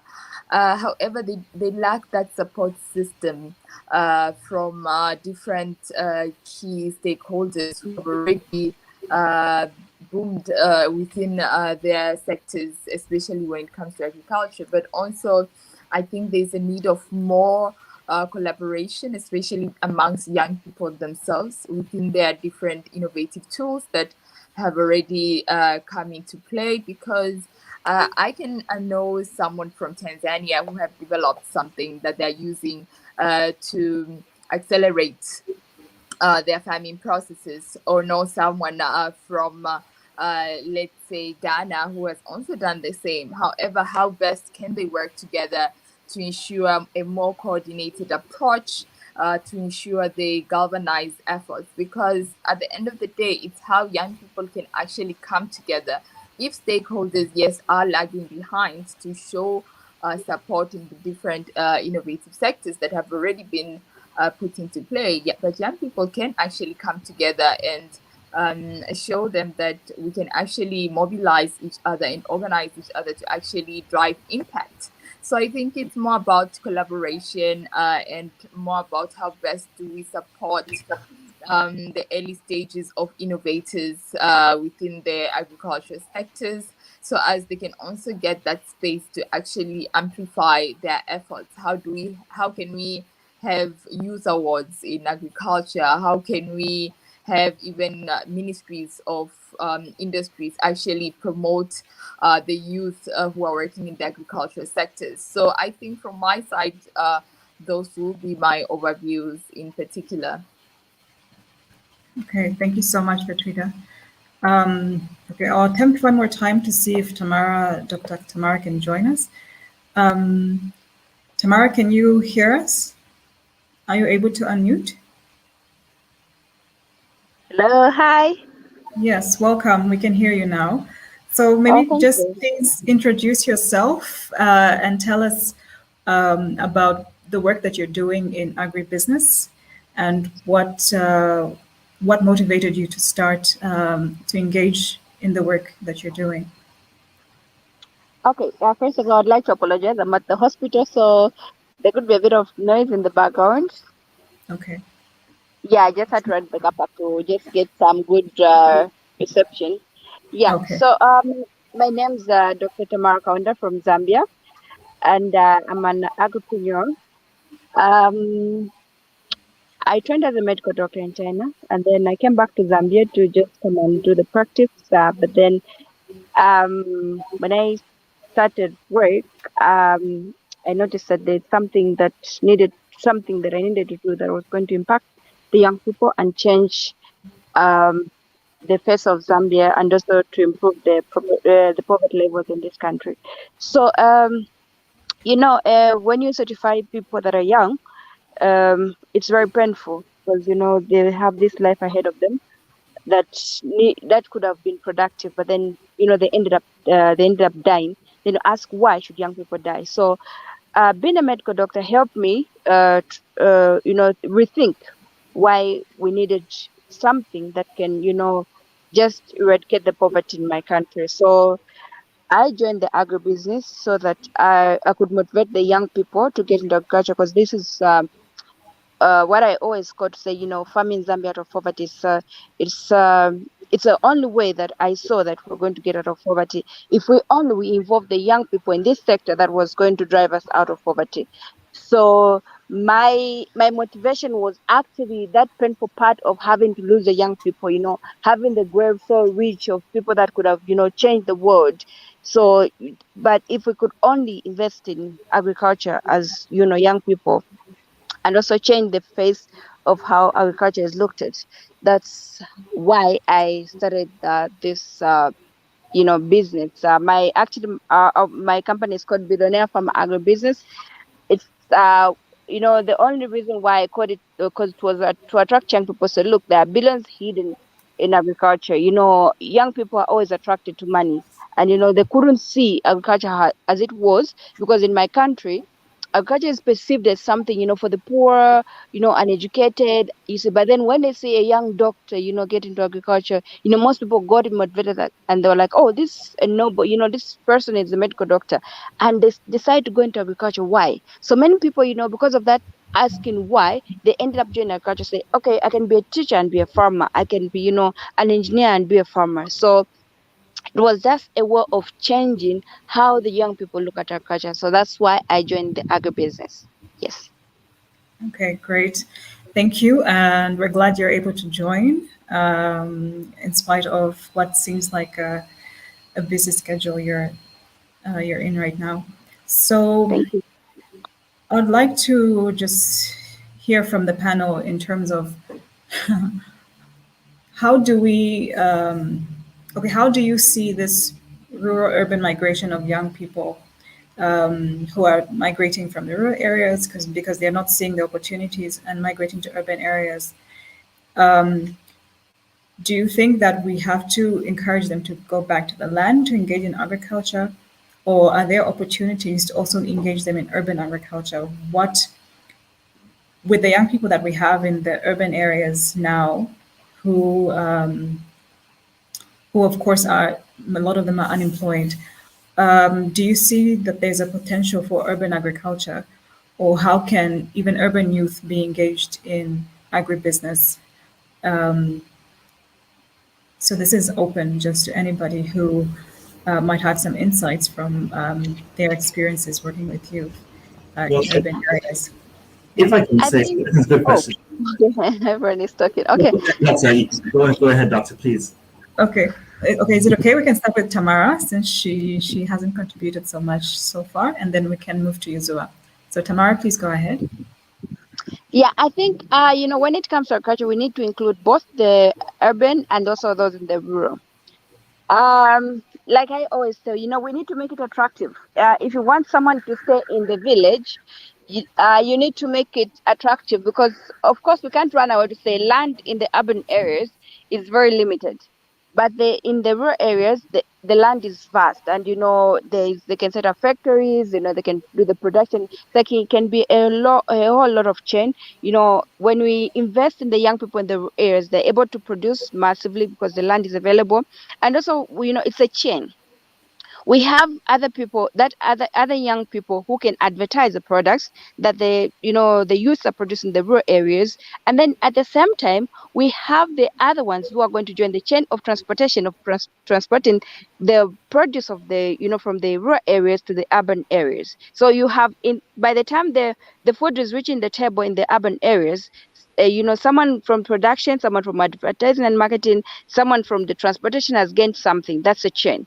So even the ones in the cities, we can also encourage, what we call space, the space ratio, whereby even a small portion, but they're able to get high yield and make money out of that. So both youth need to be, encouraged, both youth need to be invested in. But I've seen this in Africa that, the venture capital is not available. And I'm saying this because I've seen many young people come to me and say, we want to join in agriculture, but we don't have the capital.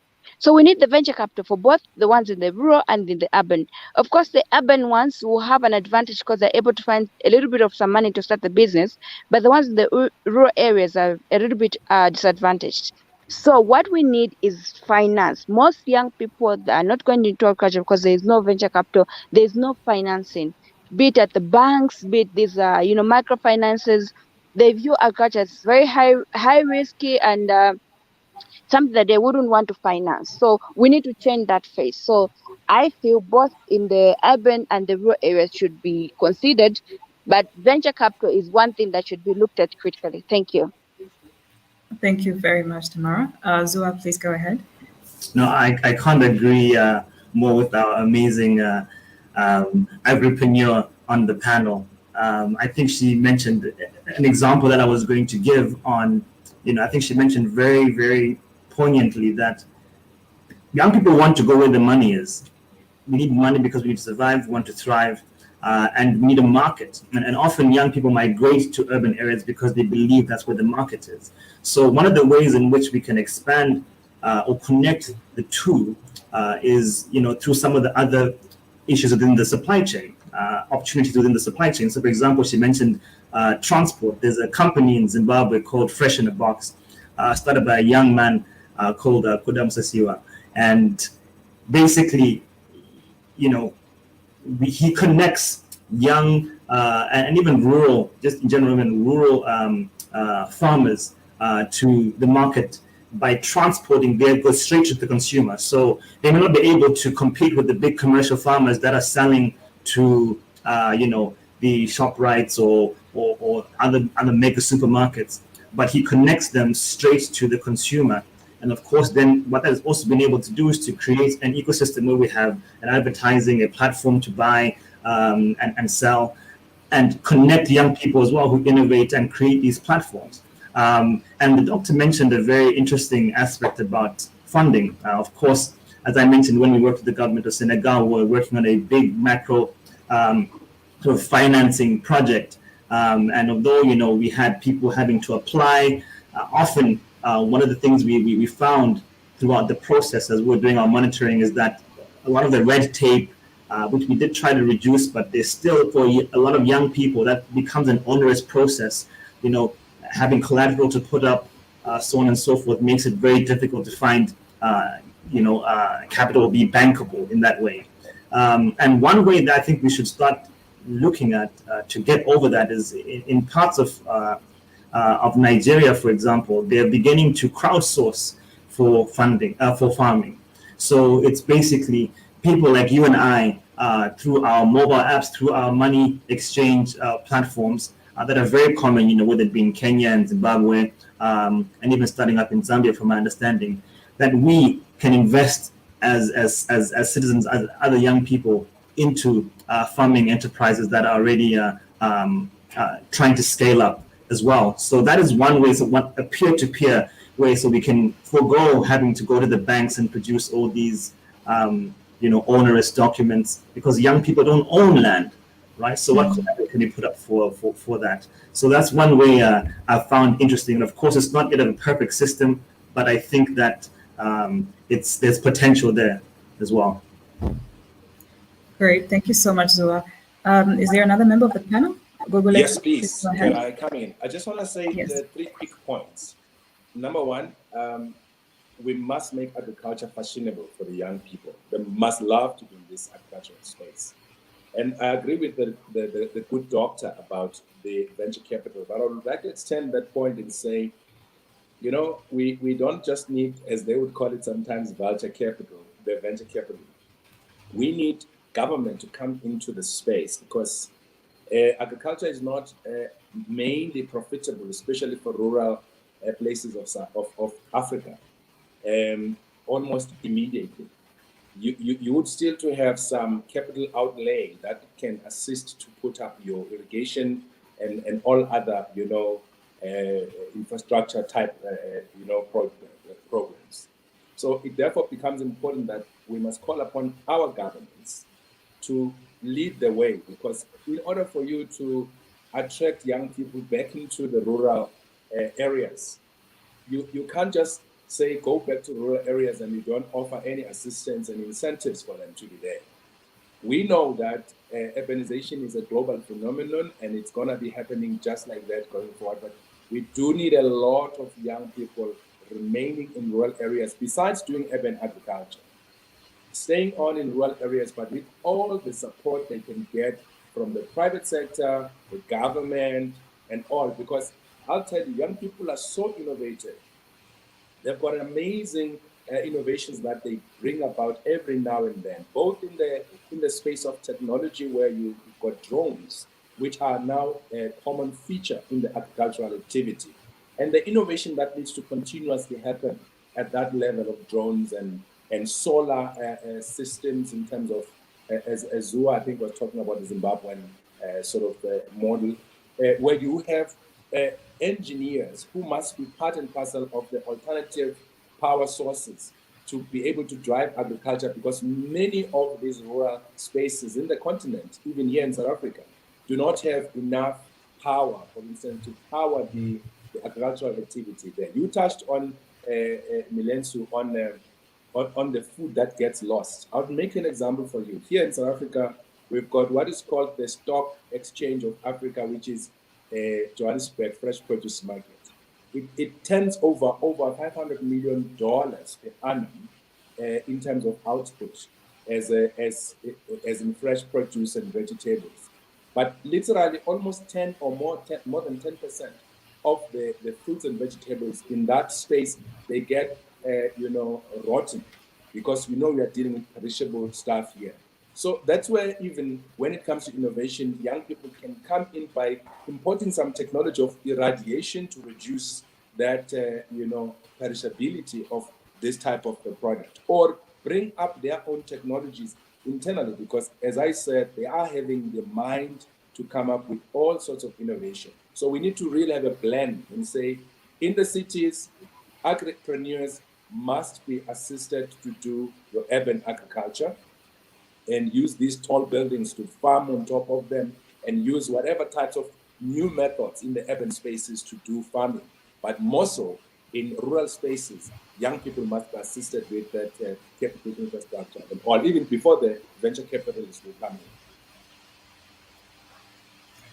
in. Thank you so much. I think nearly every speaker here has touched on capital, access to funding being an issue in terms of getting young people into agriculture or even scaling up their businesses.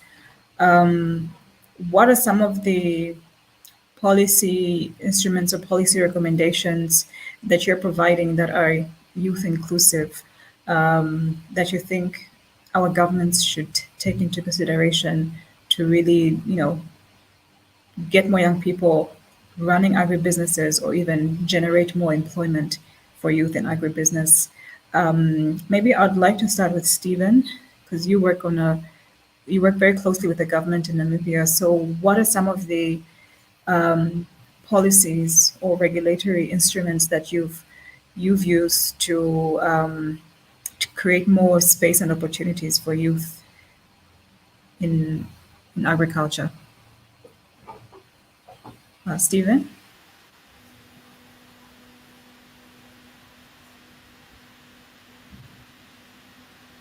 Yes, please go ahead.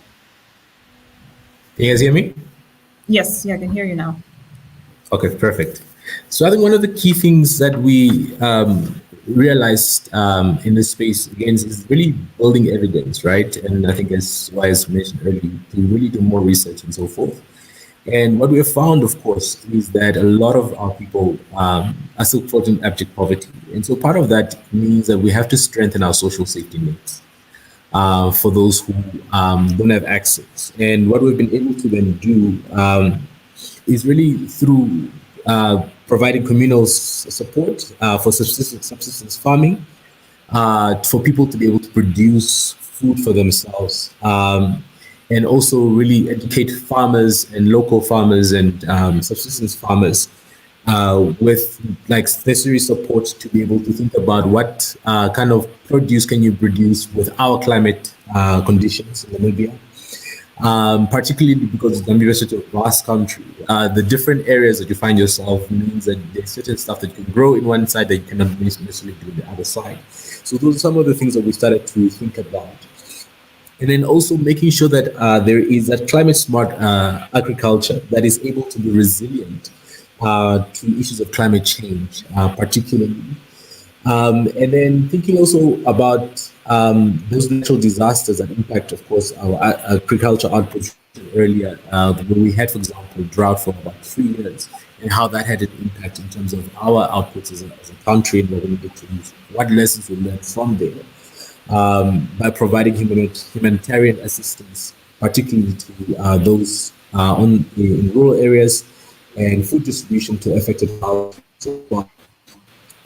What I would also like to raise is also through what we have been able to do is through the green scheme, improve food security for households, and be able to support farmers through targeted incentives to be able to use for specific infrastructure they would need, machinery they would need, equipment they would need, even to the degree of supporting farmers with fertilizers, mixer plants, to make sure that farmers are able to afford some of these things that they need to be able to run their produce and to be able to do their infrastructure and so forth. So I think what is critical and remains is that it's really thinking about, as much as we want to make sure that we build an economy that provides for young people, it's while we're doing that, at the same time, there are immediate needs that we need to clearly respond to. And so it's almost doing these things in tandem as opposed to isolating these two things. So that's kind of how we've been thinking about it now from a policy perspective.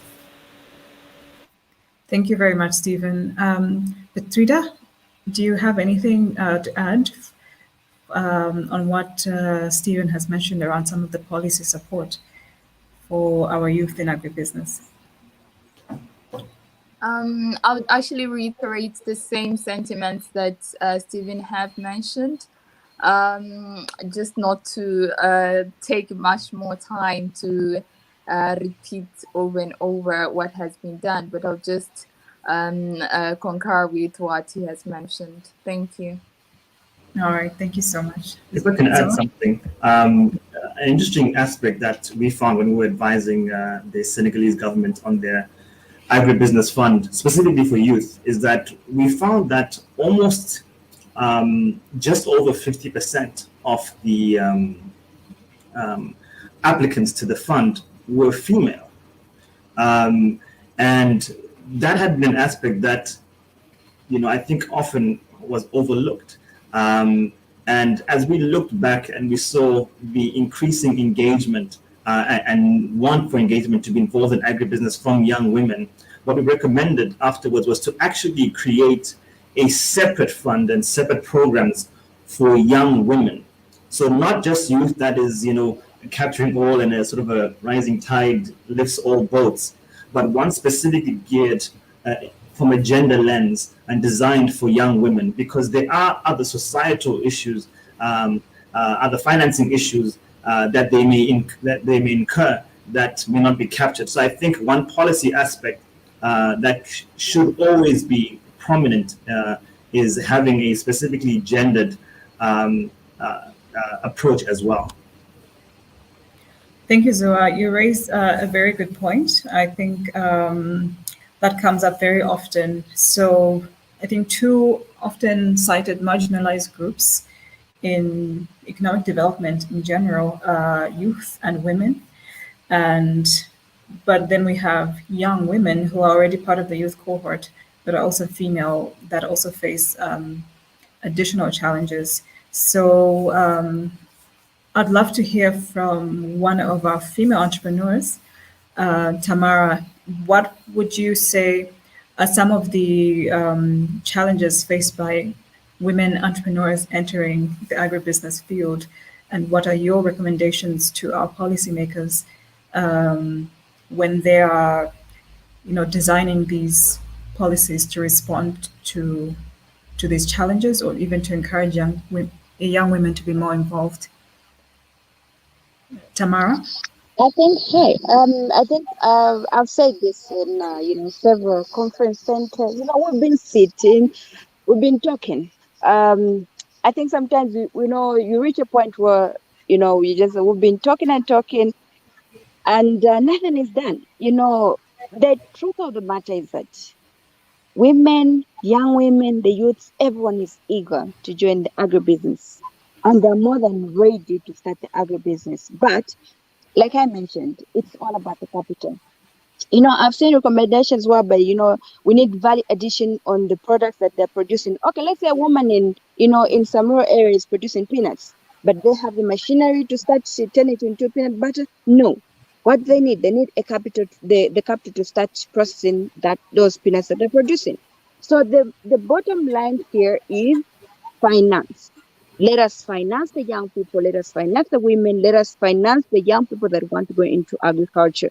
That's it. If you need financial literacy, there should be a provision where someone in the areas, the education level is different from someone from the urban. So there need to be a specific type of financial literacy that should be offered to the young people, the youths that are, the youths and the women that are in the rural areas compared to the one that's in the city. So, and then after financial literacy, there is also need for funding of the projects that they want to start. So in conclusion, the only thing that is needed is venture capital, financial literacy. And if we don't do all this, if we don't, tackle this from the bottom line, we're just going to end up talking and talking and talking like we've been doing, and no results will be seen. And our young people will keep on dying from poverty, and we keep on losing the nation, the world that we would have built if only we paid attention to what we should have done. Thank you. Thank you very much, Tamara. I'd like to come to you, Gugulethu, because you represent Amandla, which is a collective of a number, thousands, tens of thousands of youth in youth entrepreneurs. So how have you encountered these challenges facing your female membership, and what kind of recommendations have you provided to your policymakers or changes you've made in your own organization to ensure this inclusion of women, of young women? Thank you so much, Milenso. I've been privileged to be part of advising some government officials as well in South Africa, and at some point being asked to help draft certain policies that talks to agri space. Amongst those would be what we call the agri parks in some provinces in the country. But we have, as a way of an example, in South Africa, what is called APA, Agricultural Policy Action Plan. You've got your agri parks, which is all part of policy framework that is meant to help an entrepreneur and young people in particular, as well as women and disabled persons, because those are some of the disadvantaged members of our community who are not disabled. If, for instance, we are talking these people with disabilities, when it comes to them being entrepreneurial.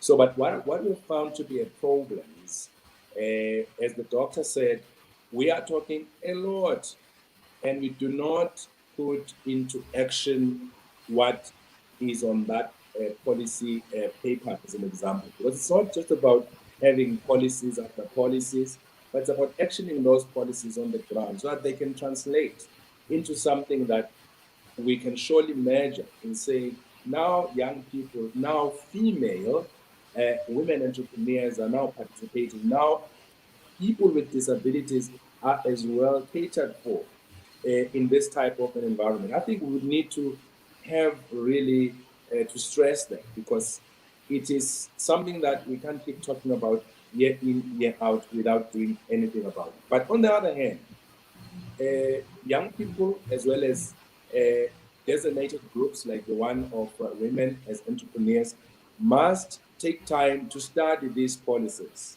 and take advantage of what is written there. Because if you take this policy and say, the policy says 1, 2, 3, to any authority, government in particular, as well as the private sector in terms of access to markets, you will then be able to make traction and find yourself moving forward in your endeavors as an entrepreneur. That's what I can say, Milenso, about the situation of policy makers and integration into the entrepreneurial space.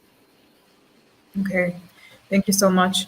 I think everyone raised valid points here on policy, and of course it's a scenario that plays itself quite often in many African countries, where we do have policies in place, but the implementation often falls short. But still, we've been able to see our young people still stepping up, still persevering to make these things happen. And a lot of this is being done through young people being innovative around these peer-to-peer partnerships and some level of public, either public-private partnerships or even just partnerships among businesses. So where our policy falls short because implementation is hampered, often because of resources, because a lot of our governments lack the resources to really implement fully. What do you think as young people, as youth organizations, as civil society, we can do to, of course, keep the discussions going, to draw attention to these issues, but also to to play our part so that we are not left behind, and that that young people can still engage in agribusiness. Just your thoughts in terms of your different organizations where you've had encountered these issues of policy falling short. How do you step in, or how do you keep moving in spite of these challenges? I think it would be interesting for others to learn how to operate in our resource constrained environments. Okay. Well, okay. I can go first. Yes, please go ahead. I think, first of all, there are many young people positioned in different segments of society, whether it's people who are purely within the private sector, people who are in the NGO sector, people who are even have elected to government or appointed within government. And I think it's about having a very similar mind frame and a similar purpose focused on young people. So for us at Govern Hans Africa, when I founded the organization and we built our team, we wanted to make sure that we were only youth. Everyone in the organization is under the age of 35. We of course have other partners who are not, but everyone in the organization is 35. And what we found was in these big policy settings, young people did not have a voice. Young people did not have a seat at the table. So we created our own table with our own solutions that we're able to then bring forward to that other table. And that's when we began to go ahead with our own agenda and push it, and in fact be noticed by those within government, those who have typically ignored or at least only put mouth service to young people. So I think it's very important for young people to never just wait for those above us to come up with solutions. We have to be aggressive in creating our own spaces, creating our own solutions, because we're the ones who are going to be here in 30 years. They are not, right? So we're the ones who have to come with those sustainable solutions, and we know best what is going to be appropriate for us. And that's one thing that I would really implore young people to do. Let us take the lead, because once our ideas start working, which they will, and they are, government and those who are more senior start taking notice, and we get the appropriate support. That's my belief, and that's what we stand for at Govern Hans Africa. Thank you so much, Zua. Would anyone like to step in? Yeah, if I can, thank you so much. Yes. I think my parting shot as well is active citizenry for young people. Don't sit on the sidelines. Don't wait for anybody. You've got the same right as anybody else here on earth to say what you think needs to happen about you, especially your economic predicament. Be entrepreneurial. Let us encourage young people to really be entrepreneurial, move away from just the survivalist type entrepreneurship to more what we call the quality, based entrepreneurship, where you understand how the market works. Network, get out of your cocoon and really come up with suggestions to help move this continent forward, move the countries forward, connect to the entire world, because opportunities are abound. They are all over. We all need to participate. So that's the message I would like to leave with young people. Thank you so much. So very quickly, Petrida and Stephen, your last contributions. Petrida first. Thank you so much. So ideally, I think I'll still come back to the fact that we need to have all the interventions that are already been put to place. How best can we mobilize efforts to have them amplified at continental level? There's a lot of work that's already been done, and even some that's in the pipeline that is being done by different young people, different stakeholders. So how can we actually amplify that? And this is what I really like to see as a take of on after this conference is that we have all these interventions that have been shared, realistic examples that have been shared of young people working on the grassroots level and on the ground, and we have the different plenary speakers that can help us hold this accountable. So how can we ensure that each member state, each country has an intervention to support agriculture, innovation, food supply chains within their countries, either through the ministries or either through different youth programmings that are taking place, so that we can be able to move this forward. Thank you. Thank you. Stephen, very quickly, because we have to just wind up. I think just two things that I want to say. Young people are shaping a fair and equitable food system. Continue to solve the problems that are around you, because that is the key to getting that. And then important for us to, as we push for policy change and formulation, we aggressively also push for investment and resource mobilization. Thank you. Thank you so much. I'd like to thank each and every member of the panel for the incredible insights you've provided. I think it's been great to hear from each representative from different countries to learn how the different countries, the governments, the youth, the organizations, the entrepreneurs are really driving youth in agribusiness forward. We do have challenges, but I think from what we've seen in our panel and other panels, there's still a lot of potential, and I think we're moving in the right direction. So thank you all for your time, and enjoy the rest of the conference. Thank you so much, Valencia.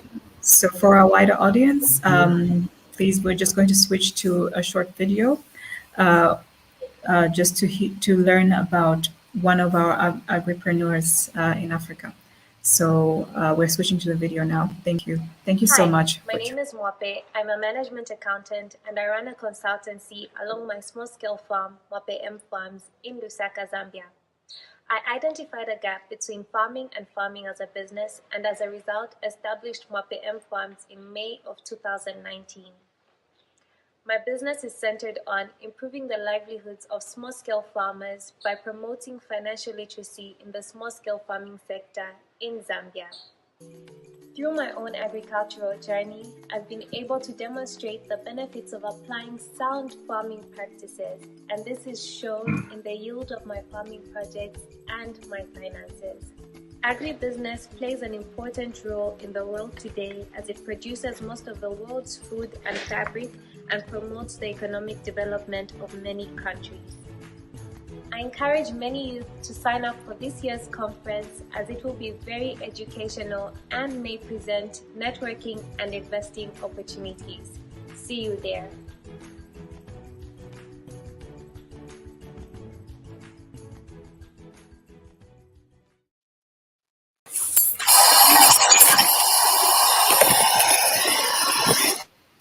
Hey,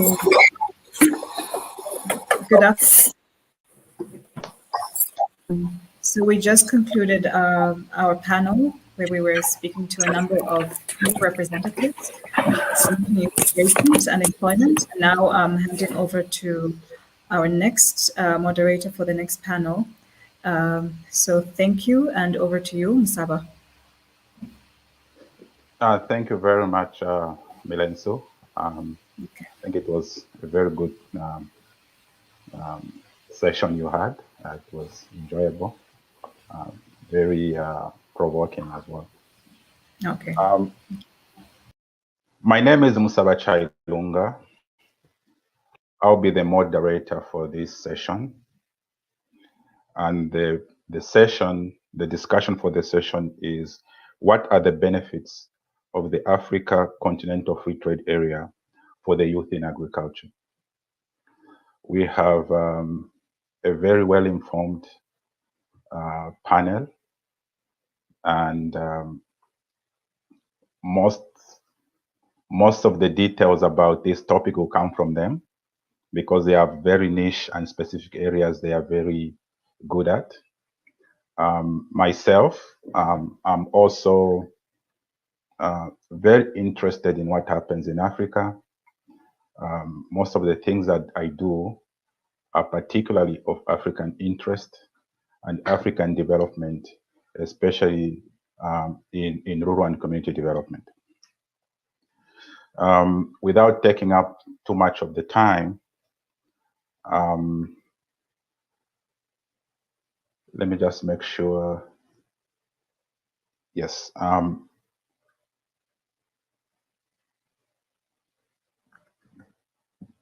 Okay. There's some. I think there was some changes, but we will start with the speakers introducing themselves. We can start from, I don't know if the view is similar. I think we'll start from the top left, if that's the how everyone is seeing it. We start with Joy Zenz, who is CEO for African Women in Trade, Kenya. Then we go to Mr. Ken Shawa. From there, we are going to go to Ms. Somalombe, who is Vice Chair, Zambia Development Agency. And then Nkosi Nkosi. Did I say the name right? Or just Nkosi? Yes. From there, would go to Beatrice. So we can start now with Joy to introduce yourselves about what you do, and before we get into the actual session. Thank you for the invitation. I am loving the discussion here. I've been here since morning listening, and here in the afternoon. Greetings from Germany. Yes, there's just changes of the agenda. Yes, I'm more in Germany, not in Kenya. And there's African Women in Trade. As you can hear the word, it's basically supporting women as well as youth. Because we believe the Africa continent is the best way to move forward is supporting the youth and the women. And our aim is to make sure that the two work together, because each, we call our youth our children, and us mothers can easily support our youth. So our platform is a place where we are focusing on trade, following the Africa Continental Free Trade Area, supporting the whole continent. Right now we have five countries that we are working very closely: South Africa, Kenya, Rwanda, Ghana, and as mentioned, Rwanda. So we are really working very closely with these countries as well as others at large, and we have a platform where we network, including the youth. And I hope they're here because I've been really campaigning for this. They're here with us, networking as well here, because it's an opportunity for us to also learn from the others. Thank you for having me here, and I'm looking forward to the discussion. Thank you. Next. Thank you very much, Mr. Musaba. So my name is Ken Shawa.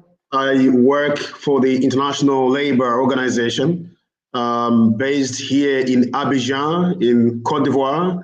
I am the senior economist responsible for Africa.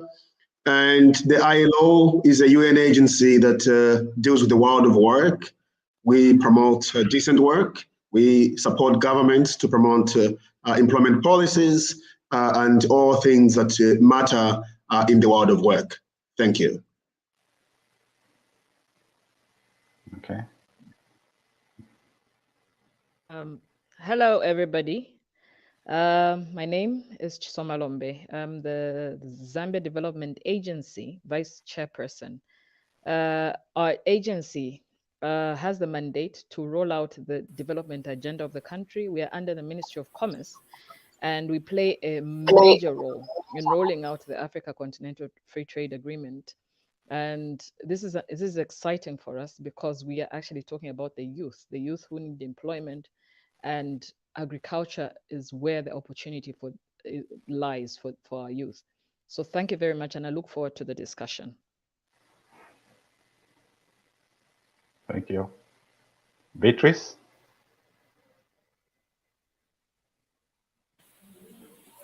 Good afternoon, all. Good afternoon, moderator. Very pleased to be here. My name is Beatrice Cheta. I'm a senior trade expert in the AFCFTA Negotiations Support Unit at the AFCFTA Secretariat, which is currently based in Accra, but I'm in Addis Ababa at the moment. And I have been working to support the negotiations to develop the protocol on trade and services, and now assisting member states to continue with their negotiations of the rest of the elements of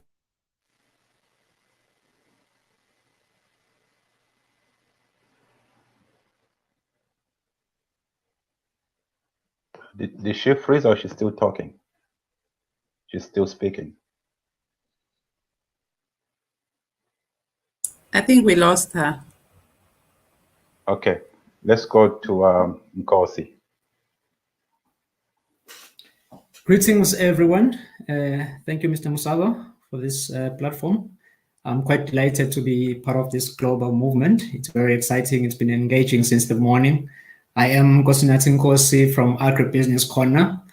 Our main focus there, we focus on creating projects to establish businesses, focusing in skills transfer, then it's extension services in form of consulting and market access. So after we've trained the farmers or the growers, we also provide the market so they don't have to go around looking where to sell their produce. And also we've created crowdfunding platforms. Thank you very much. I look forward to this engagement.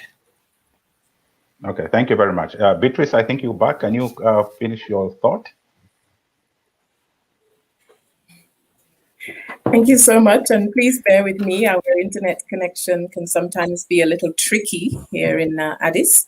I was just saying that I continue to support the negotiations of the protocol and to make sure that it is a protocol that can be used by the youth, and there is a lot of space for the youth in the implementation of the AFCFTA, and specifically the protocol on trade and services. So happy to be with you and look forward to interacting with the rest of the panel. Thank you. Okay, thank you very much. This is a very interesting topic that we are going to be discussing here. As you know, the free trade areas are not new to Africa, right? We have COMESA, we have regional groupings like the SADC, we have PTA. Now, in general, how do you see the Africa Continental Free Trade Area to work? Because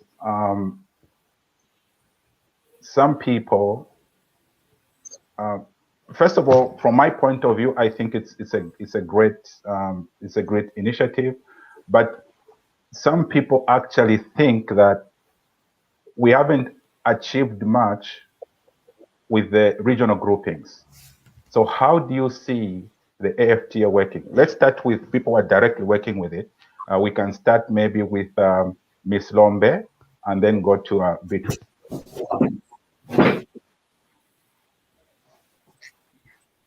Hi. Yes. I think first of all, we need to see the benefits of, in general, of the Africa Continental Free Trade Agreement, which is creating a single market for goods and services, which is an advantage. And I think the way it was before was that we could actually, it was easier for countries, even countries like Zambia, to export to Europe, for instance, than export to its neighboring countries. It was actually more expensive to export to our neighboring countries. I know there have been treaties. We already have treaties with neighboring countries, but it's very difficult to penetrate even the neighboring countries. But with the ratification of the Africa Continental Free Trade Agreement by Zambia in February of this year, it will be easier for us to be able to go to our neighboring countries. Zambia, for instance, I'll talk about Zambia in particular, may be landlocked, as they say, but as far as I'm concerned, it's land-linked. Zambia has 8 neighbors. with 350 million people. So with the ratification of the free trade agreement, it gives us access to 350 million people around us. And it will create a liberalized market for goods and services through successive rounds of negotiations to ease trade, of course, because we definitely need a lot of negotiations to ease trade, unlike before. And also even the contribution to the movement of capital and natural persons to facilitate this. I think also promoting and attaining sustainable and inclusive socio-economic development in terms of gender equality, structural transformation of the state parties, and also it will enhance the competitiveness of the economies within the continent, I think. I think basically that's what I can say for now. Okay, very good. Beatrice? You are thank right. you. Would like first to hear from you guys who are directing policy before we. Yeah. Thank you. I want to compliment what Ms. Lombe has said. And we are so thrilled and happy that Zambia has ratified the agreement and is now a state party to the AFCFTA, because it's such an important country. As she said, it is land linked, not landlocked. And so there's an enormous amount of opportunity for Zambian businesses, in fact, in the AFCFTA. But what I wanted to say specifically is that we have to remember that, in fact, Africa is a highly dynamic market. And if we think about the population of Africa, it's projected to reach about 2.5 billion by 2050. At that point, it will include about 26% of what would possibly be the world's working age population. It'll have an economy that's estimated to grow twice as rapidly as that of the developed world. As Ms. Lombe said, the AFCFTA establishes a single African market for goods and services through progressive elimination of tariffs on intra-Africa trade in goods and progressive liberalization of services trade, which will ease trade flows between businesses within Africa. It will also allow foreign businesses that want to trade with Africa to take advantage of a more unified and growing continental market. Inside the agreement, there are provisions on trade facilitation and transit that benefits Zambia, Rwanda, other countries, Malawi, for instance, that are land-linked, and cooperation over product standards and regulations, which then impact on trade in food items and agricultural products. And then going beyond tariffs, non-tariff barriers such as cumbersome customs procedures, excessive paperwork and bureaucracy that can often be such an impediment to businesses, those are to be reduced and eliminated. And because the AFCFTA seeks to help Africa to industrialize and move away from exports of just raw commodities, the agreement actually supports the development and maintenance of regional value chains across the continent. It provides forward and backward linkages between goods and services. In that way, the AFCFTA makes the formation of regional value chains easier by reducing trade costs and facilitating investment. And this investment seems to be increasingly targeting agri-tech, which bodes well for the continent because we need to grapple with the effects of climate change on agriculture. And then you have the fact that under the AFCFTA, digital trade and e-commerce will also be the subject of negotiation of a legal instrument. This is very good news. Even as we have on the AU side, the digital trade and digital transformation strategy, which is spanning 2020 to 2030. And that provides a blueprint for African countries to take advantage of the fourth industrial revolution. The AFCFTA really is set to produce more jobs for Africa's burgeoning youth population because, as I mentioned, there's this demographic that is the dividend for Africa. This is because it is really manufacturers and agricultural goods that will benefit most from the AFCFTA because they're more labor intensive. And by promoting that labor-intensive trade, the AFCFTA creates more opportunity for increased employment.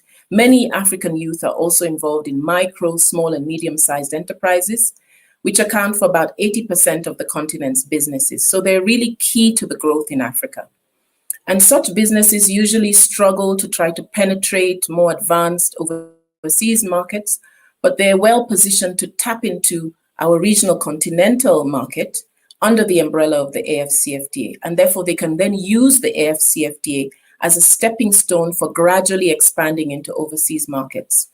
Basically, the AFCFTA presents low-hanging fruit for intra-Africa trade in agribusiness, all along the value chains of traditional as well as technology-driven agriculture. And now it's up to each AFCFTA state to fully implement the agreement to benefit their businesses.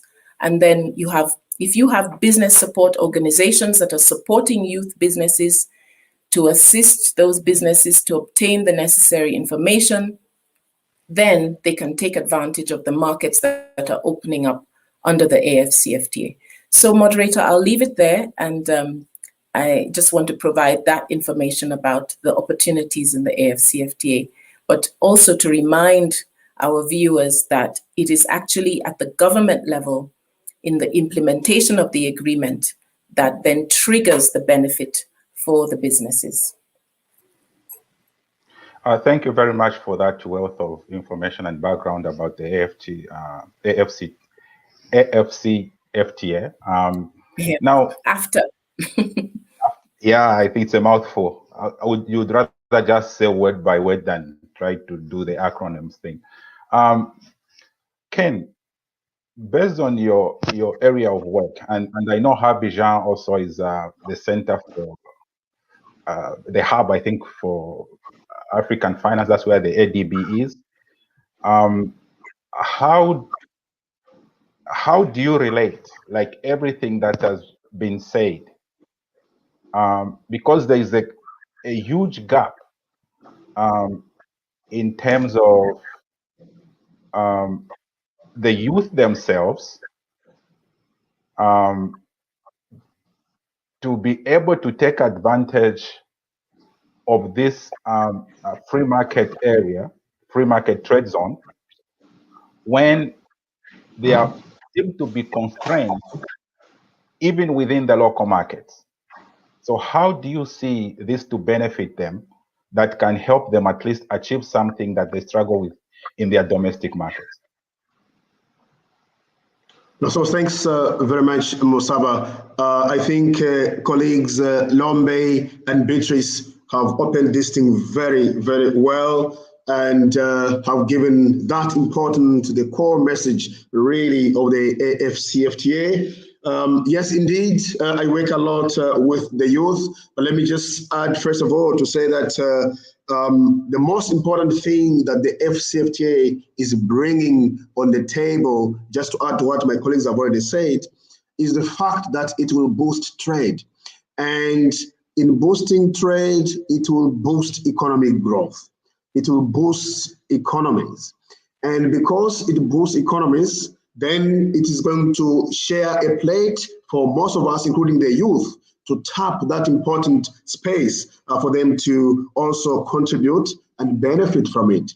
I know that because the mainstay of our Africa is really agriculture, and as Beatrice has already put it, that the FCTA has some labor-intensive, space, and therefore creating jobs. I see a very important space for the youth to benefit in terms of getting jobs through the regional value chains that will be created using this.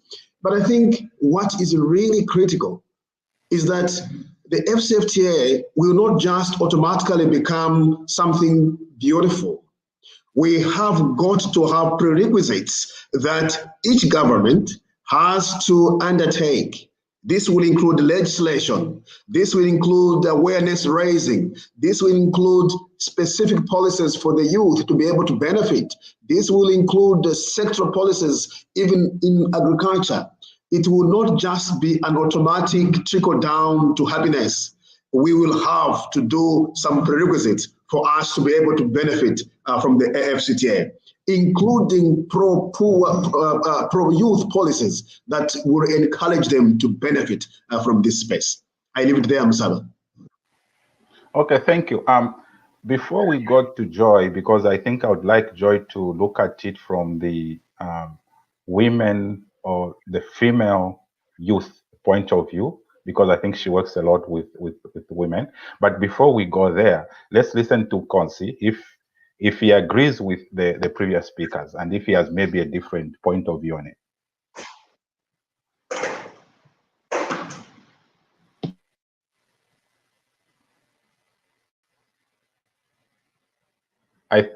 I think you're on mute.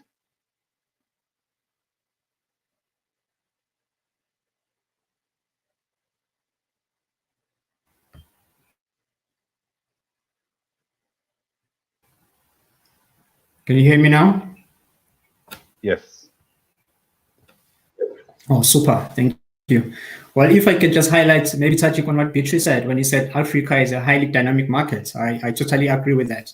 And looking at it as a whole, I believe this is a very needed movement. And however, it's long overdue. And it will come with a lot of challenges, of course, but those challenges are worth being tackled. And also, I strongly believe it will also enhance the collaborative farming, because as we open in this import-export trade, it allows for farmers to connect, even not only farmers, but people in the agribusiness space. So I totally agree. Thank you. Okay, then Joy, from the women point of view. I mean, for me, the Africa Continental Free Trade Area is, the one that really are supporting most of us women, and especially me being here in Europe, knowing that we have the African women in Europe and the youth as well, to actually finally be able to trade among each other. So following the Africa Continental Free Trade Area that was actually behind the African Women in Trade is actually a vehicle that we embraced as African women in Europe and wanted to be part of, because we saw the possibility of how now we can finally connect the continent together. Before we were very in silos. I was from Kenya, I could only do Kenya, and now I'm open up to so many countries. And the youth, and the very important role, as you have heard from Beatrice, that we need to, everything is going to go to digital trade and agri-tech. We are not asking my women who are in the farm to really go to the digital world. So that's something that we also have to be very clear, that we also have the youth who are very advanced in this area. And that's where we find this combination working very well, the youth and the women under the Africa Continental Free Trade Area, because the two need to, one, first of all, the women are able to take the biggest part, which is the financial part that I guess we're going to be going there, which is a big issue for the youth. And working together with the women, they're able to bring a combination that I see is the future of tomorrow of the youth and the women working together. Thank you for that. Okay, thank you very much. We've just been joined, I think a few minutes ago, by Mr. Taiwo Adepoju. He's the CEO of Strength Africa Limited. Absolutely. And let's just allow him to introduce himself, give us a little bit more detail about himself. And if he had listened the responses that others gave, if he can also give us his own perspective on the AFTA in general. Great. Thank you all for having me here, and thank you to the organizers. My name is Taiwo Adepoju. I had some network glitches, so I apologize for coming in a bit late. Now, I run the Strength Africa Limited. We are a people and business development, business support company based out of, or we operate out of Nigeria. Ultimately, we also are advancing the cause of Africa trading with Africans, particularly with the enactment of the AFCFTA agreement. So essentially, I've been listening to the conversations going on, and I love the flow, particularly the dimension, women dimension. I also love the basics. I listen in on the initial discussions around AFTA in its entirety. From my own point of view, I think that, and also following with the line of discussion going on, AFTA portends a huge opportunity, particularly for Africans, in the sense that, unlike before, we are taught to trade outside, outside the continent, but right now we are easily able to start to explore possible areas of collaboration within, and based on specificity. So unlike before, there are issues around country requirements. Okay, this has kind of stifled, how would I say, the level of the flow of products from, or goods and services from Africa to other countries outside of Africa. But AFTA portends that opportunity where we are now able to identify those things that we need to produce for other African countries. Looking at it from the point of view where I am in Nigeria, it has also ensured that we can also raise the bar in terms of competitiveness and the know-how. Now, this brings about some level of development, because before now, what we would experience would have been raw goods being moved out. But there's now the admonition to have value addition across the various segments. So I think AFTA would ultimately help create more jobs for the youth, particularly within the space, the agricultural space. It will also drive innovation and creativity along those lines. I'll leave my mic at this point, and I hope I can flow better in the subsequent questions. Thank you. Thank you very much. We are getting very good responses, and they are triggering other thoughts at the same time. Ken talked about prerequisites. Now, prerequisites for me, they come in two forms.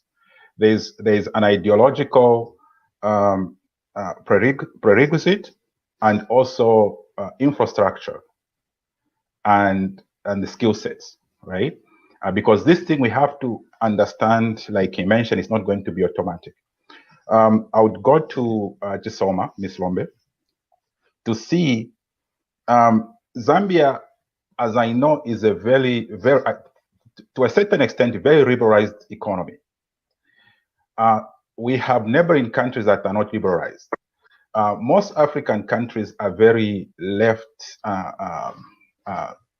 protected economies. So how do we navigate the free trade area when some countries are very protected markets? Thanks for that. In fact, we were discussing this last week. So what happens is countries actually, we have agreements with all our neighboring countries, but then they protect themselves in terms of what flows in and out. So we are grateful, therefore, to the Africa Continental Free Trade Agreement, because there's a part where there will be resolution of conflicts, such as that, and hopefully it will help us as a country. And sometimes I actually understand some of the restrictions that countries have put up because they're trying to protect themselves as well. But with this agreement, hopefully those conflicts will be resolved, and these are some of the negotiations we're having actually with different countries. Yeah. Okay, thank you. Now let me go to Nkosi, and the same question after he is done.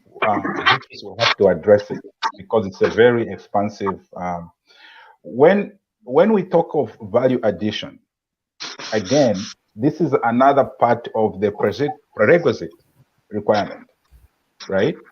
There is a gap. Most African countries do not have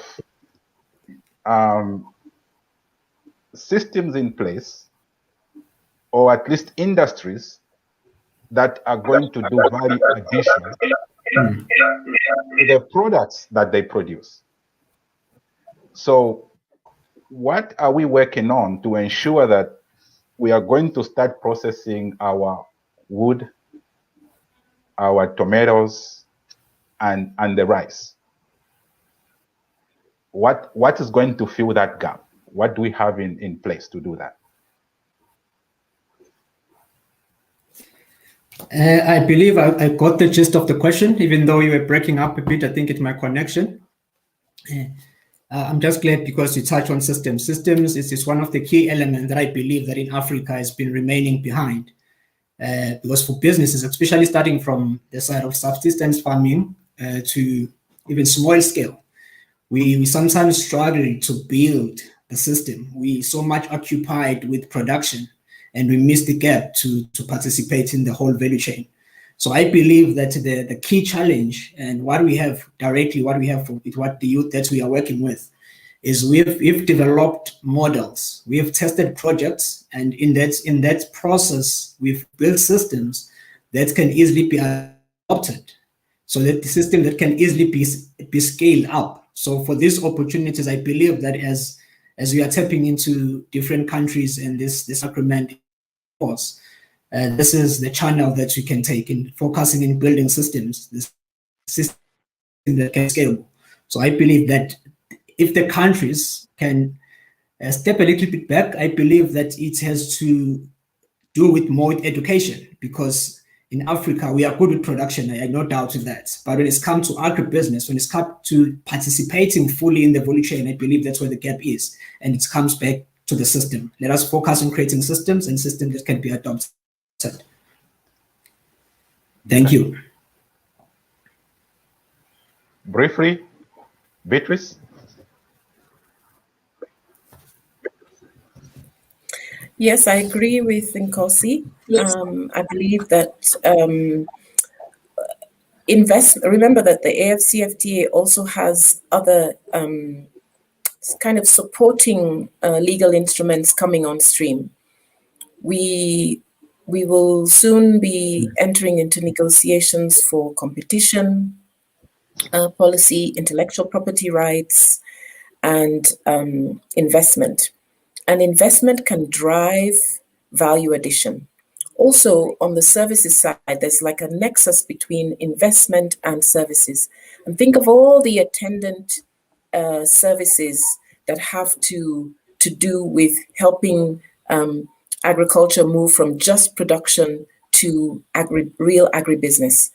Things like research and development, design, marketing, all the professional services. So all the attendant issues to do with, lawyers, doctors, things like, nutritionists, also transportation, electricity, ICT, all of those are services, engineering. So all of the things that can that can turn the raw product into something that the consumer wants at the end of the day. They're all either services and those services can be invested in, and the systems that Nkosi talked about can be invested. So under the AFCFTA, there will be this broad agreement or protocol that will help to drive intra-African investment. We talk about not trading with each other, but also are we investing in each other's countries? So these are the things I think that will come on stream, that will be the sort of supporting ecosystem that will help to drive the goods and services that will be traded. And so again, it depends on how governments use it. If you think about investment, intellectual property rights, where you're creating either patents for processes or for products, designs, for instance, even things like geographical indications for for certain agricultural products that are unique to certain countries. All of those are all part of kind of like an industrial policy agenda for countries to really take advantage of the AFCFTA and kind of become these modern economies that we're seeking to help them to become. Thank you very much. Great responses. I am an African, as all of us on this panel. And I would like to assume that a good number of us on the panel have graduated from being youth. I find the youth asking the same questions that I used to ask when I was youth, that the people that make policy or decisions do not listen to the young people. I'm sure you all remember, for those that are like me, remember that we knew something when we were young, but we still think the young people don't know anything. And we are not giving them the opportunities that they need. We are saying all these things we are saying these things is gonna work like this, but I'm sure there are youth out there who are saying, I've tried this, I knock on every door, but I'm not getting the support, right?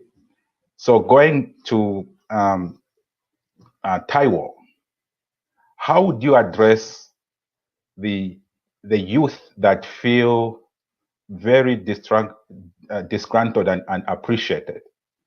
How are we going to comfort them that this is not just something when we were young, but we still think the young people don't know anything,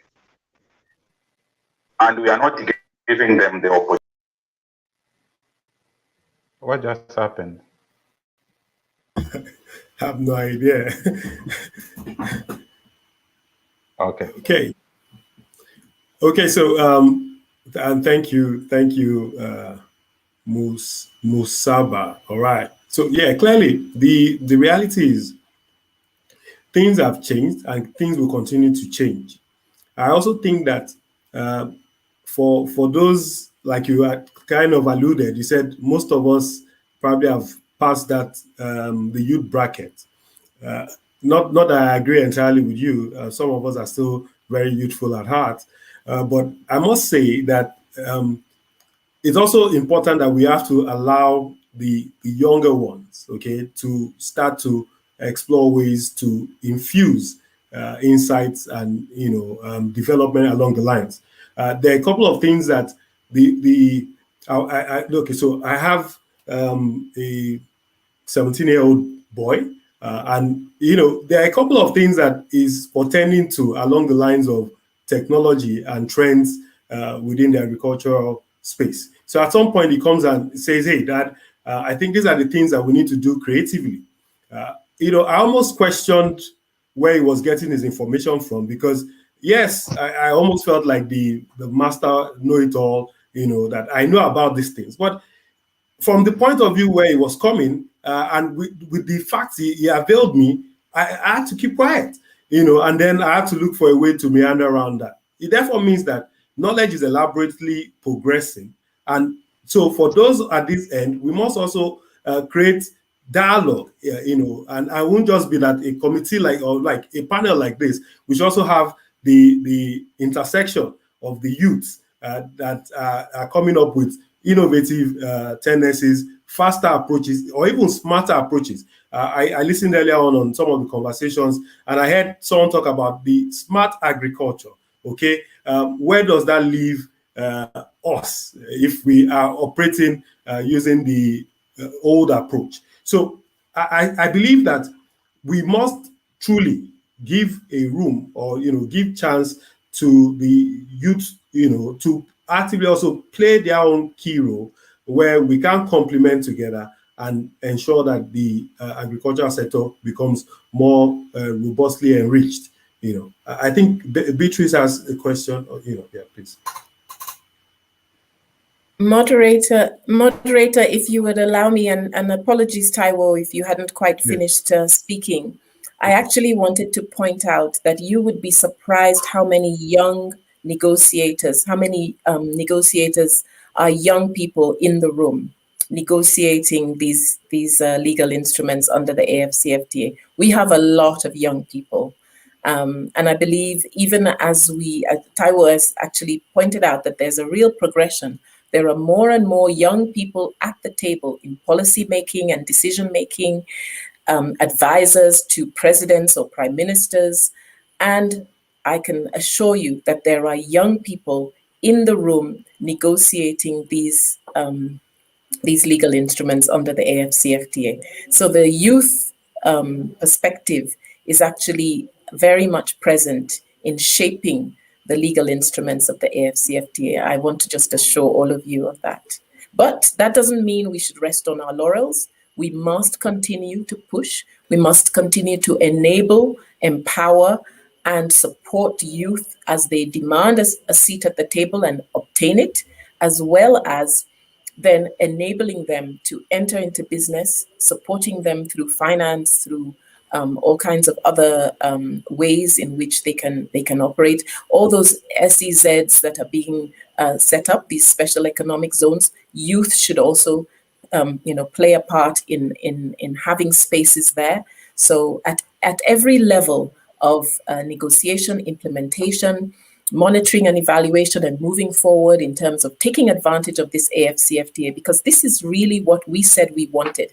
This is part of the Africa that we want, that is taking shape. So the youth are there now, but we must continue to encourage them to continue to take their place. We keep saying the youth are the future. No, they're not. They're the present. They're very much the present.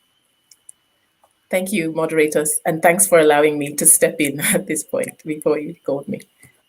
Okay, thank you very much for your input. Again, like I said, I used to be youth. It's very good that you have assured the youth, and I hope they get the message that they have to participate as well, and they'll be given the opportunity.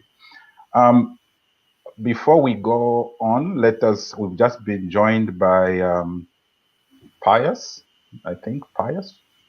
Try to introduce yourself very quickly, and then if you can hear me, you have to unmute yourself as well.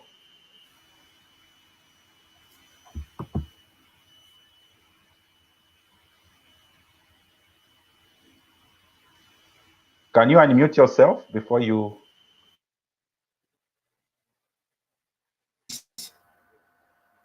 Thank you. Yeah. I'm Pius of Pius Farms Network, Ghana. We are a farming hub where we are into the production of livestock and crops. So I think basically for time's sake. Thank you very much. Okay, thank you. I think I don't know how to phrase this one. Africa, I think agriculture is the biggest employer in Africa. And it's mainly done at the subsistence level, right? And we have said these things, and I think the gap is growing, right? This also has to have context of when you talk of the gap growing. The gap, most people like saying, someone has,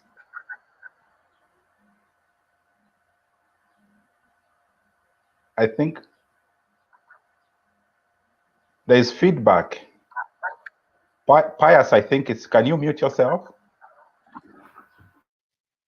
Okay, thank you. What it is,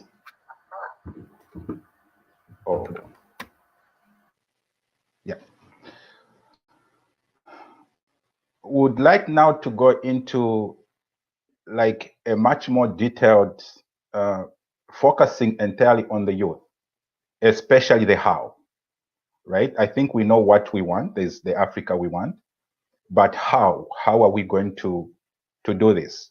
And I think based on individual countries, we can address the question either as individuals, what is the individual responsibility of the youth, as well as what is the national responsibilities of the government to ensure that the youth gets the benefits that have clearly been explained by the experts here of the Africa Continental Free Trade Area. We can start with, I think, Ken, if he can address the, on both, you can either address one or two or both, but mindful of time. and I don't want to do a lot of coming in. So please note your positions when I mention them. So basically, we are going to go from Ken, and then we go to Joyce Vance, and then to Soma, and then after that we see how what they say, and then the others can either add on or subtract on what they are telling us. Thank you. Great, Musaba. There's one very important word here, and the word is inclusiveness. Some aspects of this have already been said by colleagues. You do not promote the youth without including them.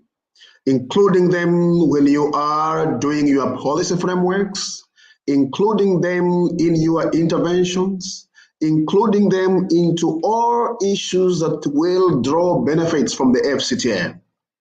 Now, this has to be deliberate government policy to make sure that the youth are included in all these initiatives. And when I talk about the youth here, Musaba, I just don't mean one group. I'm talking about a diversified group. Make sure that you look at the youth in the rural areas, look at the urban youth, look at those with disabilities, look at those that are, under bigger vulnerabilities, include them. What about the migrant youth? What about all these people that come in from different, diversified groups? So you don't just look at the youth in general as one big group. You divide and disaggregate and ensure that policies are really inclusive to a number of these groups. So in the ILO, for example, when we are looking at youth employment policies, we involve them. They have to be part of the process. If they are not part of the process, they look at it as something far. Somebody was commenting here and said, you're having a beautiful, distinguished panel and there's no youth representative. And I was happy when Pius actually joined. So yes, we are inclusive. We should be inclusive. That is the way forward. Musaba, you know very well, the story or the challenges that the youth face are known. There's no new research in there. They are known. These people lack credit. They have no access to finances. These people have, in their small businesses, they don't have markets. These people are affected by so many things. We know that.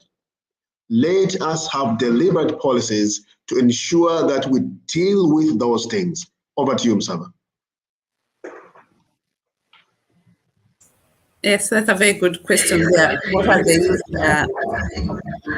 That's from my side. There's an echo. Yes, the youth, Musaba, and all of our listeners, you'll agree the youth for today are not the youth we were that time. We have to accept that there is already evolution of we human beings, that they're advancing even in technology and the way they are. And I can attest this from the platform where we have right now, with an example of having youth and me being in Europe. Let's talk about all of the whole thing, inclusiveness, as Ken mentioned. And I was approached by a youth and I didn't know how old she was. And I was amazed how much in the technology world he has dived into, and he was only 18 years old. We had arranged a Zoom call and I didn't know who was gonna come to the Zoom call, never seen. And then I saw this young man and I could imagine the same age as my own children. So how are we embracing, are we listening to them? And what I liked about it, the youth are speaking up. They're loud and clear. They're saying, we are here, we need your support. Pull us here, pull us there. And we have, as adults or the generations, we need to start listening. We need to listen because they are the future, as Bittu said. Not future, they are today. They are already here with us. We should not call them future. And if I consider the same thing, if I go to Kenya, when I used to go to hospital, now that I'm back from I go to visit in Kenya, I notice my doctors are very young people. I never had this in my time. They were all old people, old doctors, and you're having very young people. They're already there. They're here now. They're there. And we're embracing them already. But for me is that they need to be more also courageous to also approach us in the right places, like here where they can be heard, being on the right platforms. And I know financial is an issue, but a lot of us, we are seeing that we can already support them. They need more is mentorship. So I encourage a lot of mentorship from our side. And I think all the youth will shout out and say that. As the example again with the youth, what we did with the technology youth, they were asking for finance, very little money. We noticed that project will need more than that, and a lot of expertise, and linking them with the people who have the expert, especially here in diaspora, who could help them in the technology wise to move to the next level. So these are discussions that we have with the youth, and they're coming up, and I'm encouraging them to speak up. Take their phone, don't be scared. I know the culture we have back at home is where the children, they shut up, they're told don't speak up. It's completely different, yeah. But they're getting out from that phase, and agribusiness is the best place to go. And I'm seeing this because the morning discussion, we were talking, how can we make agribusiness be sexier for the youth? Well, they are already engaging in it. We are seeing them enjoying the work of being agribusiness, taking it up, learning from the parents, of course, and that's where I come in with the women concept, working together with the youth, sharing this good practice that have been there existing, and encouraging them to go, because as they have seen with all the education that they have had until now, there are no jobs. And only jobs are created through entrepreneurship. And we need to encourage a lot of them to go into business and trainings. And we are seeing they are already there. They are there. But we need more mentorship so that they are faster in the area where they're going with the expertise that they get from the older generation. Thank you for that. Thank you. Okay. Am I next? Yes, please. Saba, am I next? Yes. Yes. Saba, I think for me, I think everybody is trying to encourage the youth everywhere. There's so many youth programs. We're trying to encourage them. There's so much capacity building that we're giving to them. But I think where we're failing is to create an opportunity for the youth. We can empower them all day long, but if we don't have an opportunity for them to perform, there's nothing that is going to happen. And I'll give you one scenario. One scenario I'll give you is to do with industrialization. My first job in the 90s, I don't want you to guess my age. I worked for Zimco in liquidation, and there were industries that were set up by the first regime in every province of Zambia based on the crop that grows well in that province. And the second regime came and liquidated all those industries. So we went back to square one. And this is the scenario I'll give you. Zambia exports a 50 kg bag of maize for $9.50 and imports cornflakes and sells to the people for a 750 gram box of cornflakes for $10.50. Remember, we've sold a 50 kg bag for $9.50, and we are selling a 750 gram box of cornflakes for $10.60. And yet there are 66 boxes of cornflakes that can go in that 50 kg bag of maize that we've exported. So what have we exported as a country? We have exported the value. We have exported jobs. We have exported taxes. We have exported so much as a country. So imagine we created an opportunity that we had before, where we put industries in every province. It will be easy for our youth then to have an opportunity to do what they need to do, to be able to supply the industries, to be able to work in the industries. Right now, we can encourage them all day long, but it's like trying to remove toothpaste from a finished tube. So what opportunities are we putting out there for the youth? So I think this is a conversation that we need to have, more of the opportunity rather than encouraging the youth, because I think they have been encouraged enough. Thank you. I think that question and that comment is very representative of the frustration of the youth face. And to be fair, in the example that has been given, even probably for the whole country and most countries in Africa. Now, what I would like to do, I don't know if Pius listened, because it's basically very similar to what Soma said. since Pius is actually doing something, I would like him to address his challenges as the youth, right? And then I would like to hear from Taiwo to go first, and then Beatrice to go second, to see if the people above the youth are actually helping to answer the challenges that the young people that are actually in agriculture or doing something are facing. Pius, did you hear me? You have to unmute yourself as well. Thank you.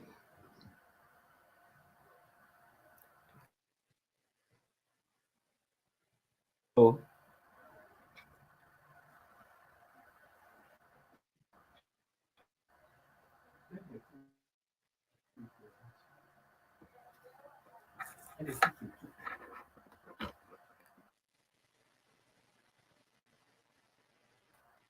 I think it's freezing up.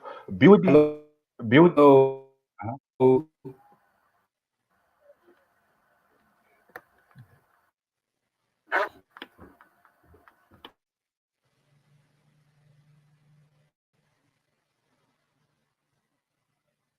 I think it's freezing up. So can you respond to what the points that Chisoma raised? Because this is not just a Zambian problem, right? Ghana exports cocoa. Nigeria exports all the oil. So it's the same thing, right? So can we please address these questions so that we can see how, because it makes no sense for Zambia to be getting oil from Iran and Iraq, and then Angola and Nigeria has oil, right? This is what we are discussing. And can we please, starting with Taiwo and then Beatrice, to see how we are addressing these issues and then tying them to the youth. Okay. And thank you, sir. So I love the flow of thought from Chisoma, and I like to always put a distinction around what I call the AOB, the activity of business, and then the BOB, the business of business. So what usually happens is that it's so sweet when we talk about the agribusiness. We talk about all of the activities, which truly does not inspire, the youth to play an active role in the agribusiness. Rather, lack of a better word to use, making agric sexier, as Joy alluded as to what had been said in earlier discussions, is the fact that the business of business, particularly around the agribusiness, now needs to be projected differently, in the sense that so there are a lot of innovations that needs to take place. So let me give you a case in point.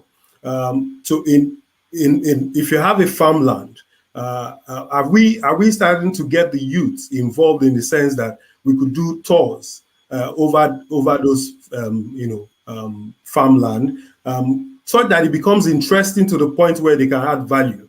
Are we getting more and more of this information in a creative way to ensure that it's not just to have this boring, because when you hear about agriculture, most times it's usually a boring, subject, as the case may be. Beyond just even being a boring subject, in Nigeria, for instance, you have, if you ask anybody playing, apart from the big players, if you talk to any youth, because now there seems to be a growing need to have more agribusiness. People are now cultivating. We're doing what we call land investment here and there. We're having people morph to the point where they sit back at home, invest in other agricultural schemes, and it's now becoming a bit more robust in the sense that people now begin to see that, oh, okay, well, the returns on agriculture can actually be faster, and I don't have to get involved with too much of the dirty work. Then we'll have more and more people. So then we have more and more people get involved, and I think that as the youths get engaged in this business of agriculture, and they start to see the returns, unlike the earlier times where you wait for 5 years. So you are trying to cultivate, say, palm, and you wait for 5 years before it begins to bud, and they are restless. So along the lines, if we have more of the activities going on, but yes, people now just investing and seeing those returns faster, it would further help to get the youths more involved.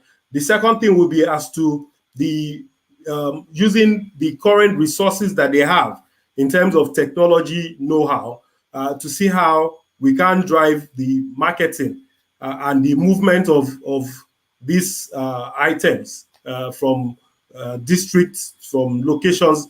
Okay, so we have in Nigeria here where usually the meat is produced by the Fulanis, and then the Fulanis, there's this gory picture around the Fulanis, headsmen, and they're probably, they carry guns, they do all sorts, and they're itinerant. However, if we begin to change the mindset around how this should go on, which government is also trying to do around animal husbandry, creating that opportunity to be able to, have those ranches. That way, we could build activities almost like they have in Israel, the kibbutz and all of that, where there are some other activities going on, schooling, the university, shopping malls along those areas. So it will not just be ostracized. Some areas that are just delineated only for farmers, and then you say, oh, this is a no-go area. So as we have industrial areas, almost as Beatrice has said, can we also have those farm, lack of a better description, those farm districts that would encourage people to know that, hey, I'm going to a farm resort, almost like what we try to do with Obudu Cattle Ranch. Obudu Cattle Ranch failed. Why did Obudu Cattle Ranch fail? It was the fact that at some point, government was just only getting involved, and they did not bring the entire community of Obudu into the process. And before we knew what was up, anything, usually in my own side of the world, anything government gets involved in, there's too much bureaucracy. When, for instance, if it's run as a business, it can actually give quicker returns. So I feel my own point of view is that one of the best ways to getting the youths involved is to, beyond the sense of belonging, is to also just make it more attractive, and that way they can be more interested. Sorry, Beatrice, before you jump in, I want us to be a bit more specific, because Soma's point is not that African agricultural producers are not producing. They are actually producing in this case. The question is, what do we do with what's being produced? Right? So I would like us to address that. And when you go, you'll be followed up by Nkosi to see his views as well. Thank you very much. And I totally can, that example that Chisoma mentioned about the one province, one product resonates with me. I know that quite a lot of countries, even in West Africa, dabbled in that one product, one province concept that came from East Asia, starting with Japan and countries like Thailand, etc. The issue of continuity of policy is a constant bugbear, where administrations change and therefore policies may then change. That's one issue that now has to be addressed.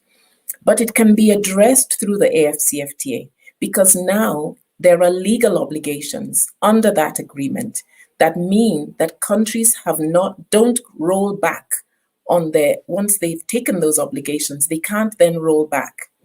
So there's a lot of space, policy space, for countries in the implementation of the agreement to then use the provisions of the agreement to industrialize, to add value.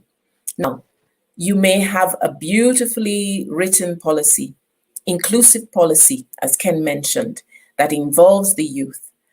At the same time, you also need investment, you need infrastructure. A lot of the thing is, it's a very kind of iterative process. Sometimes the investors need to see good policy that's supportive before they'll invest.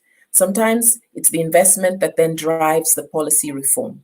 So that's one side, that the AFCFTA can be the catalyst that then provides this policy space and therefore then drives investment into the areas that we need. Transport. And just to give you an example, transport services are tradable services under the AFCFTA. Those are now being negotiated. In order to get your goods from point A to point B, you need transport. And sometimes it's not the usual traditional transport of trucks or whatever, or trains. Now, young people are involved in drones, using drones to make drops through e-commerce portals, etc. So all of this is now part of the package of action that the governments, in collaboration with their private sector, have to make. The second thing to mention is that in agriculture now, because of the challenge with climate change, we now have a lot more space to do innovative things on agriculture. Look at hydroponics, what is happening. Look at the way small farmers are using containers to do either hydroponics or these ways where they stack the products or the seedlings and everything on pallets, and then they use lighting to provide the growth of the plant. There's all that, as well as the services side of agriculture, whether through the provision of seedlings, selling fertilizer, using fintech, using technology to help farmers to predict weather conditions, etc. There are payment platforms for farmers and their suppliers.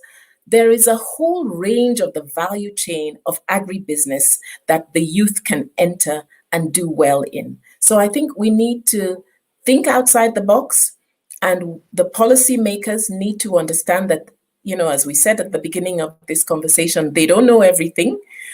Private sector, youth can contribute to the conversation, can contribute to the development of policy to help make things work. It's really like a jigsaw puzzle that you sometimes put the wrong piece in, and then you have to remove it after some monitoring and evaluation. You see that it doesn't work, you put the right piece in. So, and also remember that we are playing a long game here with AFCFTA. We're not saying that tomorrow everything is going to work. What we're talking about now is what has been happening.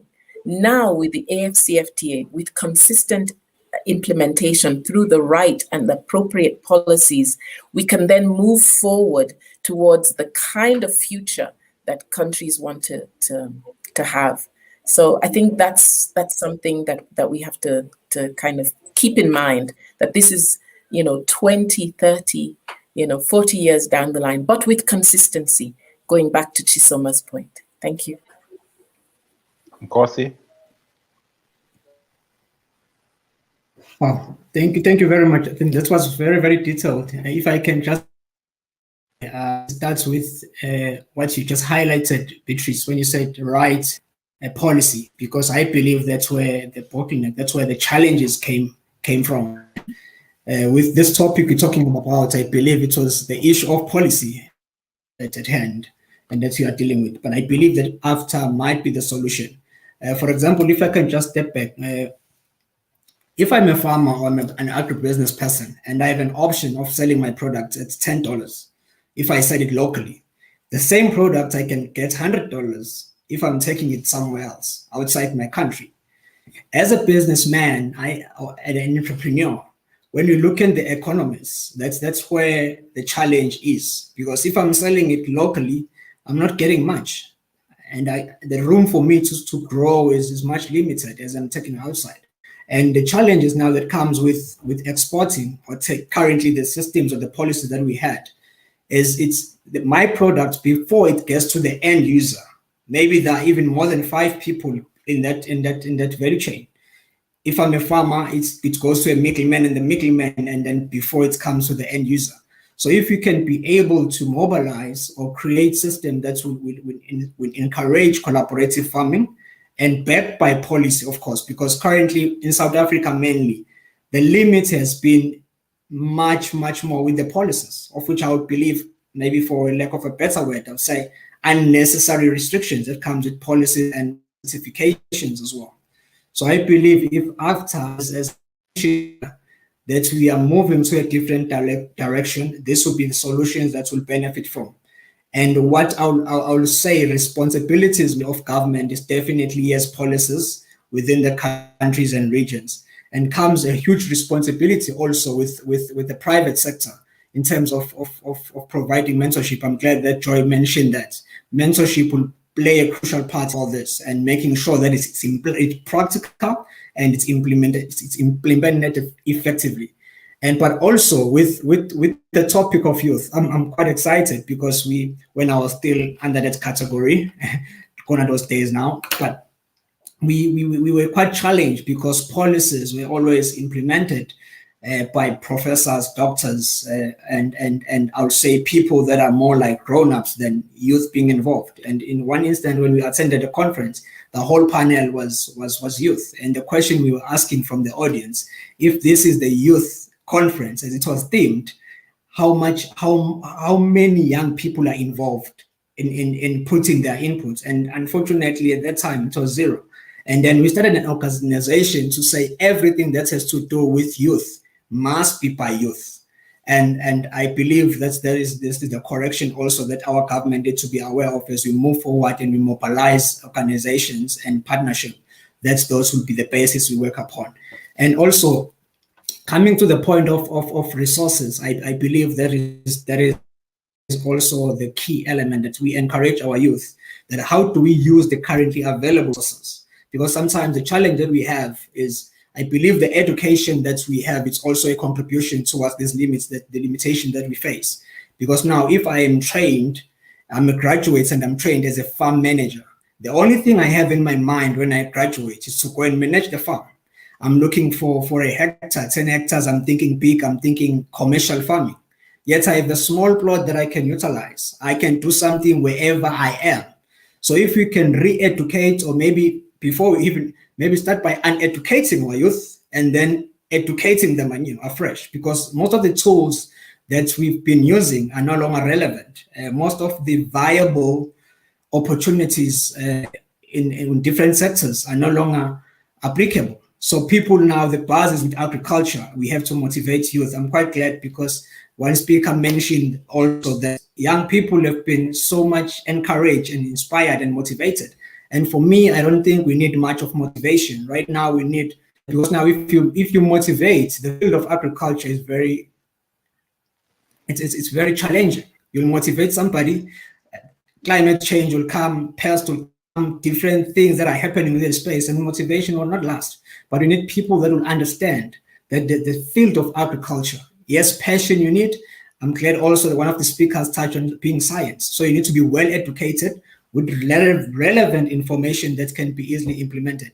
So I believe that the use of resources, well, no matter how small they are, before you think of a hectare, before you think big, if you want to be a farmer, you want to be an agribusiness person, you want to export, start doing wherever you are, no matter how small it is. Start doing, grow from there, and then you can export.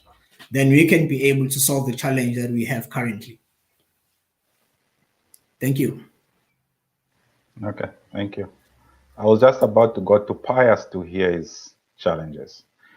Anyway, maybe we can get the challenges from the people that Joy is working with, and then we can, let's look at budgets, because I think we have 3 people here that are representing big organizations, right? and we are talking about even though there's from ZDA, there's Ken from Abidjan, and then Beatrice, right? You guys are talking about what you are working on, but is there?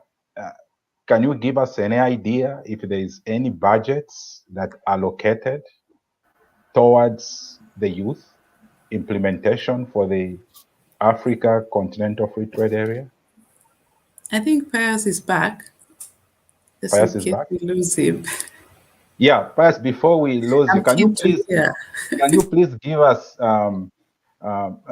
as someone who's actually motivated, because you are here, we don't have to motivate you anymore. You're already doing something, but you are probably facing challenges, right? Would like to see, I mean, not just challenges, even the good things that you have come across in your business.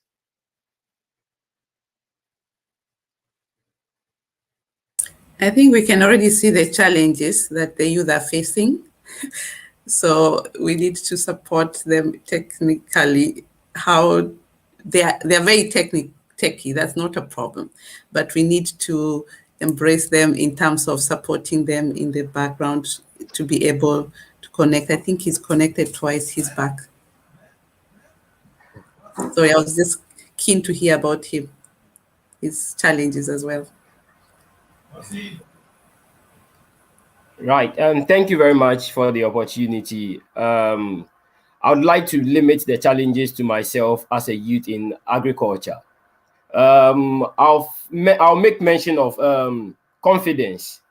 Yeah, confidence, because personally, on the field of agriculture, you know, before you would start an agricultural venture or as a local farmer, what you would first need is a land to start with. And in my part of the world where I belong, Ghana, our chiefs are the people who are in charge of these lands. And, you know, as a young person who wants to do something on the field of agriculture, and you go to these people that you want a land to, start with or do something on, they decide to look upon you. They decide to look down upon you because they feel you are not capable. Maybe you would start and not come up with anything successfully. And even sometimes they consider the fact that you don't have funds or you don't have money to, let's say, pay for that land in cash. And so based on these things, they decide not to give you the land. Another thing is considering good policy making in regards to land acquisition. And then also including the youth or young people, not only young people, but people who are very passionate about agriculture in policy making. Why am I making points on people who are passionate about agriculture? There are instances where they bring people on board in policy making, thinking, yes, these people are on the field of agriculture, but along the line, they consider their own interest and forgetting the passion or forgetting the agricultural venture. So I think that considering this factor would really be of help. Trying to go down there, get the young people, not only the young people, but people who are very passionate about the agriculture or farming. Now, I would also talk about tolerating the young people as well. You know, when I started the agribusiness, I started without the technical know-how. I didn't go to school studying anything around agriculture. I started because I realized there was some land resource available and then I had to utilize. So considering this, I started without the know-how. And there are times when you try to get in touch with people who are on the field or people who are up there already. And like, for instance, you have someone who is really doing well in the area of agriculture. You meet that person on social media. You DM this person and then you wanted to have a conversation with him because he acknowledges the fact that you are very young, you may not have funds, or you haven't gotten to their level. They decide not to give you attention. And these are some of the basic challenges that we face as youths. Then also, I would also talk about bringing practical education to the youth. Yes, there's education out there, day in, day out, people organize seminars, which brings together young people who want to pursue the agriculture as a business. But the major thing is their seminars or trainings are not tackling practical education, but rather just the theory aspect. So I would like to raise this voice that to people who come together with programs of youth empowerment, of strengthening the youth on agriculture, I would like to share this to them that they should make their seminars a practical one, of course, one that would equip the young people, because like a young person who wants to pursue agriculture, I'll first consider my technical know-how. That may put me down because, for instance, I have studied something around, let's say, business, for instance, and now I want to come down to start something as a young person who doesn't have the fund to bring the well-equipped people on board to support me in my business. And considering this, I would have to start alone. So without a technical know-how, I can't start. And realizing I don't have this particular thing, I may not start at all. So I think this is what I would raise my voice on. Thank you very much. Okay, thank you. We got the questions, we got the challenges. So in the order of the names, Ken, Taiwo, Solman, Beatrice. And we have, I think, less than 15 minutes now. So we have to be brief with our contributions. Thanks so much, Musaba. Thanks, Pius. You have piously mentioned and explained the situation in which you are, and you are a great agripreneur, an agricultural advocate for Ghana. I think it's not just Ghana, it's the whole world. I want to agree with you that appropriate or relevant skills are important for us to start ventures that are going to be meaningful or that we are going to manage at the end of the day. And that the training, the skills that are out there being imparted on the youth should recognize the fact that it's not just the theory, it's not just that part, but it needs to be a practical way of making sure that they benefit. So I just want to share with you that in the ILO, we have what we call a program, what we call Support Your Business Training. So that training gives the youth an opportunity to see exactly what they need to do for them to be able to get into entrepreneurship. Step-by-step guide, and I'll be very happy to share with you, bilaterally on some of these, skills trainings that we develop in the ILO. But I just want to add something that really is not just skills. It has to be skills that are necessary. So if you are going to start an agribusiness enterprise, maybe that's fine. If you want to get employed into an agribusiness enterprise, maybe the skills you need may also be different. And because of that, we don't just want to support skills development. We also want to create demand. And I think that's most important. We must create the demand that when we skill our youth, they are able to get employed. Because we have so many who have been skilled and they say, look, there is a mismatch. I got this, I got trained in this, but I just can't get a job. So we must create the demand. We must be sure that what we are training on is something that is matching what people or enterprises are looking for out there. I agree with you entirely, and I want to stop here.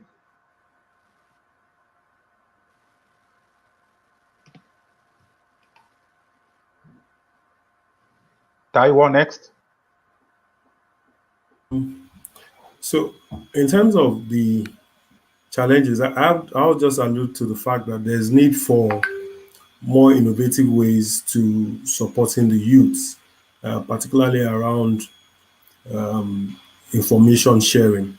I think that some of the things that we struggle with is that not enough information is shared, and that if this information were to be shared, in a more strategic way, we'll be able to deal with the likely challenges that we face. So I had an opportunity to be part of a South African delegation, and they were talking about snails and the role or part of the substance of a snail and how effective it is towards the makeup industry, which Nigeria is fast delving into. And we realized that the fact that information wasn't shared, most of the people in the snail industry were throwing that the substance, which I understand has a critical role in making of makeups, away. So if more and more information is shared across countries, across regions, it will help, ensure that across the value chain, more better use of the produce or products are converted, to also ensure we get more income or investment. And I think I'll just leave it at that. Thank you. Hi, Musala, I don't even know the question that you posed, but let me just also just add on to what my colleagues have said. I like Pius, actually. Pius is my kind of guy, and because that is the kind of mindset that the youth need to have. Pius has a fighting spirit, and we have very few youth who are like that, and that is the reason why he's successful. And if I talk about the other side of the coin, I'll talk about how even the government of Zambia have tried to empower the youth in terms of even resources and all that. And when you get back to them a year later, you find that they have failed in their projects. So how are we going to strike the balance in empowering them and then at the same time ensuring that they have that spirit that fights to ensure that they succeed in whatever it is that they do? So there has to be that kind of balance. There has to be a balance where we ensure that they succeed, while at the same time we empower them. So I think that really is what my contribution would be, and I hope someone can respond to that.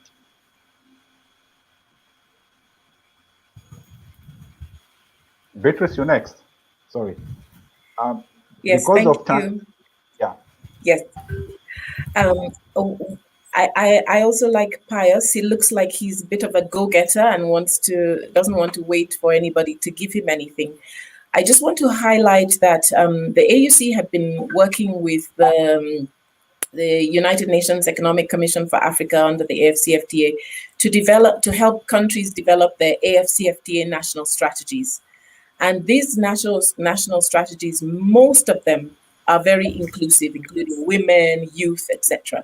So I would like to ask Pius to inquire in Ghana, where he is, about the Ghana National AFCFTA strategy. If there is a strategy in place, he needs to find out about it, know what it says, know which products, which services are competitive and comparative for Ghana, and then use that as a tool that he can maybe even expand in terms of, I don't know, Pius, if you are part of a collective, if you're part of a cooperative. Many countries have cooperatives where many youth are a part of that. So I would say your business support organization or your collective may have information about the AFCFTA national strategy or any type of national strategy or national development program that includes trade, that includes business development. I want to challenge you to go out, find out about it, share it amongst your network in order to empower yourselves. Thank you very much. Thank you. Let me just add that Pius is done very well and is a placeholder for all the youth that are listening to this live or that will listen to the recording. So if you hear things being said directly to Pius, they're actually being mentioned to you as well. So you can take advantage of the advice that is being given to Pius. Let's now address in the last few minutes that we have specifically how we see the based on everything that has been said, how we see the AFT, the Africa Continental Free Trade Area rolling out of course, we know it's not going to be automatic, right? So how do we see it moving forward? What roles do we play, even ourselves, to support the youth?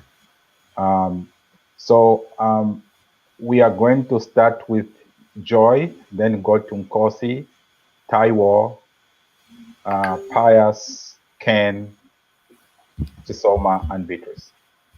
Please remember the order of the names, because I don't want to be coming in too many times. Okay, thank you so much. Yes, how do we see the role of AFCFTA and us as leaders or organizations and the youth? For me, I see this as the beginning of a long, long journey. We're just at the tip of just starting it. So even the fruit of it, I don't think some of us here will be prepared, is gonna be there when it starts, but it has to start from somewhere. And that's where we come in to give our energies from whichever level we are coming into the Africa continent, whether we are coming in with the policymaker, whether we are coming with the sharing of knowledge, because all that is happening on Africa Continent of Free Trade, what we have realized on our platform is that the people on the ground have no idea what is going on. So everybody plays a big role to make sure the information that is being produced is reaching to the right people, whether it's the women, whether it's the youth or the whole country. We need to make sure the information reach to our people to understand what does it mean to them. So for me, the biggest role that comes from my side is to actually make sure the information that is being brought out, and I can get it from here using the technology and the globalization that we have gone through with the internet. I'm able to get this information, is to take it and give it back to the people on my platform on a daily basis.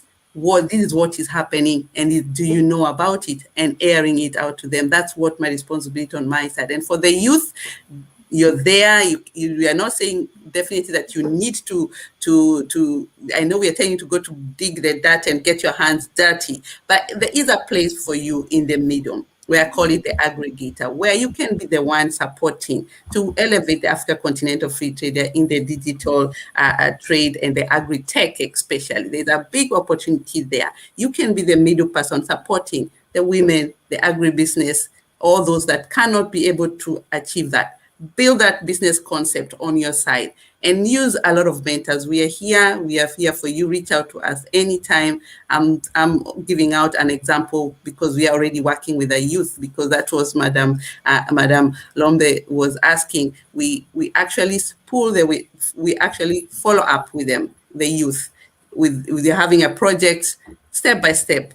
But I'm telling you, some of them, they're pushing us to act even faster. So yeah, so that's my take on that, on the part of us and as well on the youth on the platform. Thank you. It would be nice if everyone went under a minute. Okay. We have more than. Okay, thank you. Noted. Okay, for my one, maybe starting with the youth, reflecting on Pius, talking about practical education.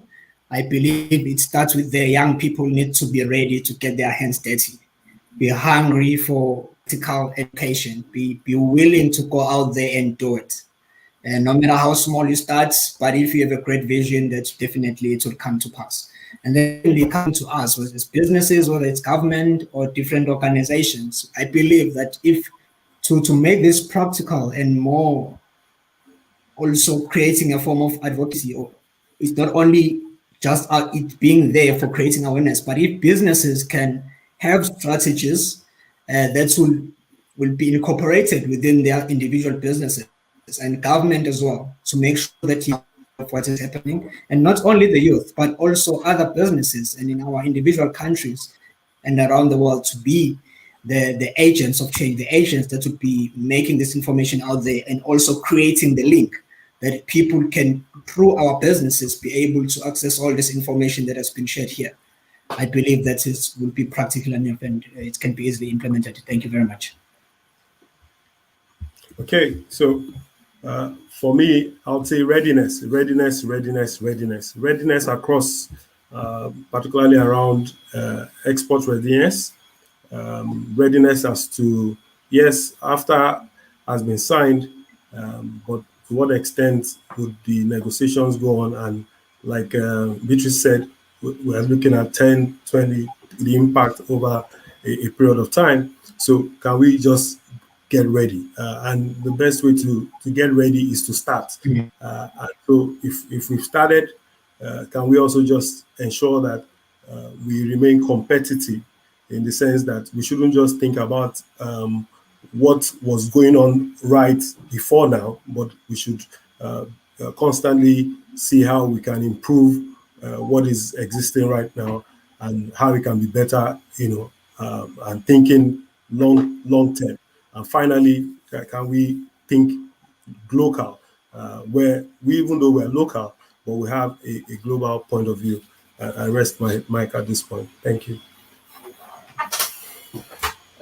Yes, so apart from, I'm here at ZDA, but I also founded an organization called My Zambia, My Responsibility. And we're doing a skills training program with the youth in all the 10 provinces of Zambia. And what we're basically trying to tell them is that Zambia is your responsibility as a person. And you should never, ever wait for anybody to empower you. Be empowered. Take interest in looking for information, in studying what is happening, in establishing the gaps in the country. What happens if opportunities don't come? So you have to wake up and pay attention. I think basically that's what we're trying to do. We're training them in civic engagement. We're training them in entrepreneurship and also in leadership. So for me, we've rolled out that plan, and we've finished with one of the provinces, and we're going on to the next. Thank you.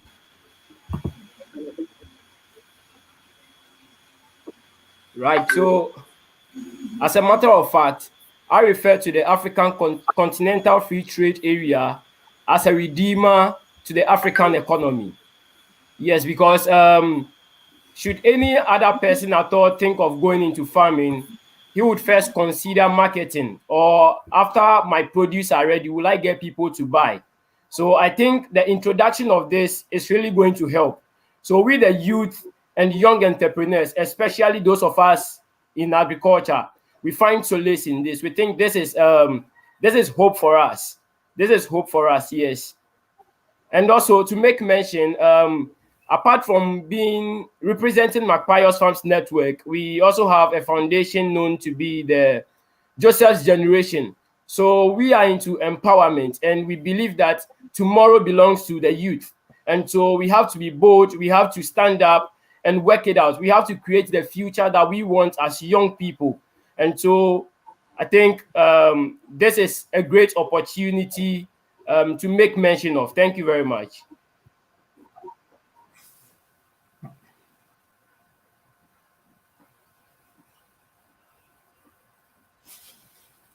Finally, I want to just say, moderator, is it my turn? I wasn't sure if I was. Yes. I want to say that as part of the AFCFTA Secretariat, we'll continue to monitor and evaluate the implementation of the trade provisions, the trade agreement provisions, and we will make sure that the implementation is being done by the individual state parties according to the agreement. And there is, of course, the dispute settlement process that will help, and there are all kinds of notification and reporting obligations on the part of the states. So in terms of making sure that what the states actually are implementing is in accordance with the agreement, the AFCFTA Secretariat will take that supervisory role. But there are, in terms of information and knowledge generation, there are other tools such as the AUC's Africa Trade Observatory, which will track the trade patterns and the trade flows between countries for both goods and services. And then on the other side, on the sort of commerce side, there is an agreement with Sokoku, something which is the Africa e-trade portal, and that's a kind of like supposed to be a continental-wide e-commerce portal that helps mainly SMEs. So the idea is to sign up a whole host of SMEs to do their trade in goods and services on the continent. So there's quite a lot that the business sector can take advantage of and find the information where necessary. Thank you. May I, Saba? Hello? You are muted, Musawa. I can't hear what you're saying. Of course, Jesus. Yeah, we need. Let's do 30 seconds if we can. Yeah, sure. Sorry, I got disconnected. So the first thing for me is that we have to deal with our monetary policy. Monetary policy here in terms of ensuring that we are able to have pro-youth credit schemes. This we need. They need funds. The second one is that we need to go on with our skills trainings. We need to continue doing that. I know as the ILO, in September, we are holding a trade and labor market training, and we invite everyone, including the youth, to participate in that. The AFCFTA will be one of the things that we're going to discuss. We should continue looking at the research that is important in the AFCFTA. Right now, we are doing labor provisions in the AFCFTA, and I think that will uncover a lot of important issues that will be important towards the legislation in the different countries. We also need, the last point, the infrastructure in terms of not just roads, not just all these things, but for information sharing for the youth, kind of an information system that supports them, that gives them information of the opportunities that are available. Thank you so much, Musawa. Thank you, everyone. Thank you. Thank you. Thank you, everyone, for participating. You are very knowledgeable. Thank you very much. You've given information. I personally learned a lot, and I hope I can be able to, maybe we can leverage each other with our organizations to see how we can support not just the free trade area, but also the African youth. Thank you. Thank you very much. Next. Thank you very much. Thank you, Musaba. Thank you. Thank you so much as well.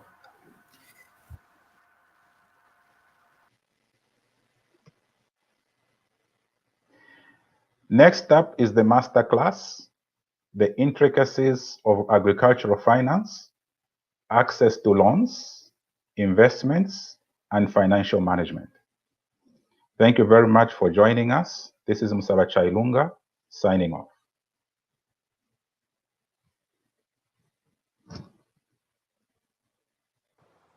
Hi, my name is Mwape. I'm a management accountant and I run a consultancy along my small-scale farm, Mwape M Farms, in Lusaka, Zambia.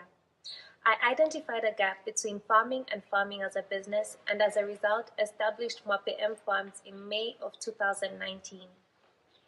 My business is centered on improving the livelihoods of small-scale farmers by promoting financial literacy in the small-scale farming sector in Zambia.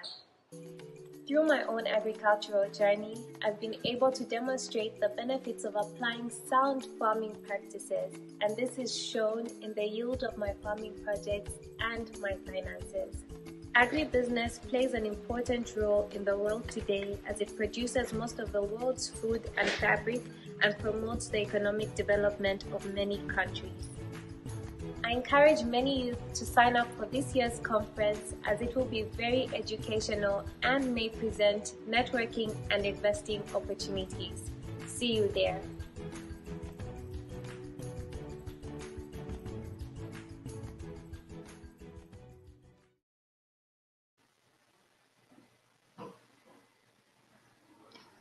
Thank you very much. We are now welcoming in the masterclass session.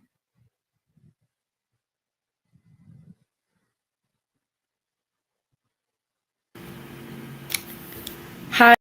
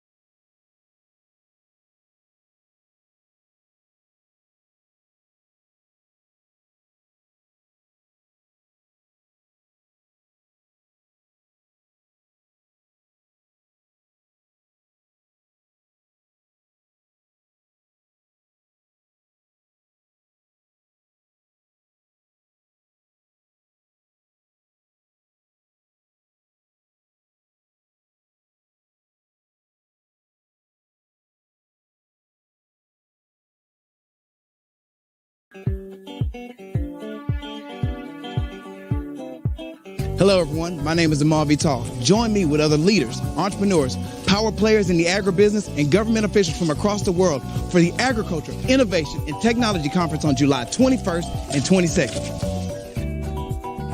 This two-day virtual conference is hosted by Senzex Africa in collaboration with Opportunity for Youth, a program implemented by the United Nations Industrial Development Organization and the Food and Agriculture Organization. The AIT conference is looking to strengthen value chains by utilizing innovative technologies for inclusive economic growth and job creation in agriculture and agribusiness. The greatest challenge to young men and young women in Africa is job acquisition, skills, and the ability to provide for their families. With that said, stay tuned for an empowering segment where 6 nominees were selected in hopes of winning the Impact X Champ Awards. Youth from the countries of Zambia, Cabo Verde, Ghana, Democratic Republic of the Congo, Tunisia, and Kenya will be involved in the X Champ Awards. Panel discussions, workshops, exhibitions, it's all right here at the AIT conference. Here are some of the speakers who will be in attendance. Mr. Lee Young, the Director General of United Nations Industrial Development Organization. Mr. Malobi Obeche, founder of Pan-African Traders. Ms. Larissa Miller. Mr. Joseph Olivier Bailey.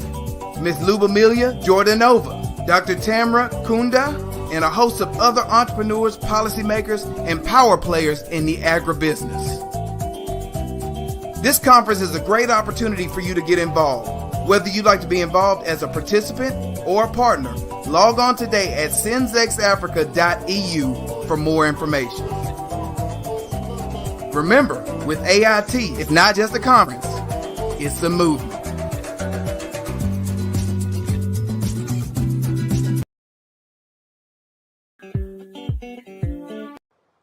Hi, my name is Mwape. I'm a management accountant and I run a consultancy along my small-scale farm, Mwape M Farms, in Lusaka, Zambia. I identified a gap between farming and farming as a business and as a result established Mwape M Farms in May of 2019.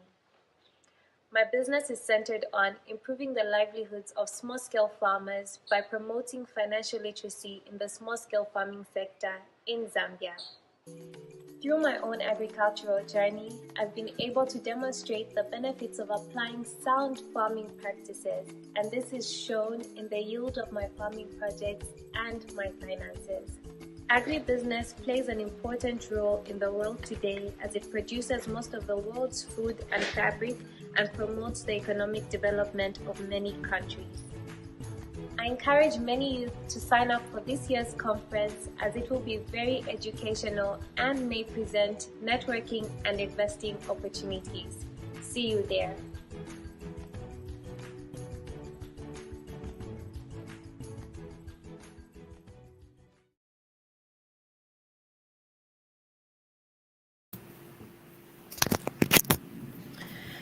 Wonderful. Well, I think this is the moment where we can come in. Thank you very much, everyone, for welcoming us for this masterclass and for this discussion that we have about funding opportunities and requirements for fundraising for companies in agricultural sector. I am joined today by Loving. Hi, Loving. Really a pleasure to be here with you today. Very well, thank you very much. So today we will just start maybe by sharing with you this whole class on how we can support agricultural companies to become investable and to then get access to funding opportunities. Maybe to start about a short presentation, I can start with myself. So I am Melanie Kinta. I'm the CEO and co-founder of Melanin Capital. I have previously worked as an impact investor in various fund managers such as Investisseurs Partenaires in Paris or Finance in Motion in Frankfurt in Germany. And I was always focused on the sub-Saharan African region with a strong angle on financial inclusion and sustainable agriculture. And currently, I'm the CEO of Melanin Capital, which is an impact investing platform that provides education, advisory, and finance for impact-driven entrepreneurs. Yes, it is a pleasure to be here with my co-workshop moderator, Loving. Loving, would you like to introduce yourself?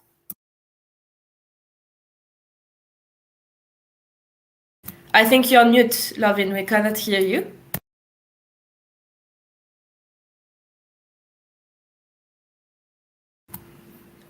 Lovin, are you here?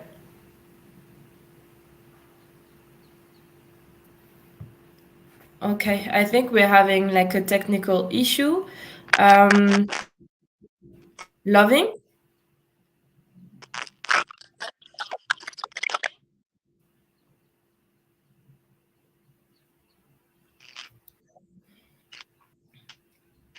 Lovin, can you hear us?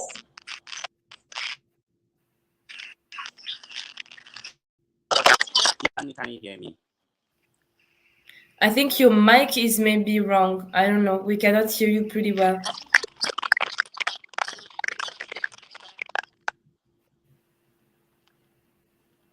Can you hear me, Melanie? Now it's better.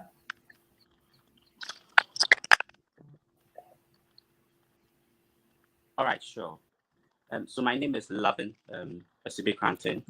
I'm currently the financial manager officer at GA Venture Capital. I have a previous experience with Ghana Meteorological Agency, where I focused on helping businesses, especially in the agri sector, in terms of weather parameters and then forecast for that particular year and what they should be doing in terms of irrigation and other things that they have to put in place for that particular year. I also have an experience in managing finances of businesses. That was during a Unusual experience where I was the financial manager, also there for a year. So I think currently studying financial engineering from World Quantum University. That's the basic information about me. Wonderful. So maybe we can start this masterclass. The idea was to focus on two main aspects. The first one with Lovin on building capacity to become investment ready. And then the second one from myself on impact investing funding opportunities and how to basically understand impact investors and how to fundraise from them. So Lovin, if you want to start.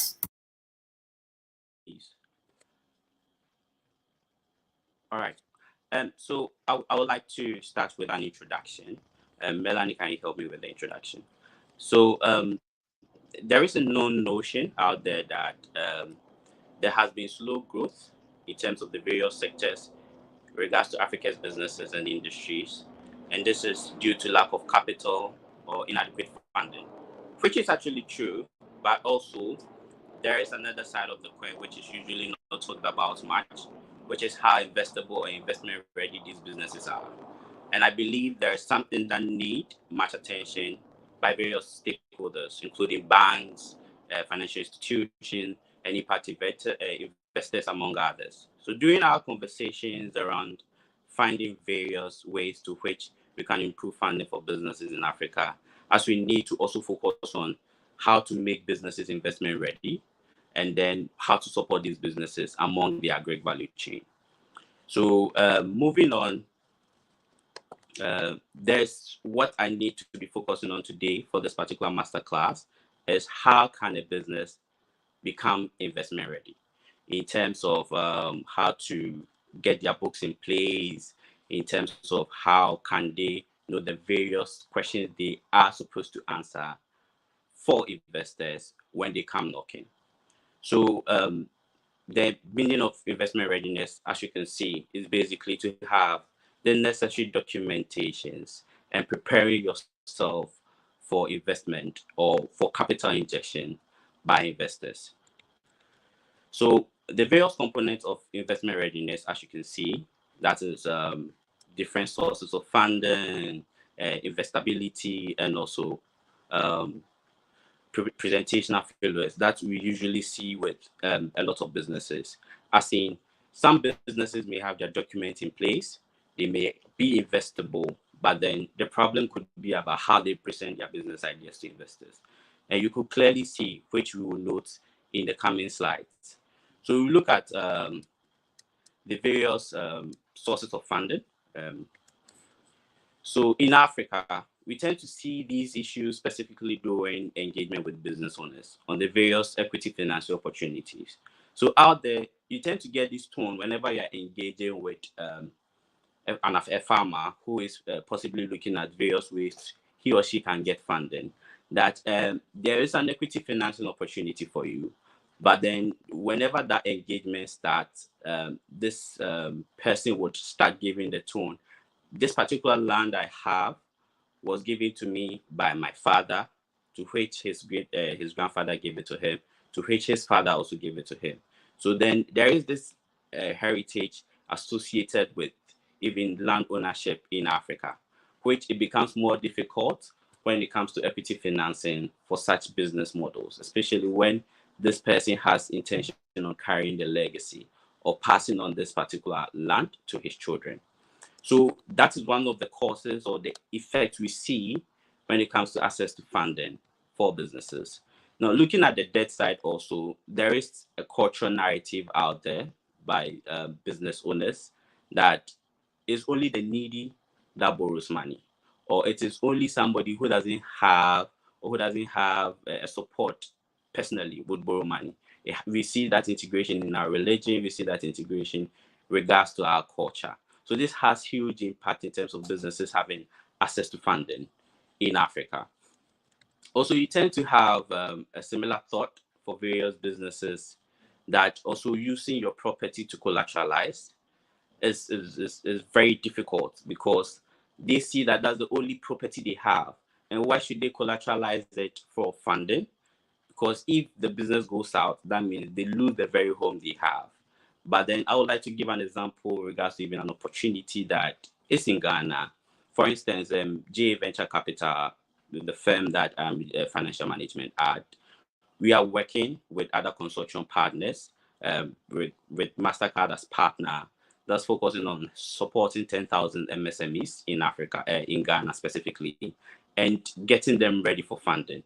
Even with that, MasterCard Foundation and also Absa Bank has guaranteed both 50% on each side of this particular loan. So if a business is able to access this loan, they don't have to bring any property as a collateral. But MasterCard Foundation and also Absa Bank have guaranteed 50% each on both sides for them to get this funding. So when you look carefully in the chain, you realize that there is a lack of information for these businesses. And that is why they tend to have the kind of notion they do have whenever they are presented in terms of funding opportunities, and also knowing exactly what they should do when it comes to funding. So I would like to move on to the investability.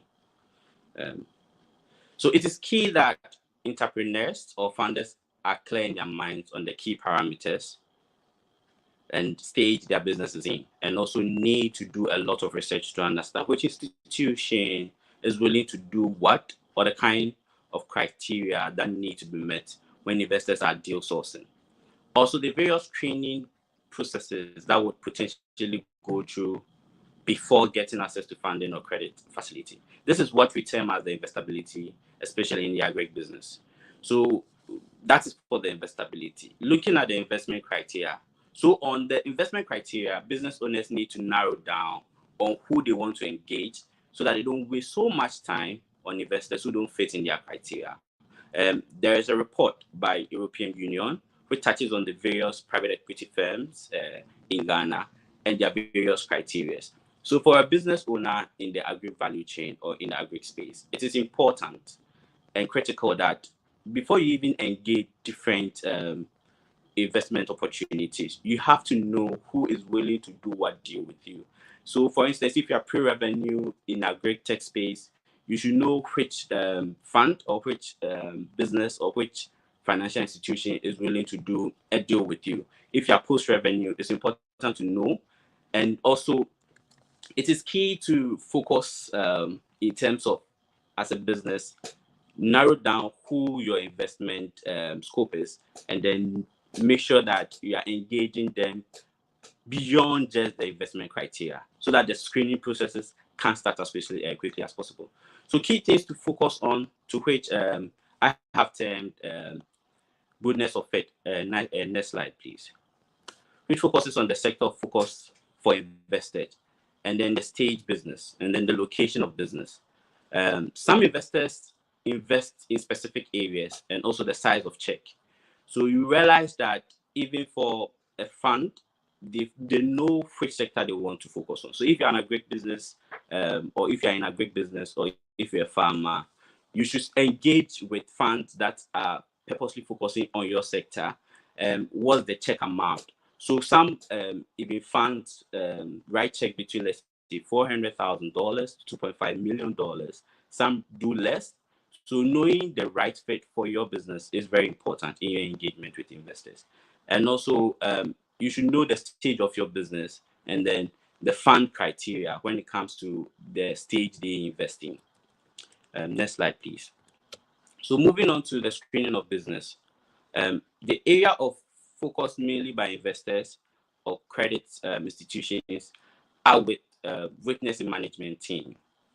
Also, some focus on marketing, others focus on marketing related, and also there are financials, both past performances and your forecast and your business plan. Next slide, please.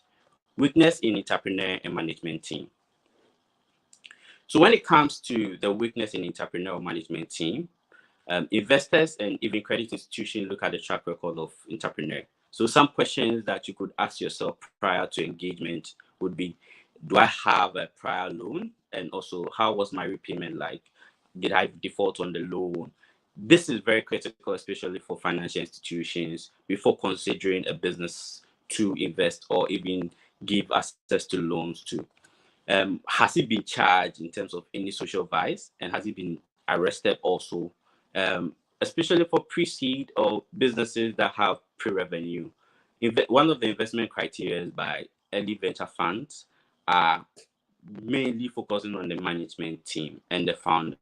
So if you have a track record that you've been charged and arrested, the probability that you may not get access to such a fund is really high.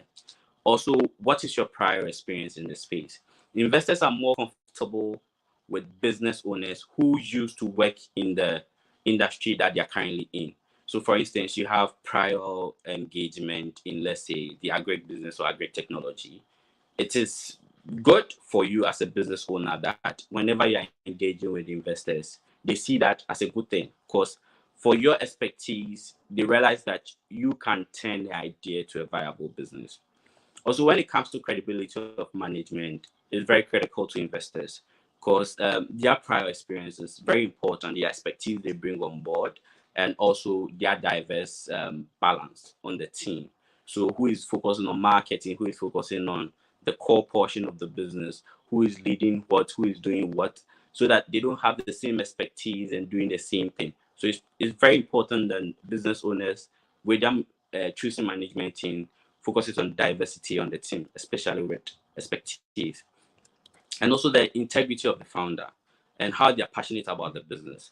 This is very necessary to equity investors, since they are more likely to be in business with founders for about 5 to 10 years and need to be sure that the founder would focus on building their business for a very long time. So if you're a founder and for your prior experience, you started a business and in 6 months you stopped.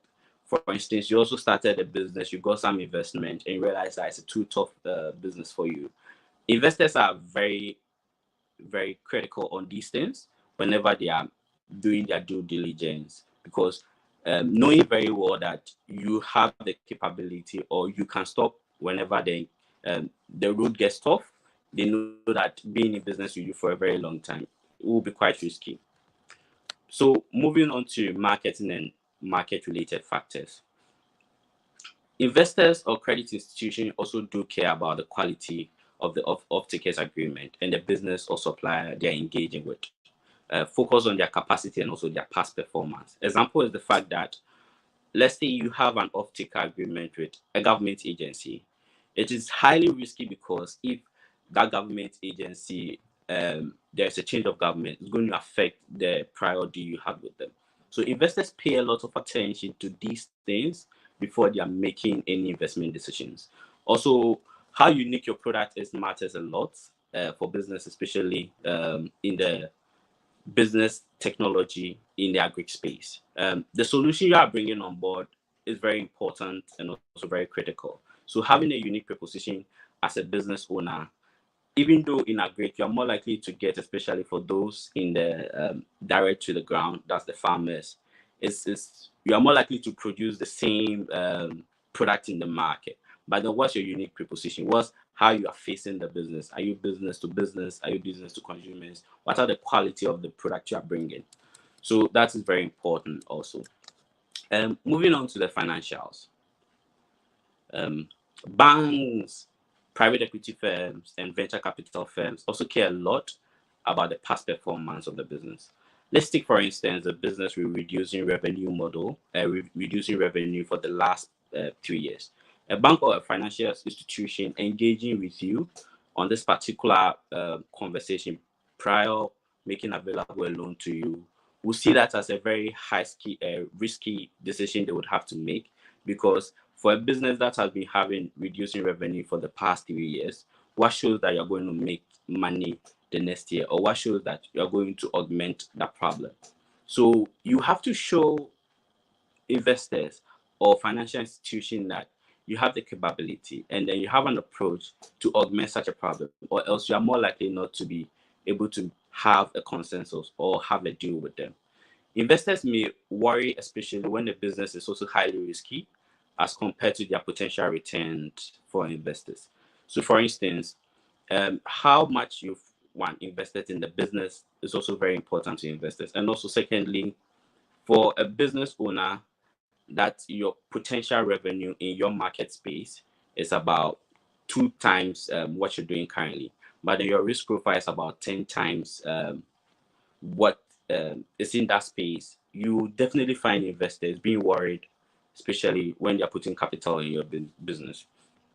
Unrealistic forecasts from business owners surely would also have an impact on whether a bank or an investor would want to do a deal with you.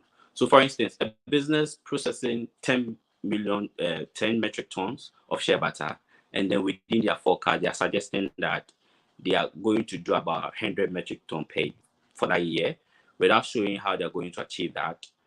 That would be very difficult for anybody to say that, I think this is a good idea and I want to put money in. So also moving on, record keeping and internal controls is very important, especially in the agri business. So if you're going to raise money and investors are engaging with you, how much have you invested in your business? What is your rate of return? What is your IRR? And also how much you've made for the past year or two, and you don't have any answer to it, they feel that whenever they put in capital, their money is going to sink.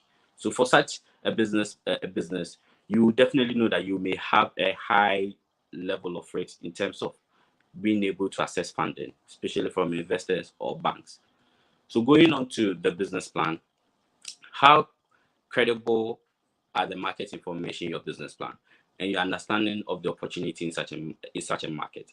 This is also very important for a business owner, especially a farmer, to understand where to sell, what markets currently present the most opportunities or best opportunity, and how to take advantage of that opportunity. So your competitive advantage also as a farmer, this is also very important for making investment by investors.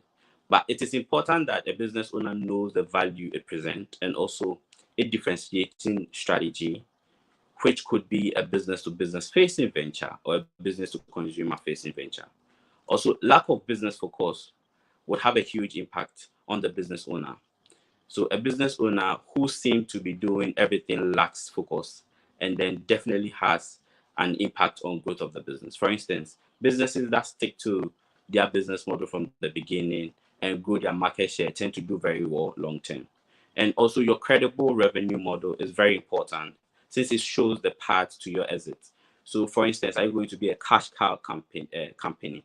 That means investors will be able to take cash out during your growth processes and they wouldn't have to wait till you become, till you merge or you go IPO or you are being bought by another institution. So all these things do investors pay a lot of attention to before making those investments, that what will be their exit strategy. So if you're able to articulate very well to investors that this is what I intend to do, these are my margins, this is how much I can make in terms of profit, and they see that as a conservative forecast and an approach that is workable, you're more likely to get access to funding. So moving on.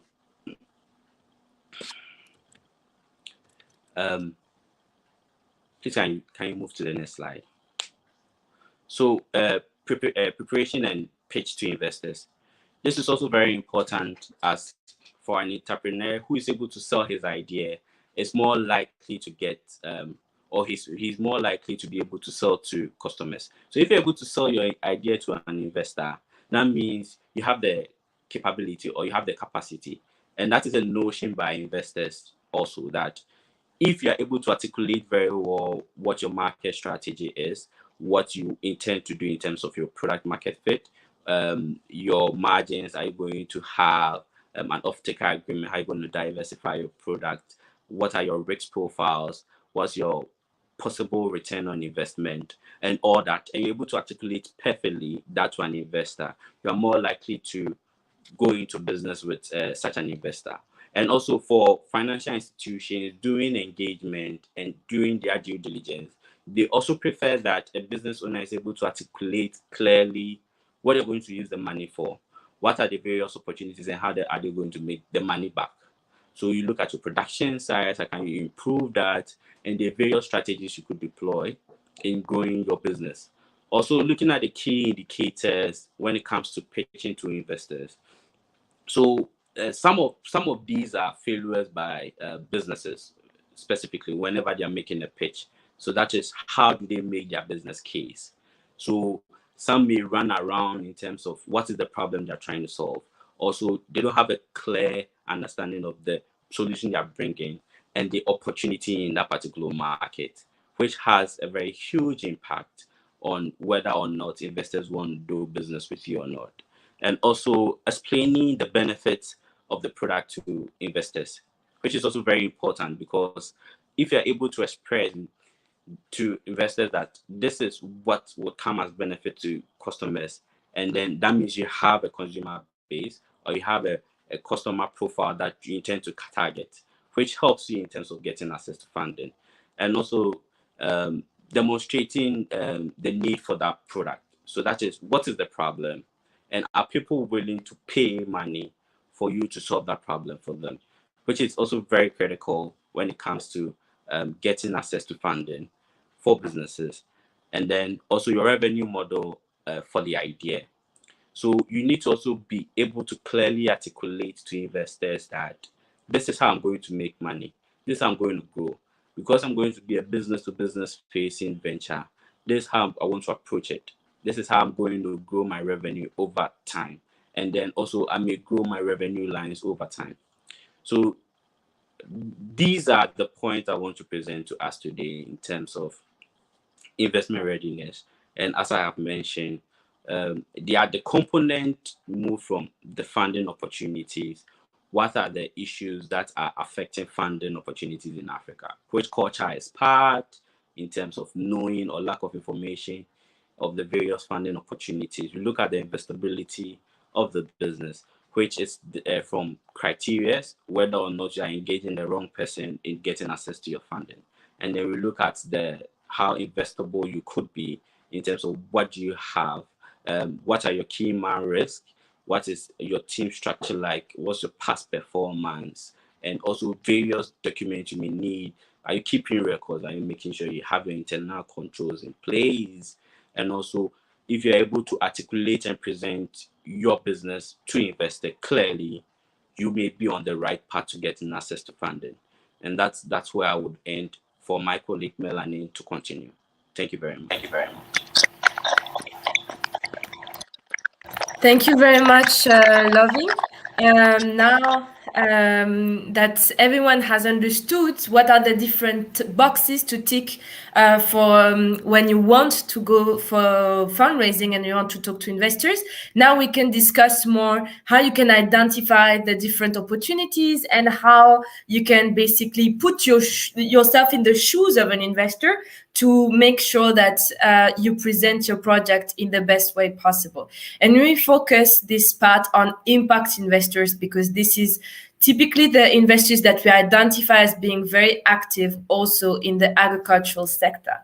But maybe just to start, and again, we covering a lot of concepts today, but if you have questions, feel free to ask your questions on the chat, and during the quick Q&A, we'll be happy to answer at the end of this masterclass. And we can start by thinking, what is basically the concept of impact investing? Because you have an idea of an investor has kind of an association between risk and return, and they're really interested in buying part of the company today and in a few years down the line making a profit when they sell your companies. But what is the difference with impact investing? Basically, impact investing has, as it's in the name, like kind of a social impact perspective in their investment decision, which means that first, they intentionally want to have a social impact. So it's not an accident. They just, when they're making an investment, they want it to have either an environmental or a social impact. Second, an impact investor has returns expectations. It is not philanthropy, so it cannot just be a donation. It has to be some kind of return and financial return that comes back to the investor.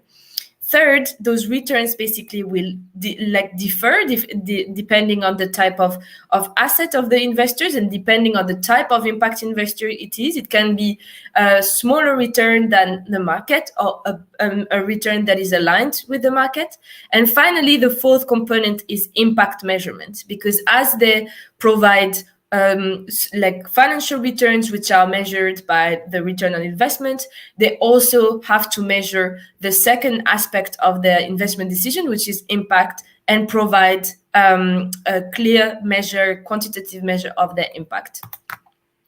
So who are they, those impact investors? As I was a bit explaining, there is a wide range of impact investor. You already know the ones on the right, where you find the finance first investor, which are the traditional businesses and corporates that basically have their business as usual and can have a CSR. Those are not considered as impact investors. But then you have investors that will focus more on impact and will maybe let the return perspective go lower. So they can think about focusing, for example, on affordable housing at a lower rate than the market, or they can think about supporting specific underserved groups again, and that would be the priority, and the return would be coming second.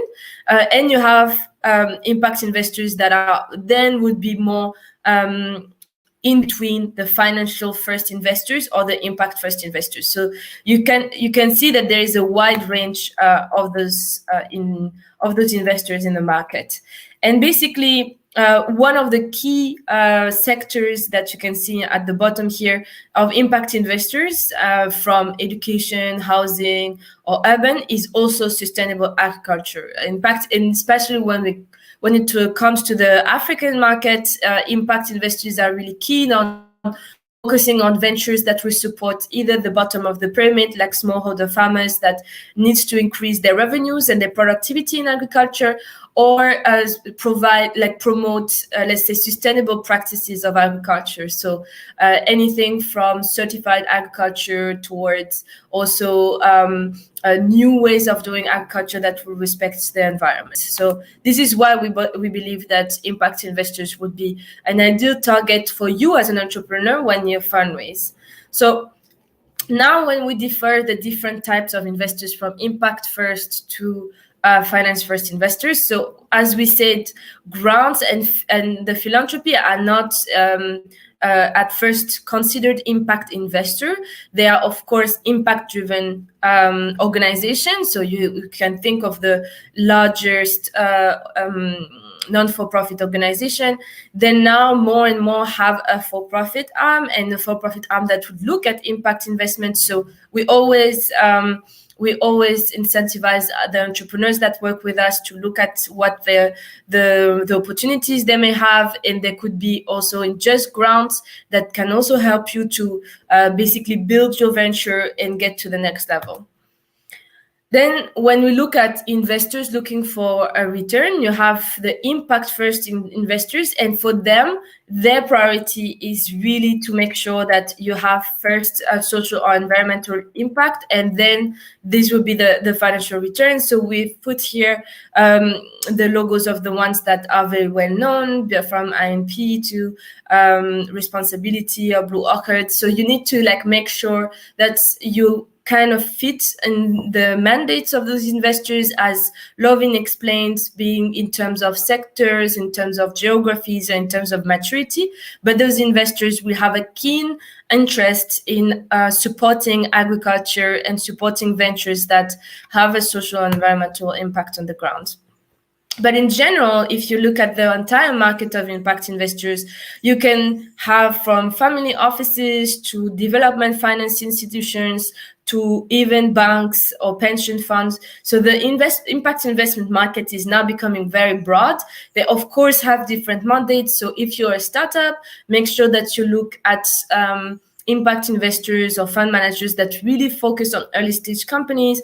If you have more advanced, then you can widen your opportunities and discuss with what we call development finance institutions, like the African Development Bank, like the French Development Bank, or other countries. Or you can look at also corporates and funds directly that could support you. And we've put here a few names that maybe will ring a bell.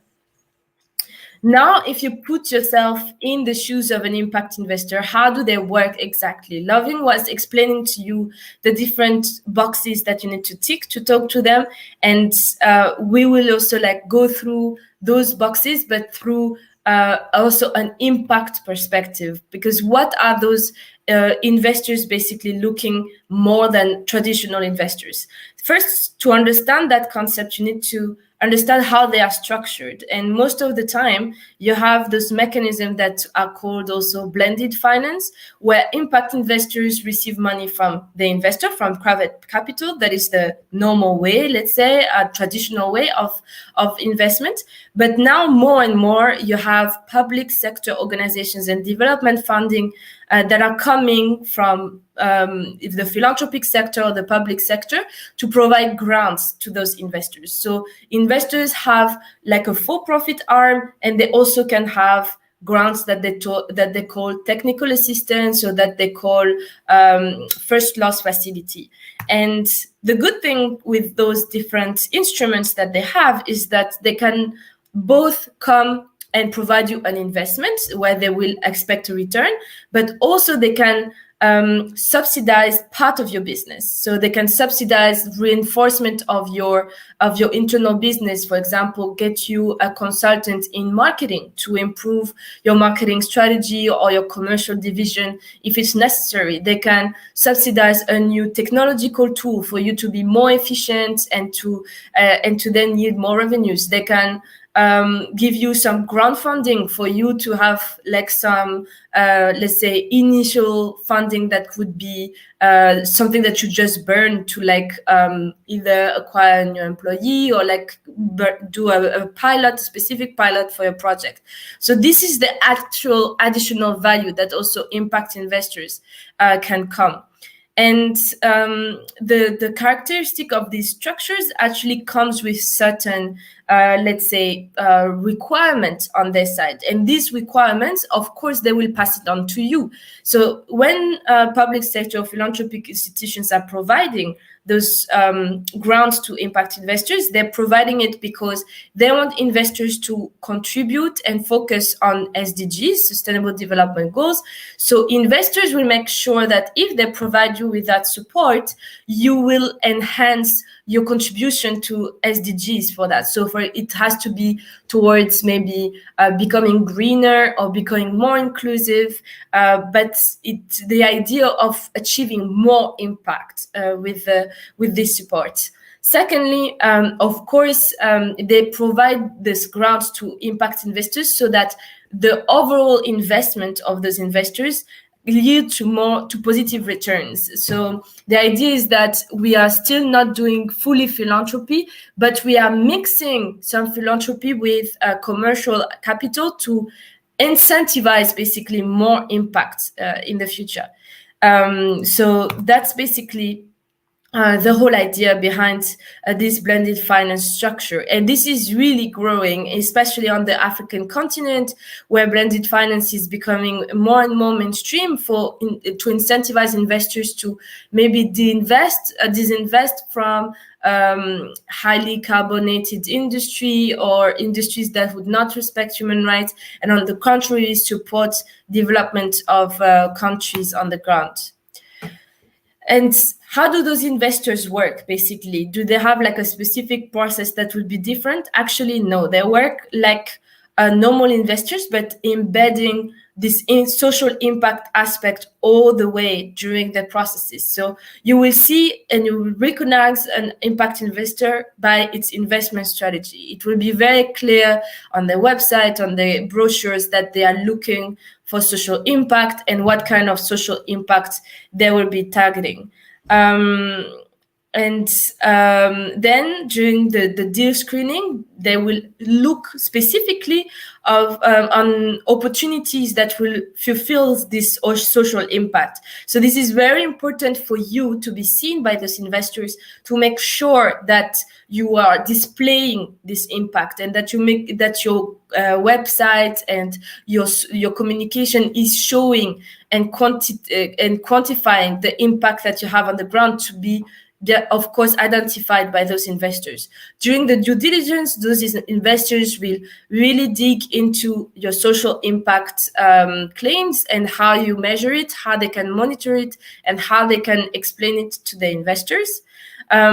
Finally, as I explained, they can come with equity or debt, so commercial capital, but they can also come with grants and capacity building. So this will be part of the deal structuring steps, where they will propose to you different kind of supports. They will ask you, okay, where are your weaknesses and where can we come in and support you to improve those aspects of your business?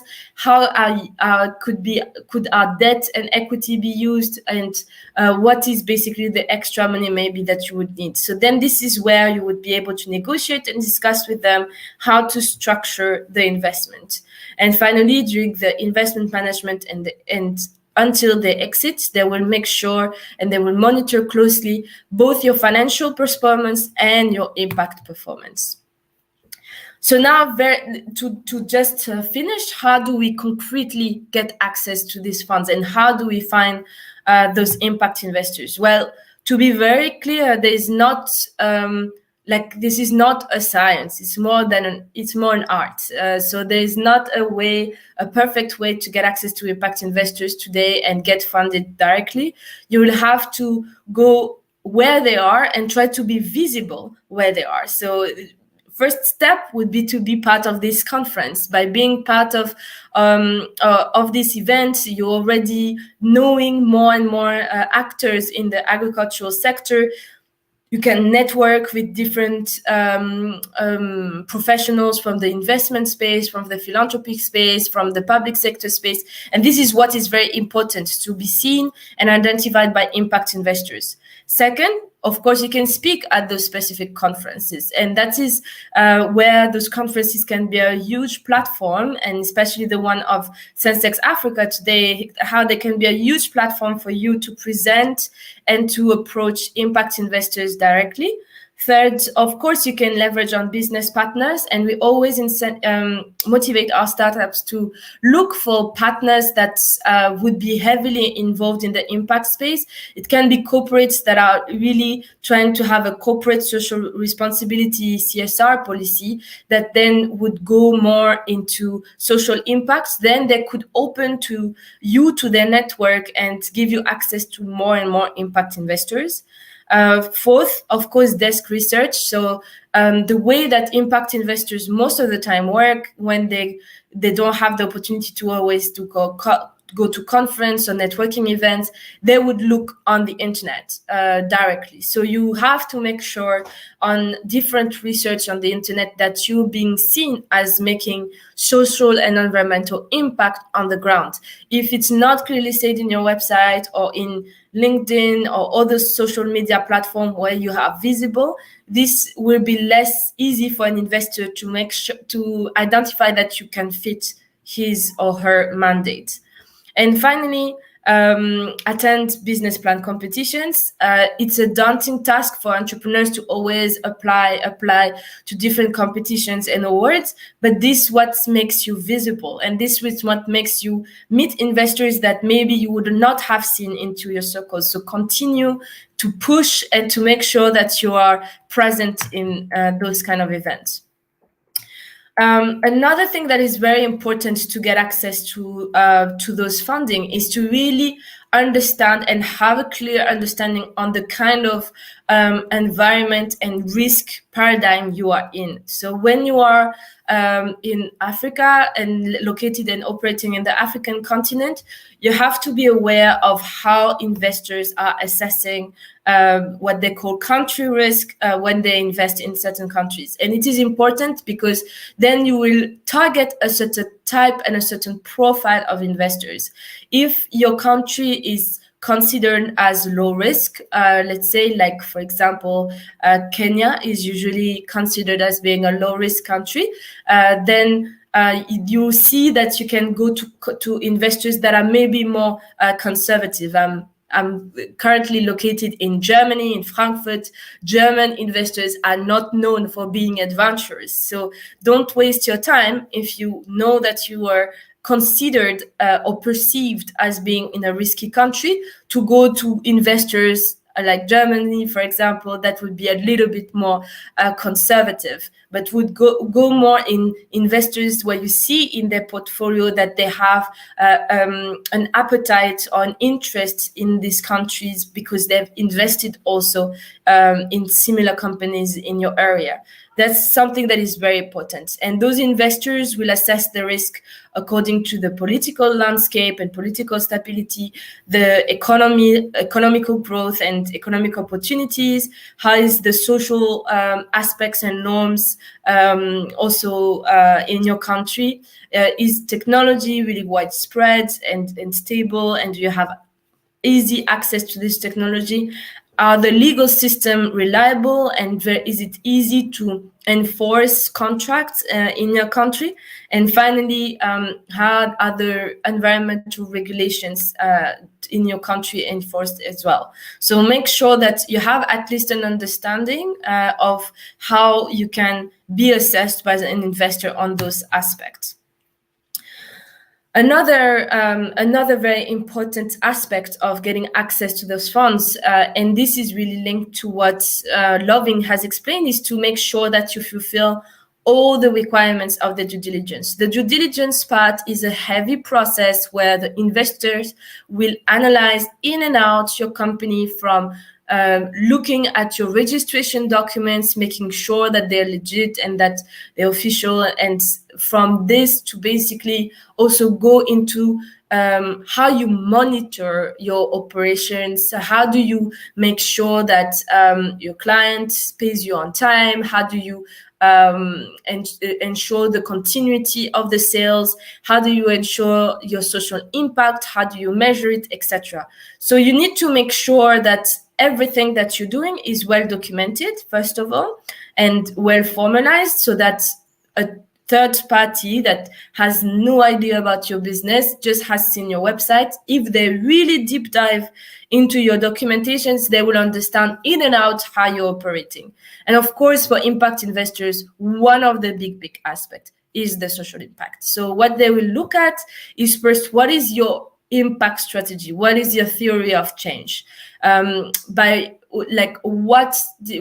assumptions have you based your business? So if, for example, you are supporting smallholder farmers through a financial technology, for instance, like, why did you come to this idea? What are the different inputs that you provide to your beneficiaries? What are the outputs they take out of it? What are the long-term and short-term outcomes? And in fine, what is the social impact? So there is the theory of change is a widely spread framework that impact investors are using to understand your strategy, your vision, and make sure that you and him or her speak the same language. After that, they will need to understand, how do you measure this impact over time? Because they will need to make sure that when they invest in you, they can also communicate to their own investors. Yes, they have supported X number of smallholder farmers. Thanks to them, they have been X% more revenues, for instance, and they can explain this easily to their investors. If you don't have an impact measurement system, this is very likely that they will ask you for certain KPIs and ask you in questionnaires so that they can be able to communicate it. Of course, another aspect that they would look at is your financial sustainability and your organizational resilience. So this really is related to what Loving has explained in terms of how they will assess your investment readiness and the potential of growth for them to be able to ultimately make a profit. So if we want to summarize in a nutshell, what you need to really be prepared is, first, making sure that you have all the documentation to be able to provide to the investors all the information about your social impact, how you measure it, your business model, your strategy, everything linked to your legal structures and contracts and documentations, your financial model, and all the different terms of your contracts. And this is something that you prepare, and then you can go to the next steps and identify those investors, making sure you're visible from them and making sure that you are looking for the ones that are fitting your mandate. Again, just to explain again on the deal structuring, all of this preparation will help you to also make sure that you ask for the right support from the investors. Don't wait for the investors to tell you what they want to give you. Also have an idea of how you would like to be supported in the best way possible.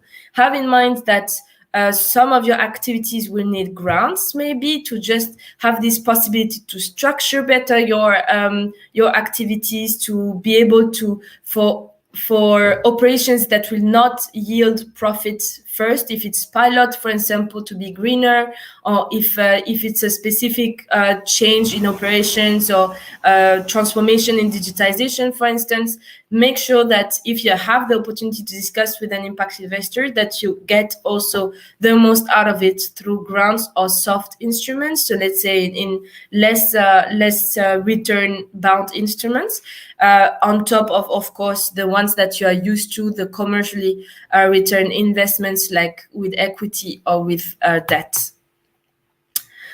So yeah, again, why we discussed about impact investors is because we have seen a lot of impact investors engaging in the agricultural sector and supporting everything from early stage companies to established corporates who want to have an environmental or social impact on the ground.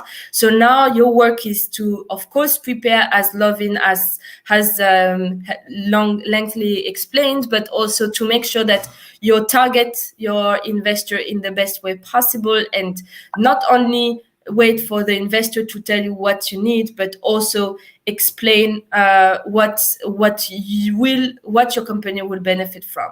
And finally, make sure that you show your traction and show the value on the finance side that you can bring to those investors.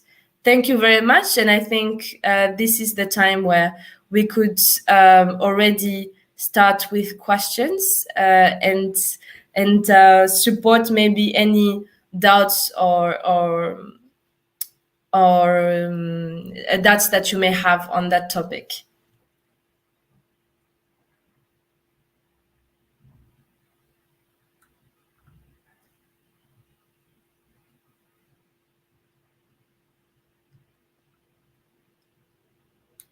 I don't know if there is any questions. Let me ask very quickly.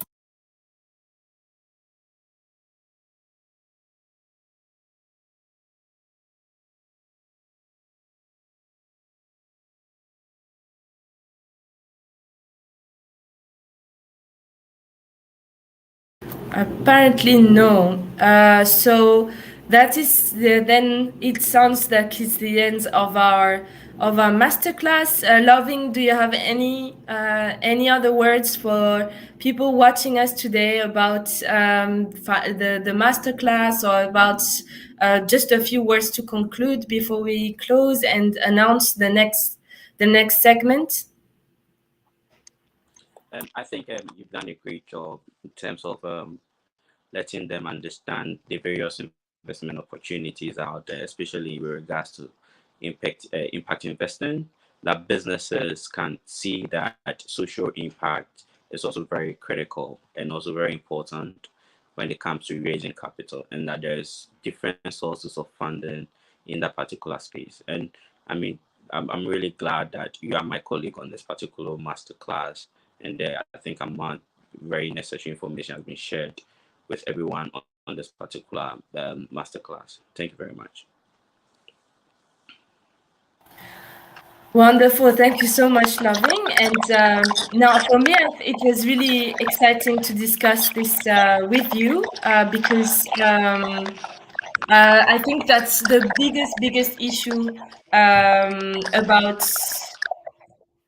the biggest issue about agricultural businesses is indeed investment readiness so far, because there's a lot of exciting business model out there and excited ventures that really have a tremendous impact in the community, be it through smallholder farming or be it through leveraging in technologies to make agriculture more productive or greener. So I think that those discussions that we had today were very important, and that's why if there is any questions from the crowd, and if there is even any follow-up, you can follow Loving on LinkedIn and myself also, Melanie Keita, on LinkedIn, and ask also any follow-up questions. GA Ventures and Melanin Capital will be very happy to support.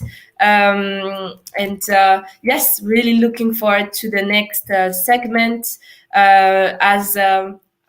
especially as you know, the call to action hashtag AIT 2021 is not just a conference, it is a movement. We need opportunities for youth in Africa, and this is the next segment that is coming soon by Sensex Africa CEO Bibusa Visaman. Thank you so much, everyone, and hope that this was helpful for everyone today. We'll be happy to stay tuned for any follow-up. Have a great afternoon.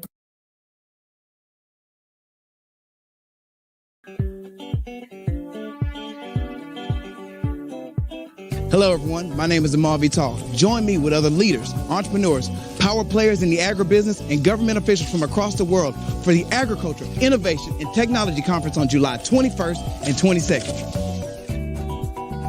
This two-day virtual conference is hosted by Senzex Africa in collaboration with Opportunity for Youth, a program implemented by the United Nations Industrial Development Organization and the Food and Agriculture Organization. The AIT conference is looking to strengthen value chains by utilizing innovative technologies for inclusive economic growth and job creation in agriculture and agribusiness. The greatest challenge to young men and young women in Africa is job acquisition, skills, and the ability to provide for their families. With that said, stay tuned for an empowering segment where 6 nominees were selected in hopes of winning the Impact X Champ Awards. Youth from the countries of Zambia, Cabo Verde, Ghana, Democratic Republic of the Congo, Tunisia, and Kenya will be involved in the X Champ Awards.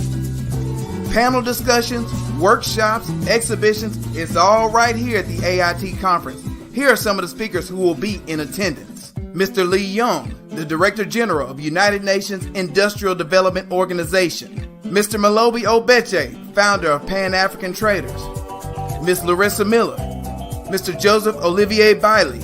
Ms. Lubamilia Jordanova, Dr. Tamra Kunda, and a host of other entrepreneurs, policymakers, and power players in the agribusiness. This conference is a great opportunity for you to get involved. Whether you'd like to be involved as a participant or a partner, log on today at senzexafrica.eu for more information. Remember, with AIT, it's not just a conference, it's a movement.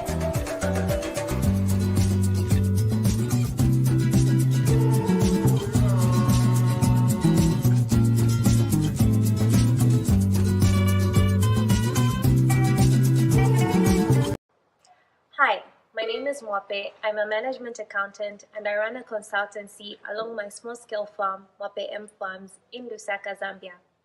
I identified a gap between farming and farming as a business and as a result established Mwape M Farms in May of 2019. My business is centered on improving the livelihoods of small-scale farmers by promoting financial literacy in the small-scale farming sector in Zambia. Through my own agricultural journey, I've been able to demonstrate the benefits of applying sound farming practices, and this is shown in the yield of my farming projects and my finances. Agribusiness plays an important role in the world today as it produces most of the world's food and fabric and promotes the economic development of many countries.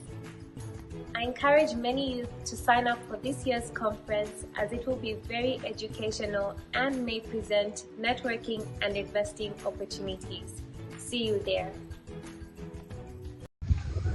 Agriculture is key to growing our economies, both our domestic economies as well as at individual level. For me, agriculture has become part of me, and I believe that agriculture is no longer a subject that we should talk about when we're retiring from active citizenship, but it's something that we should do every day. I want to encourage my fellow youth out there who are planning to go into agriculture, who are doubting about going into agriculture. I must attest that the route into this is not easy. It's very challenging, but every day you learn, every day you win. I want to encourage you to just step up your faith and get into this agriculture aspect. For us at the Nube Green Gardens, what we're doing is growing fresh vegetables for the district of Solwezi. We hope that one day we can reach out to the whole country, but even better, we hope that one day we can finish our products into finished goods, like the tomatoes into tomato paste, like the chilies into chili sauce that we can sell to different people across this country. Other than that, we hope that one day we can employ more people than we do today, and more women, of course, because we believe that when you empower a woman, you empower a community. And the different women that are here, of course, are changing their lives and changing the lives of their children from the little savings that they get from their salaries and making a difference in their lives. We can turn this around. Please participate in this agricultural conference that is going to take place on the 21st of July. It will change your life. It will give you knowledge. It will take you to another level and to grow your network. Thank you very much.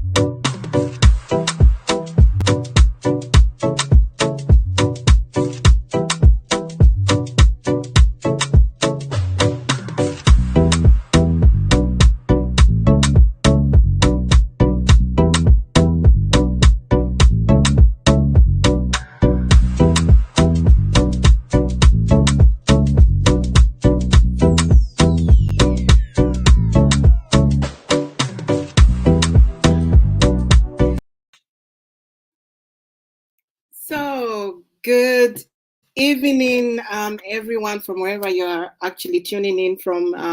If it's in the States, it's good morning. If it's here in Germany, it's good evening. If it's in Africa, and also depending where you are in Africa. In some places, it's still good afternoon.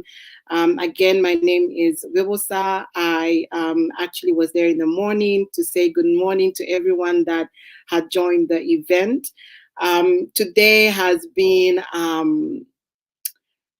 lack of better terms, one of the best youth events that maybe I'm bragging because we're the organizers.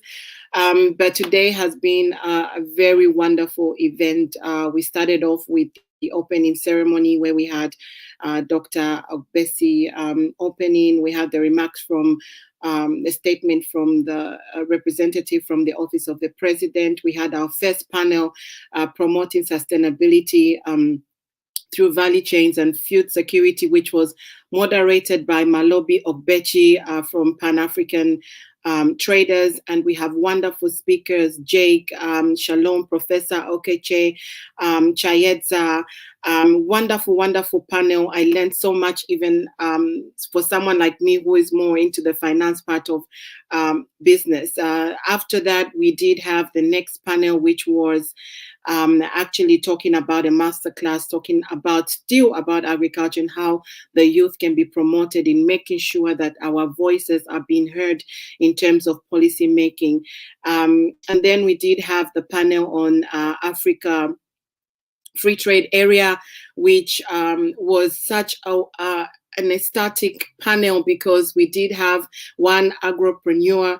You know, when we talk about Africa Free Trade in terms of people like, you know, you and me, we need the Lane Times message and to understand exactly from a realistic point of view from someone who's actually on ground as an entrepreneur, explaining what the challenges are and how they can still be integrated in getting to understand the benefits of Africa Free Trade Area. We also had the Africa Free Trade Area champion.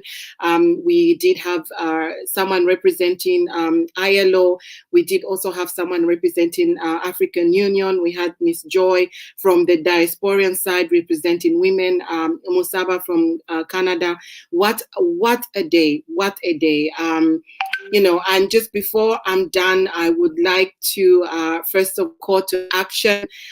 Please kindly hashtag AIT 2021 is not just a conference, it's a movement. Hashtag we need Oya, hashtag Sensex Africa. You will find it on the caption below. And I'll just go through it again. Hashtag Sensex Africa, hashtag we need Oya, hashtag AIT21. Kindly share on your Facebook page, on your Instagram, because we're still there tomorrow. So have your questions, get ready, and I hope you're going to join us tomorrow. But before we end, we have one last beautiful person that is coming on stage, Larissa Miller. She is the CEO and founder of Phoenix Global. And I know Larissa on a personal level. She's also the executive advisor of Sensex Africa and very passionate about Africa. She has done so many projects. I would like to say so much, but you know, people think I'm a bit too biased because I know her personally. But in terms of women empowerment, we always talk about women empowering each other. It should not always be about money. When you have women that can be there to work with you and encourage you and tell you you can do it, I think women, this is the time that we need. A lot of the times we misunderstand women empowerment to having a connection with someone who's got money or, you know, having a connection to projects. But basically having Larissa with us on stage to give us a voice on our opinion on the African youth. Because she herself is passionate about Zambia in particular. She's got projects in Zambia and about the youth. And so Larissa Miller, thank you so much for coming on. I will leave the stage to you. And have fun, people. Thank you so much. Thank you, Babusa. Thank you, Sensex Africa. Thank you, Oya, for having me here. It's absolutely my honor to be with you all today as I see Africa as the land mass that will save the world, as we have urban sprawled ourselves out of global food security. And Africa has the arable farmland, the abundant human resources, the natural resources to really be the next breadbasket, the next innovation hub that will lead the world into the future. So a little bit about myself. I grew up on a farm in central Pennsylvania here in the United States. It was a grain farm, corn, wheat, soybeans. My very first job after college was with the Department of Agriculture in the Animal Health and Diagnostic Commission, so large animals, farm animals typically. I worked for the Secretary of Agriculture for many years. I wrote public policy for Governor Tom Ridge when he was governor of Pennsylvania before he went on to be our first Secretary of Homeland Security here in the United States. And I spent many years in the Middle East as head of business development for the royal family in Abu Dhabi, prioritizing sustainable development primarily around innovative agriculture. Now, as CEO of Phoenix Global, which is an international investment, development, and consulting firm, prioritizing agri-tech is our way forward. And having done business in Africa for over a decade, and with Africa being very near and dear to my heart and my priority region for development, foreign direct investment, and really bringing innovation to Africa, I can tell you fundamentally that the future of agriculture lies in Africa, and the future of African agriculture lies with women and with youth. So, we have a responsibility to take Africa forward in this very disruptive and transformational future, bringing modern agricultural techniques to farming practices, making sure that we are providing the education and the resources for young people to truly be able to understand and accelerate modern agriculture techniques in Africa. We have to be respectful of the natural resources, making sure that we are responsibly using those resources as we grow and develop a robust agricultural industry across the continent. And that means being good stewards of the water, making sure we understand, enrich, feed our soils, looking at regenerative agriculture, which is farming practices that essentially reverse climate change, looking at renewable energy in our agriculture. And all of this potential lies with the youth in Africa. And, when I talk to young people in Africa and about the critical importance of going into the agricultural industry, and I don't care where you live in the world, being a farmer is most often a thankless job. It's an underpaid job, but it is without a doubt the most critically important job that we will ever find. We can invest in any industry or sector, but if we can't feed ourselves, there won't be an investment in any industry or sector that will make sense. And so it's of critical importance that we direct young people into agriculture, modern agriculture, agri-tech, precision farming, and give them the tools, the resource, the knowledge, the support, not only with the intellectual support, but the financial support to make sure that farming is one of our most important industries and sectors, and that farmers can sustain themselves and scale what they're doing as far as their particular area of agriculture. Agriculture is accelerating almost faster than any industry or sector. And we are being forced to look at our farms of the future as smart farms, just like we have smart cities. And, the singer Akon is one of my business partners. We work together at Akon Global, so I'm a part of his smart city developments. And while smart cities are important to the social infrastructure of our future, smart farms are important to our global survival. No longer will farming be done the way it was when our grandparents were farmers. Even 10 years ago, we will never farm the way we farmed 10 years ago because of the acceleration of innovation and technology. And we have to make sure that as we prepare Africa to be the leader in agriculture moving forward, that we provide the resources and the accessibility to these modern technologies, these modern innovations, and make sure that providing the access to an agricultural education for youth is paramount to everything that we do, whether it's degree programs in our African universities, and allowing African youth to be able to access educations in universities here in the Western nations. And one of the most beneficial results coming out of the tragedy of COVID is that we have recognized that we must be a very digitally connected world. And our universities, even here in the United States, have gone to an online platform to a great degree. And so that you can access an education from some of our land-grant universities, some of our agricultural universities, such as my school, Penn State University here in Pennsylvania, which has one of the most respected ag science programs in the United States, along with Purdue University and University of Michigan and University of Nebraska, University of Iowa, and there's others, but those are the principal agricultural universities. And they're providing the opportunities for us to really be able to understand, innovate, look at research and development, and accelerate the opportunities for young people to really reshape the way we look at farming, and to be able to teach our fathers and our grandfathers a new way of doing it. So that as the farms transition from the older generations to the newer generations, we have the knowledge, the tools, the mechanism, and the access to the technologies, the resources, the critical innovations, and the means to be able to put new and innovative ideas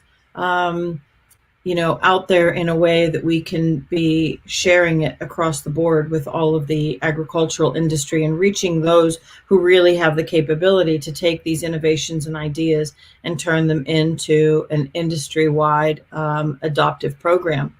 I've been working extensively in Zambia for many years, and specifically at the moment working with Zambia to put in one of the first livestock centers of excellence, working with the University of Pennsylvania, Colorado State University, and the University of California at Davis in a tripartite relationship to be able to put a center of critical importance in Africa, as we really need to be looking at the livestock industry, and figuring out how we can enhance the livestock industry so that the continent can not only feed itself, but also realize export value from the beef, the poultry, goat farming and dairy farming.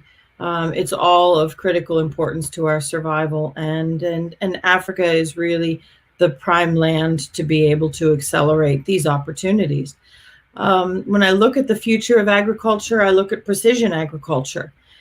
Precision agriculture means that we have the ability to have site-specific crop management and understand our farms and our fields specifically, recognizing that even areas of our own fields will differentiate in their needs, their soil health, their condition, their irrigative needs. Looking at AI and machine learning in real time to be able to allow a farmer to understand the health of his crops, or what is the best seed to be planting in his fields. I sit on the board of an ag tech company here in the United States that through AI and real-time machine learning can tell a farmer the 5 best hybrid seeds for productivity for his farm.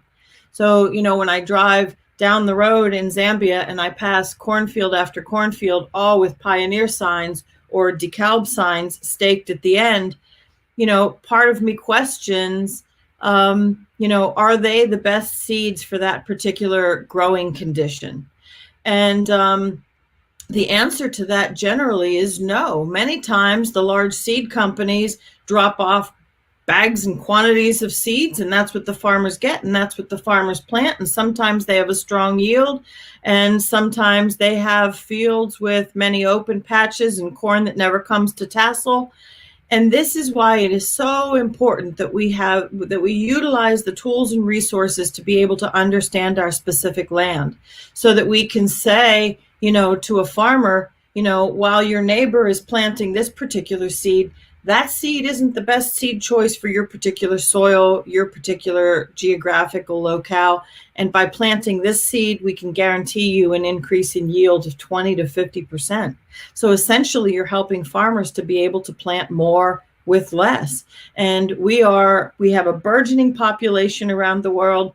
We have urban sprawl, where we are taking our farmland, and it, especially here in the United States, is being turned into houses and commercial space. And how we feed a growing population with decreasing farmland is a conundrum that almost none of us have a solution for, except for making sure that we can increase the productivity of the land we have. If we can take the land we have and increase the yields up to 50%, then we solve a great deal of the problem right there. Using antennas and wireless technology, an antenna on a tractor to be able to allow a farmer to understand what the soil condition underneath the tractor at that particular time is. We use these for fishermen all the time. They can tell where the fish are. They can tell what the bacterial quality of the water is. And now we can do that through technology with our farmers and our farmland. And, it behooves us all globally, as global investors, as global stakeholders, as global consumers, to make sure that this technology is available and accessible in Africa. The most arable farmland in the world, the most abundant farmland in the world, doesn't do us any good if we don't provide the tools, the resources, and the education to the young people in Africa to be able to understand how to utilize those technologies.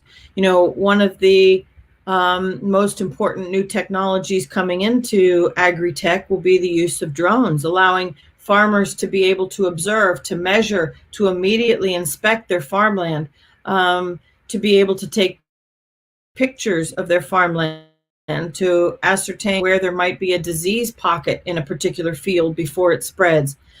Crop dusting, fungicide and pesticide application. I work closely with a banana farmer in Ecuador, and he can understand exactly where in the field, down to specific trees, that they need to be applying specific herbicides, fungicides, pesticides, and with a drone, they can get right down to the exact tree, so they don't waste or they don't over or underspray. They can go right to the exact area where it's needed, and drones can tell us how to do that. There's a drone technology here in the United States that allows drones to pick strawberries. They can come down, they can hover, they can identify a strawberry that is still green and leave it on the plant. They can identify a strawberry that's red and ready to be picked, and the drone has the capabilities and the mechanism to be able to pick that strawberry. There are farm bots that, for instance, you can have a farm robot, and I'll say row, not in the traditional spelling, I'll say row, R-O-W, like the row of a corn. You can take this farm robot and it can apply fertilizer precisely between the rows of corn. So there again, you're not overspraying, you're not underspraying. You have a bot that can pull weeds in a field. All of this is extraordinary technology, and if all of this technology is applied in Africa, it's a game changer for our global food security. And we all have a collective responsibility to make that available to Africa, but most importantly, we have a collective responsibility to make sure the youth of Africa are being educated and prepared and guided with a forward-thinking mindset, so that they can visualize how to use all this, and they have the confidence to step away from the legacy business practices of their fathers and grandfathers and start looking at crop management and animal husbandry, plant and animal health in ways that have never been possible before. When I look at livestock, which the livestock industry is very critically important around the world, and really needs to be accelerated beyond just the the family farmstead where there's 1 or 2 cows, there's some goats, and there's chickens. We now have the ability to make sure that animal husbandry and that agri-tech is available in Africa to allow communities to come together and build herds that will allow not only for the feeding of the community, but will provide an export value and ultimately contribute to the GDP of the nation as a whole. This center of excellence, this livestock center of excellence that we're working in Zambia on at the moment will provide diagnostic centers and diagnostic resources, working with the veterinary college in Lusaka and bringing these world-renowned agriculture universities with top flight veterinary, large animal veterinary programs will allow us to be able to have a very sophisticated diagnostic center. We'll be able to look at zoonotic diseases. The priority of the WHO, the World Bank, the United Nations is a new method of looking at health as one health. So animal and human health and how they intersect and how they relate to one another, and the zoonotic diseases that can be transferred from animals to people, and understanding how animal health impacts people. So not only diseases that can be transmitted from animals to humans, but what does a healthy animal mean for the production of meat, the quality of meat? By putting RFID tags on an animal and being able to track that animal from birth until slaughter and beyond, to identify cows, to track diseases. If you do have a food safety issue with some beef that has come from an RFID tagged animal, you can take that down to the actual animal and find that meat on a shelf and remove it without having to say, we've had an outbreak, we don't know where it's come from, so this entire lot of meat has to be discarded. RFID tags and RFID microchips allow that to not be the case anymore, so that we can identify specifically where that meat is and remove it. Tracking disease at an early stage and being able to identify, how much milk a dairy cow is producing before she's even milked. Is there a decrease? Does she have a fever? These are all things that RFID tags and microchips can tell us. You can tell how often a cow is at a feeding trough, which is a key metric for health. Is the cow eating too much? Is the cow eating too little? What is the cow eating when they're pasture grazing? Are they eating too much clover? Will they have bloat, which can be a problem? All of these are things that agriculture in the past couldn't tell us. We had no way of measuring this mechanism, no way of tracking this, no way of understanding this until that cow was either milked, slaughtered, or died. And now we can see this all with real-time machine learning. We can tell the condition. We can understand our animals and our farms in real time. We can enhance the productivity. We can enhance the capacity. We can understand the body condition, the weight, the fat, all through real-time monitoring. And this is a game changer for agriculture, for animal agriculture. So often livestock and beef agriculture in particular gets a bad rap for contributing to greenhouse gases. And there's a big push here in the United States to look at alternatives to beef, because they say beef and beef farming is so detrimental to the environment. And that's fundamentally not true. And this is all part of making sure that we have an educated consumer base, along with making sure that the farmers know how to properly manage their herds, the feeding, what they can do to be enhancing the environment instead of being detrimental to the environment. And, when I say that to you, a grain-fed cow contributes to greenhouse gases. The manure, the methane, it comes out, it contributes to the greenhouse gases.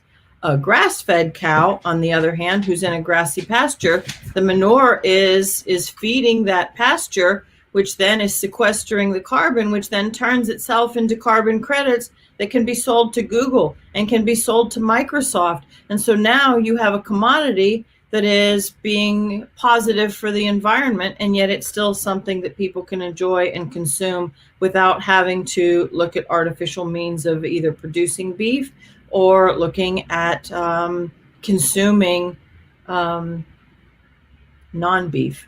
You know, we have a million different monikers for whatever we call the plant-based burgers and steaks and everything else. And, you know, and yet through proper carbon management, a proper understanding of how we use the land, and through agri-tech, the incorporation of technology into agriculture and our precision agriculture, it's a game changer for the future of farming.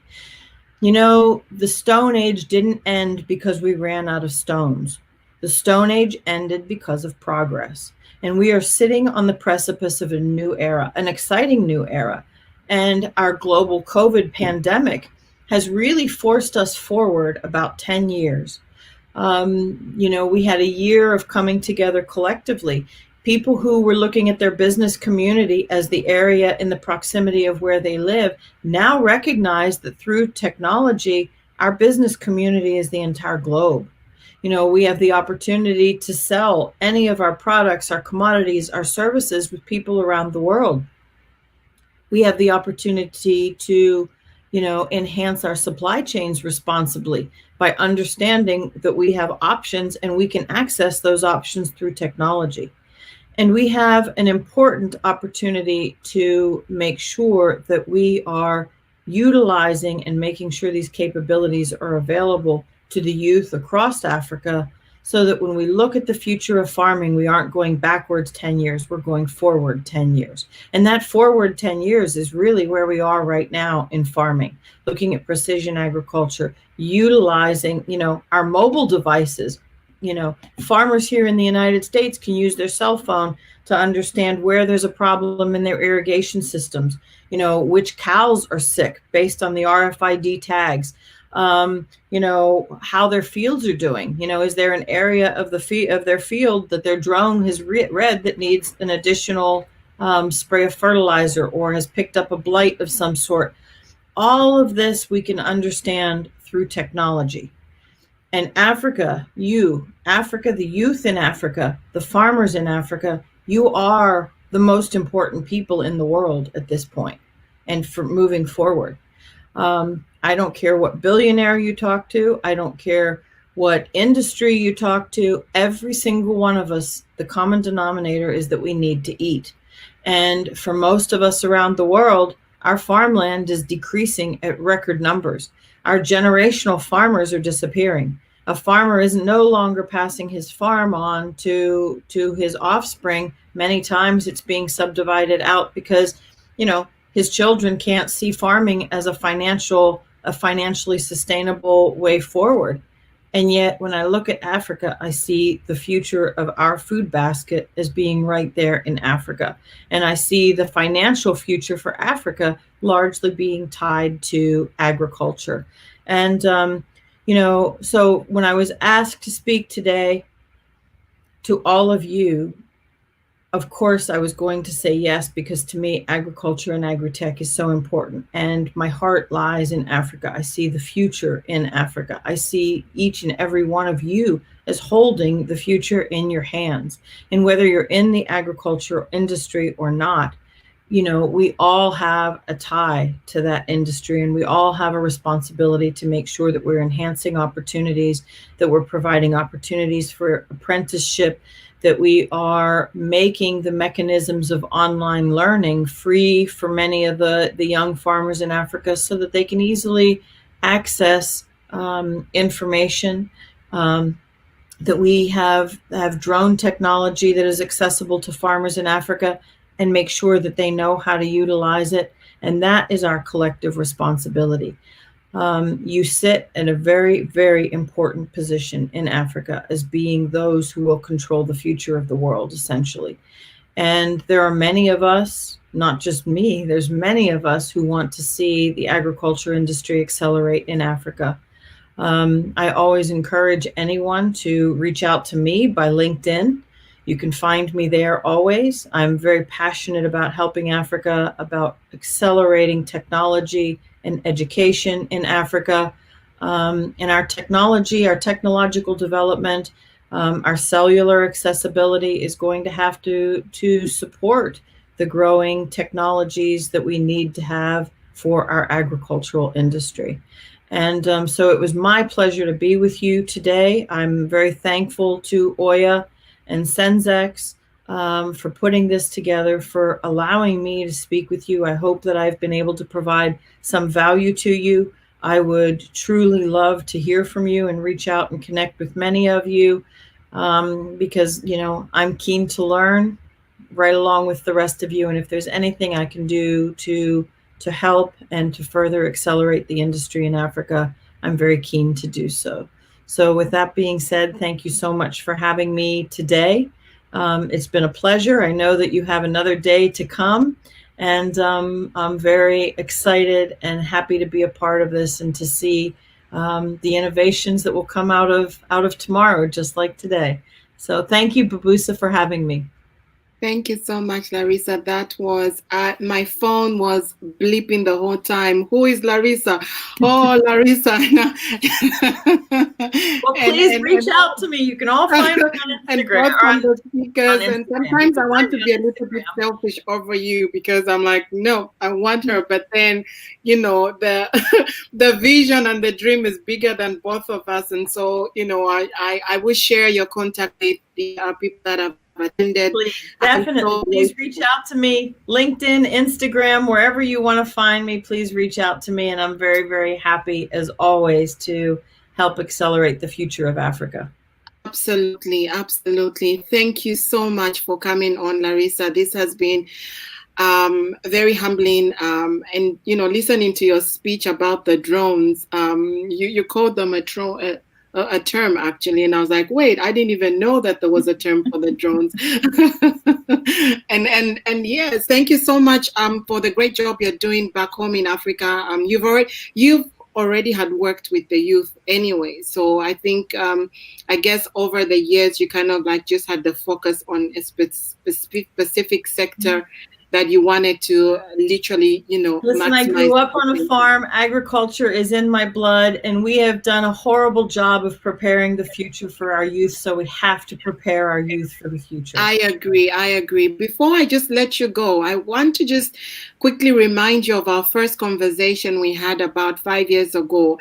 I don't know if you do remember. It was actually about food security, because then you were in Dubai and you were supposed to organize a food security conference, because that's one of the topics that the world has not really paid attention to. Now we're talking about climate change.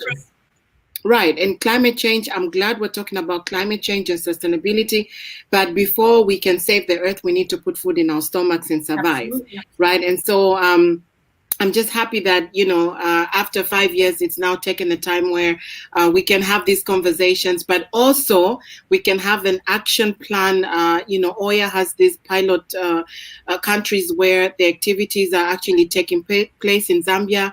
I've actually been helping on one of the projects in Zambia. And so now it's, you know, a lot of people are saying talk is enough, but I actually see I'm seeing the plan coming into place, and I think in the next 5-10 years, we're going to be grateful for having such events. So thank you so much, Larissa, for coming on. My pleasure. You so much.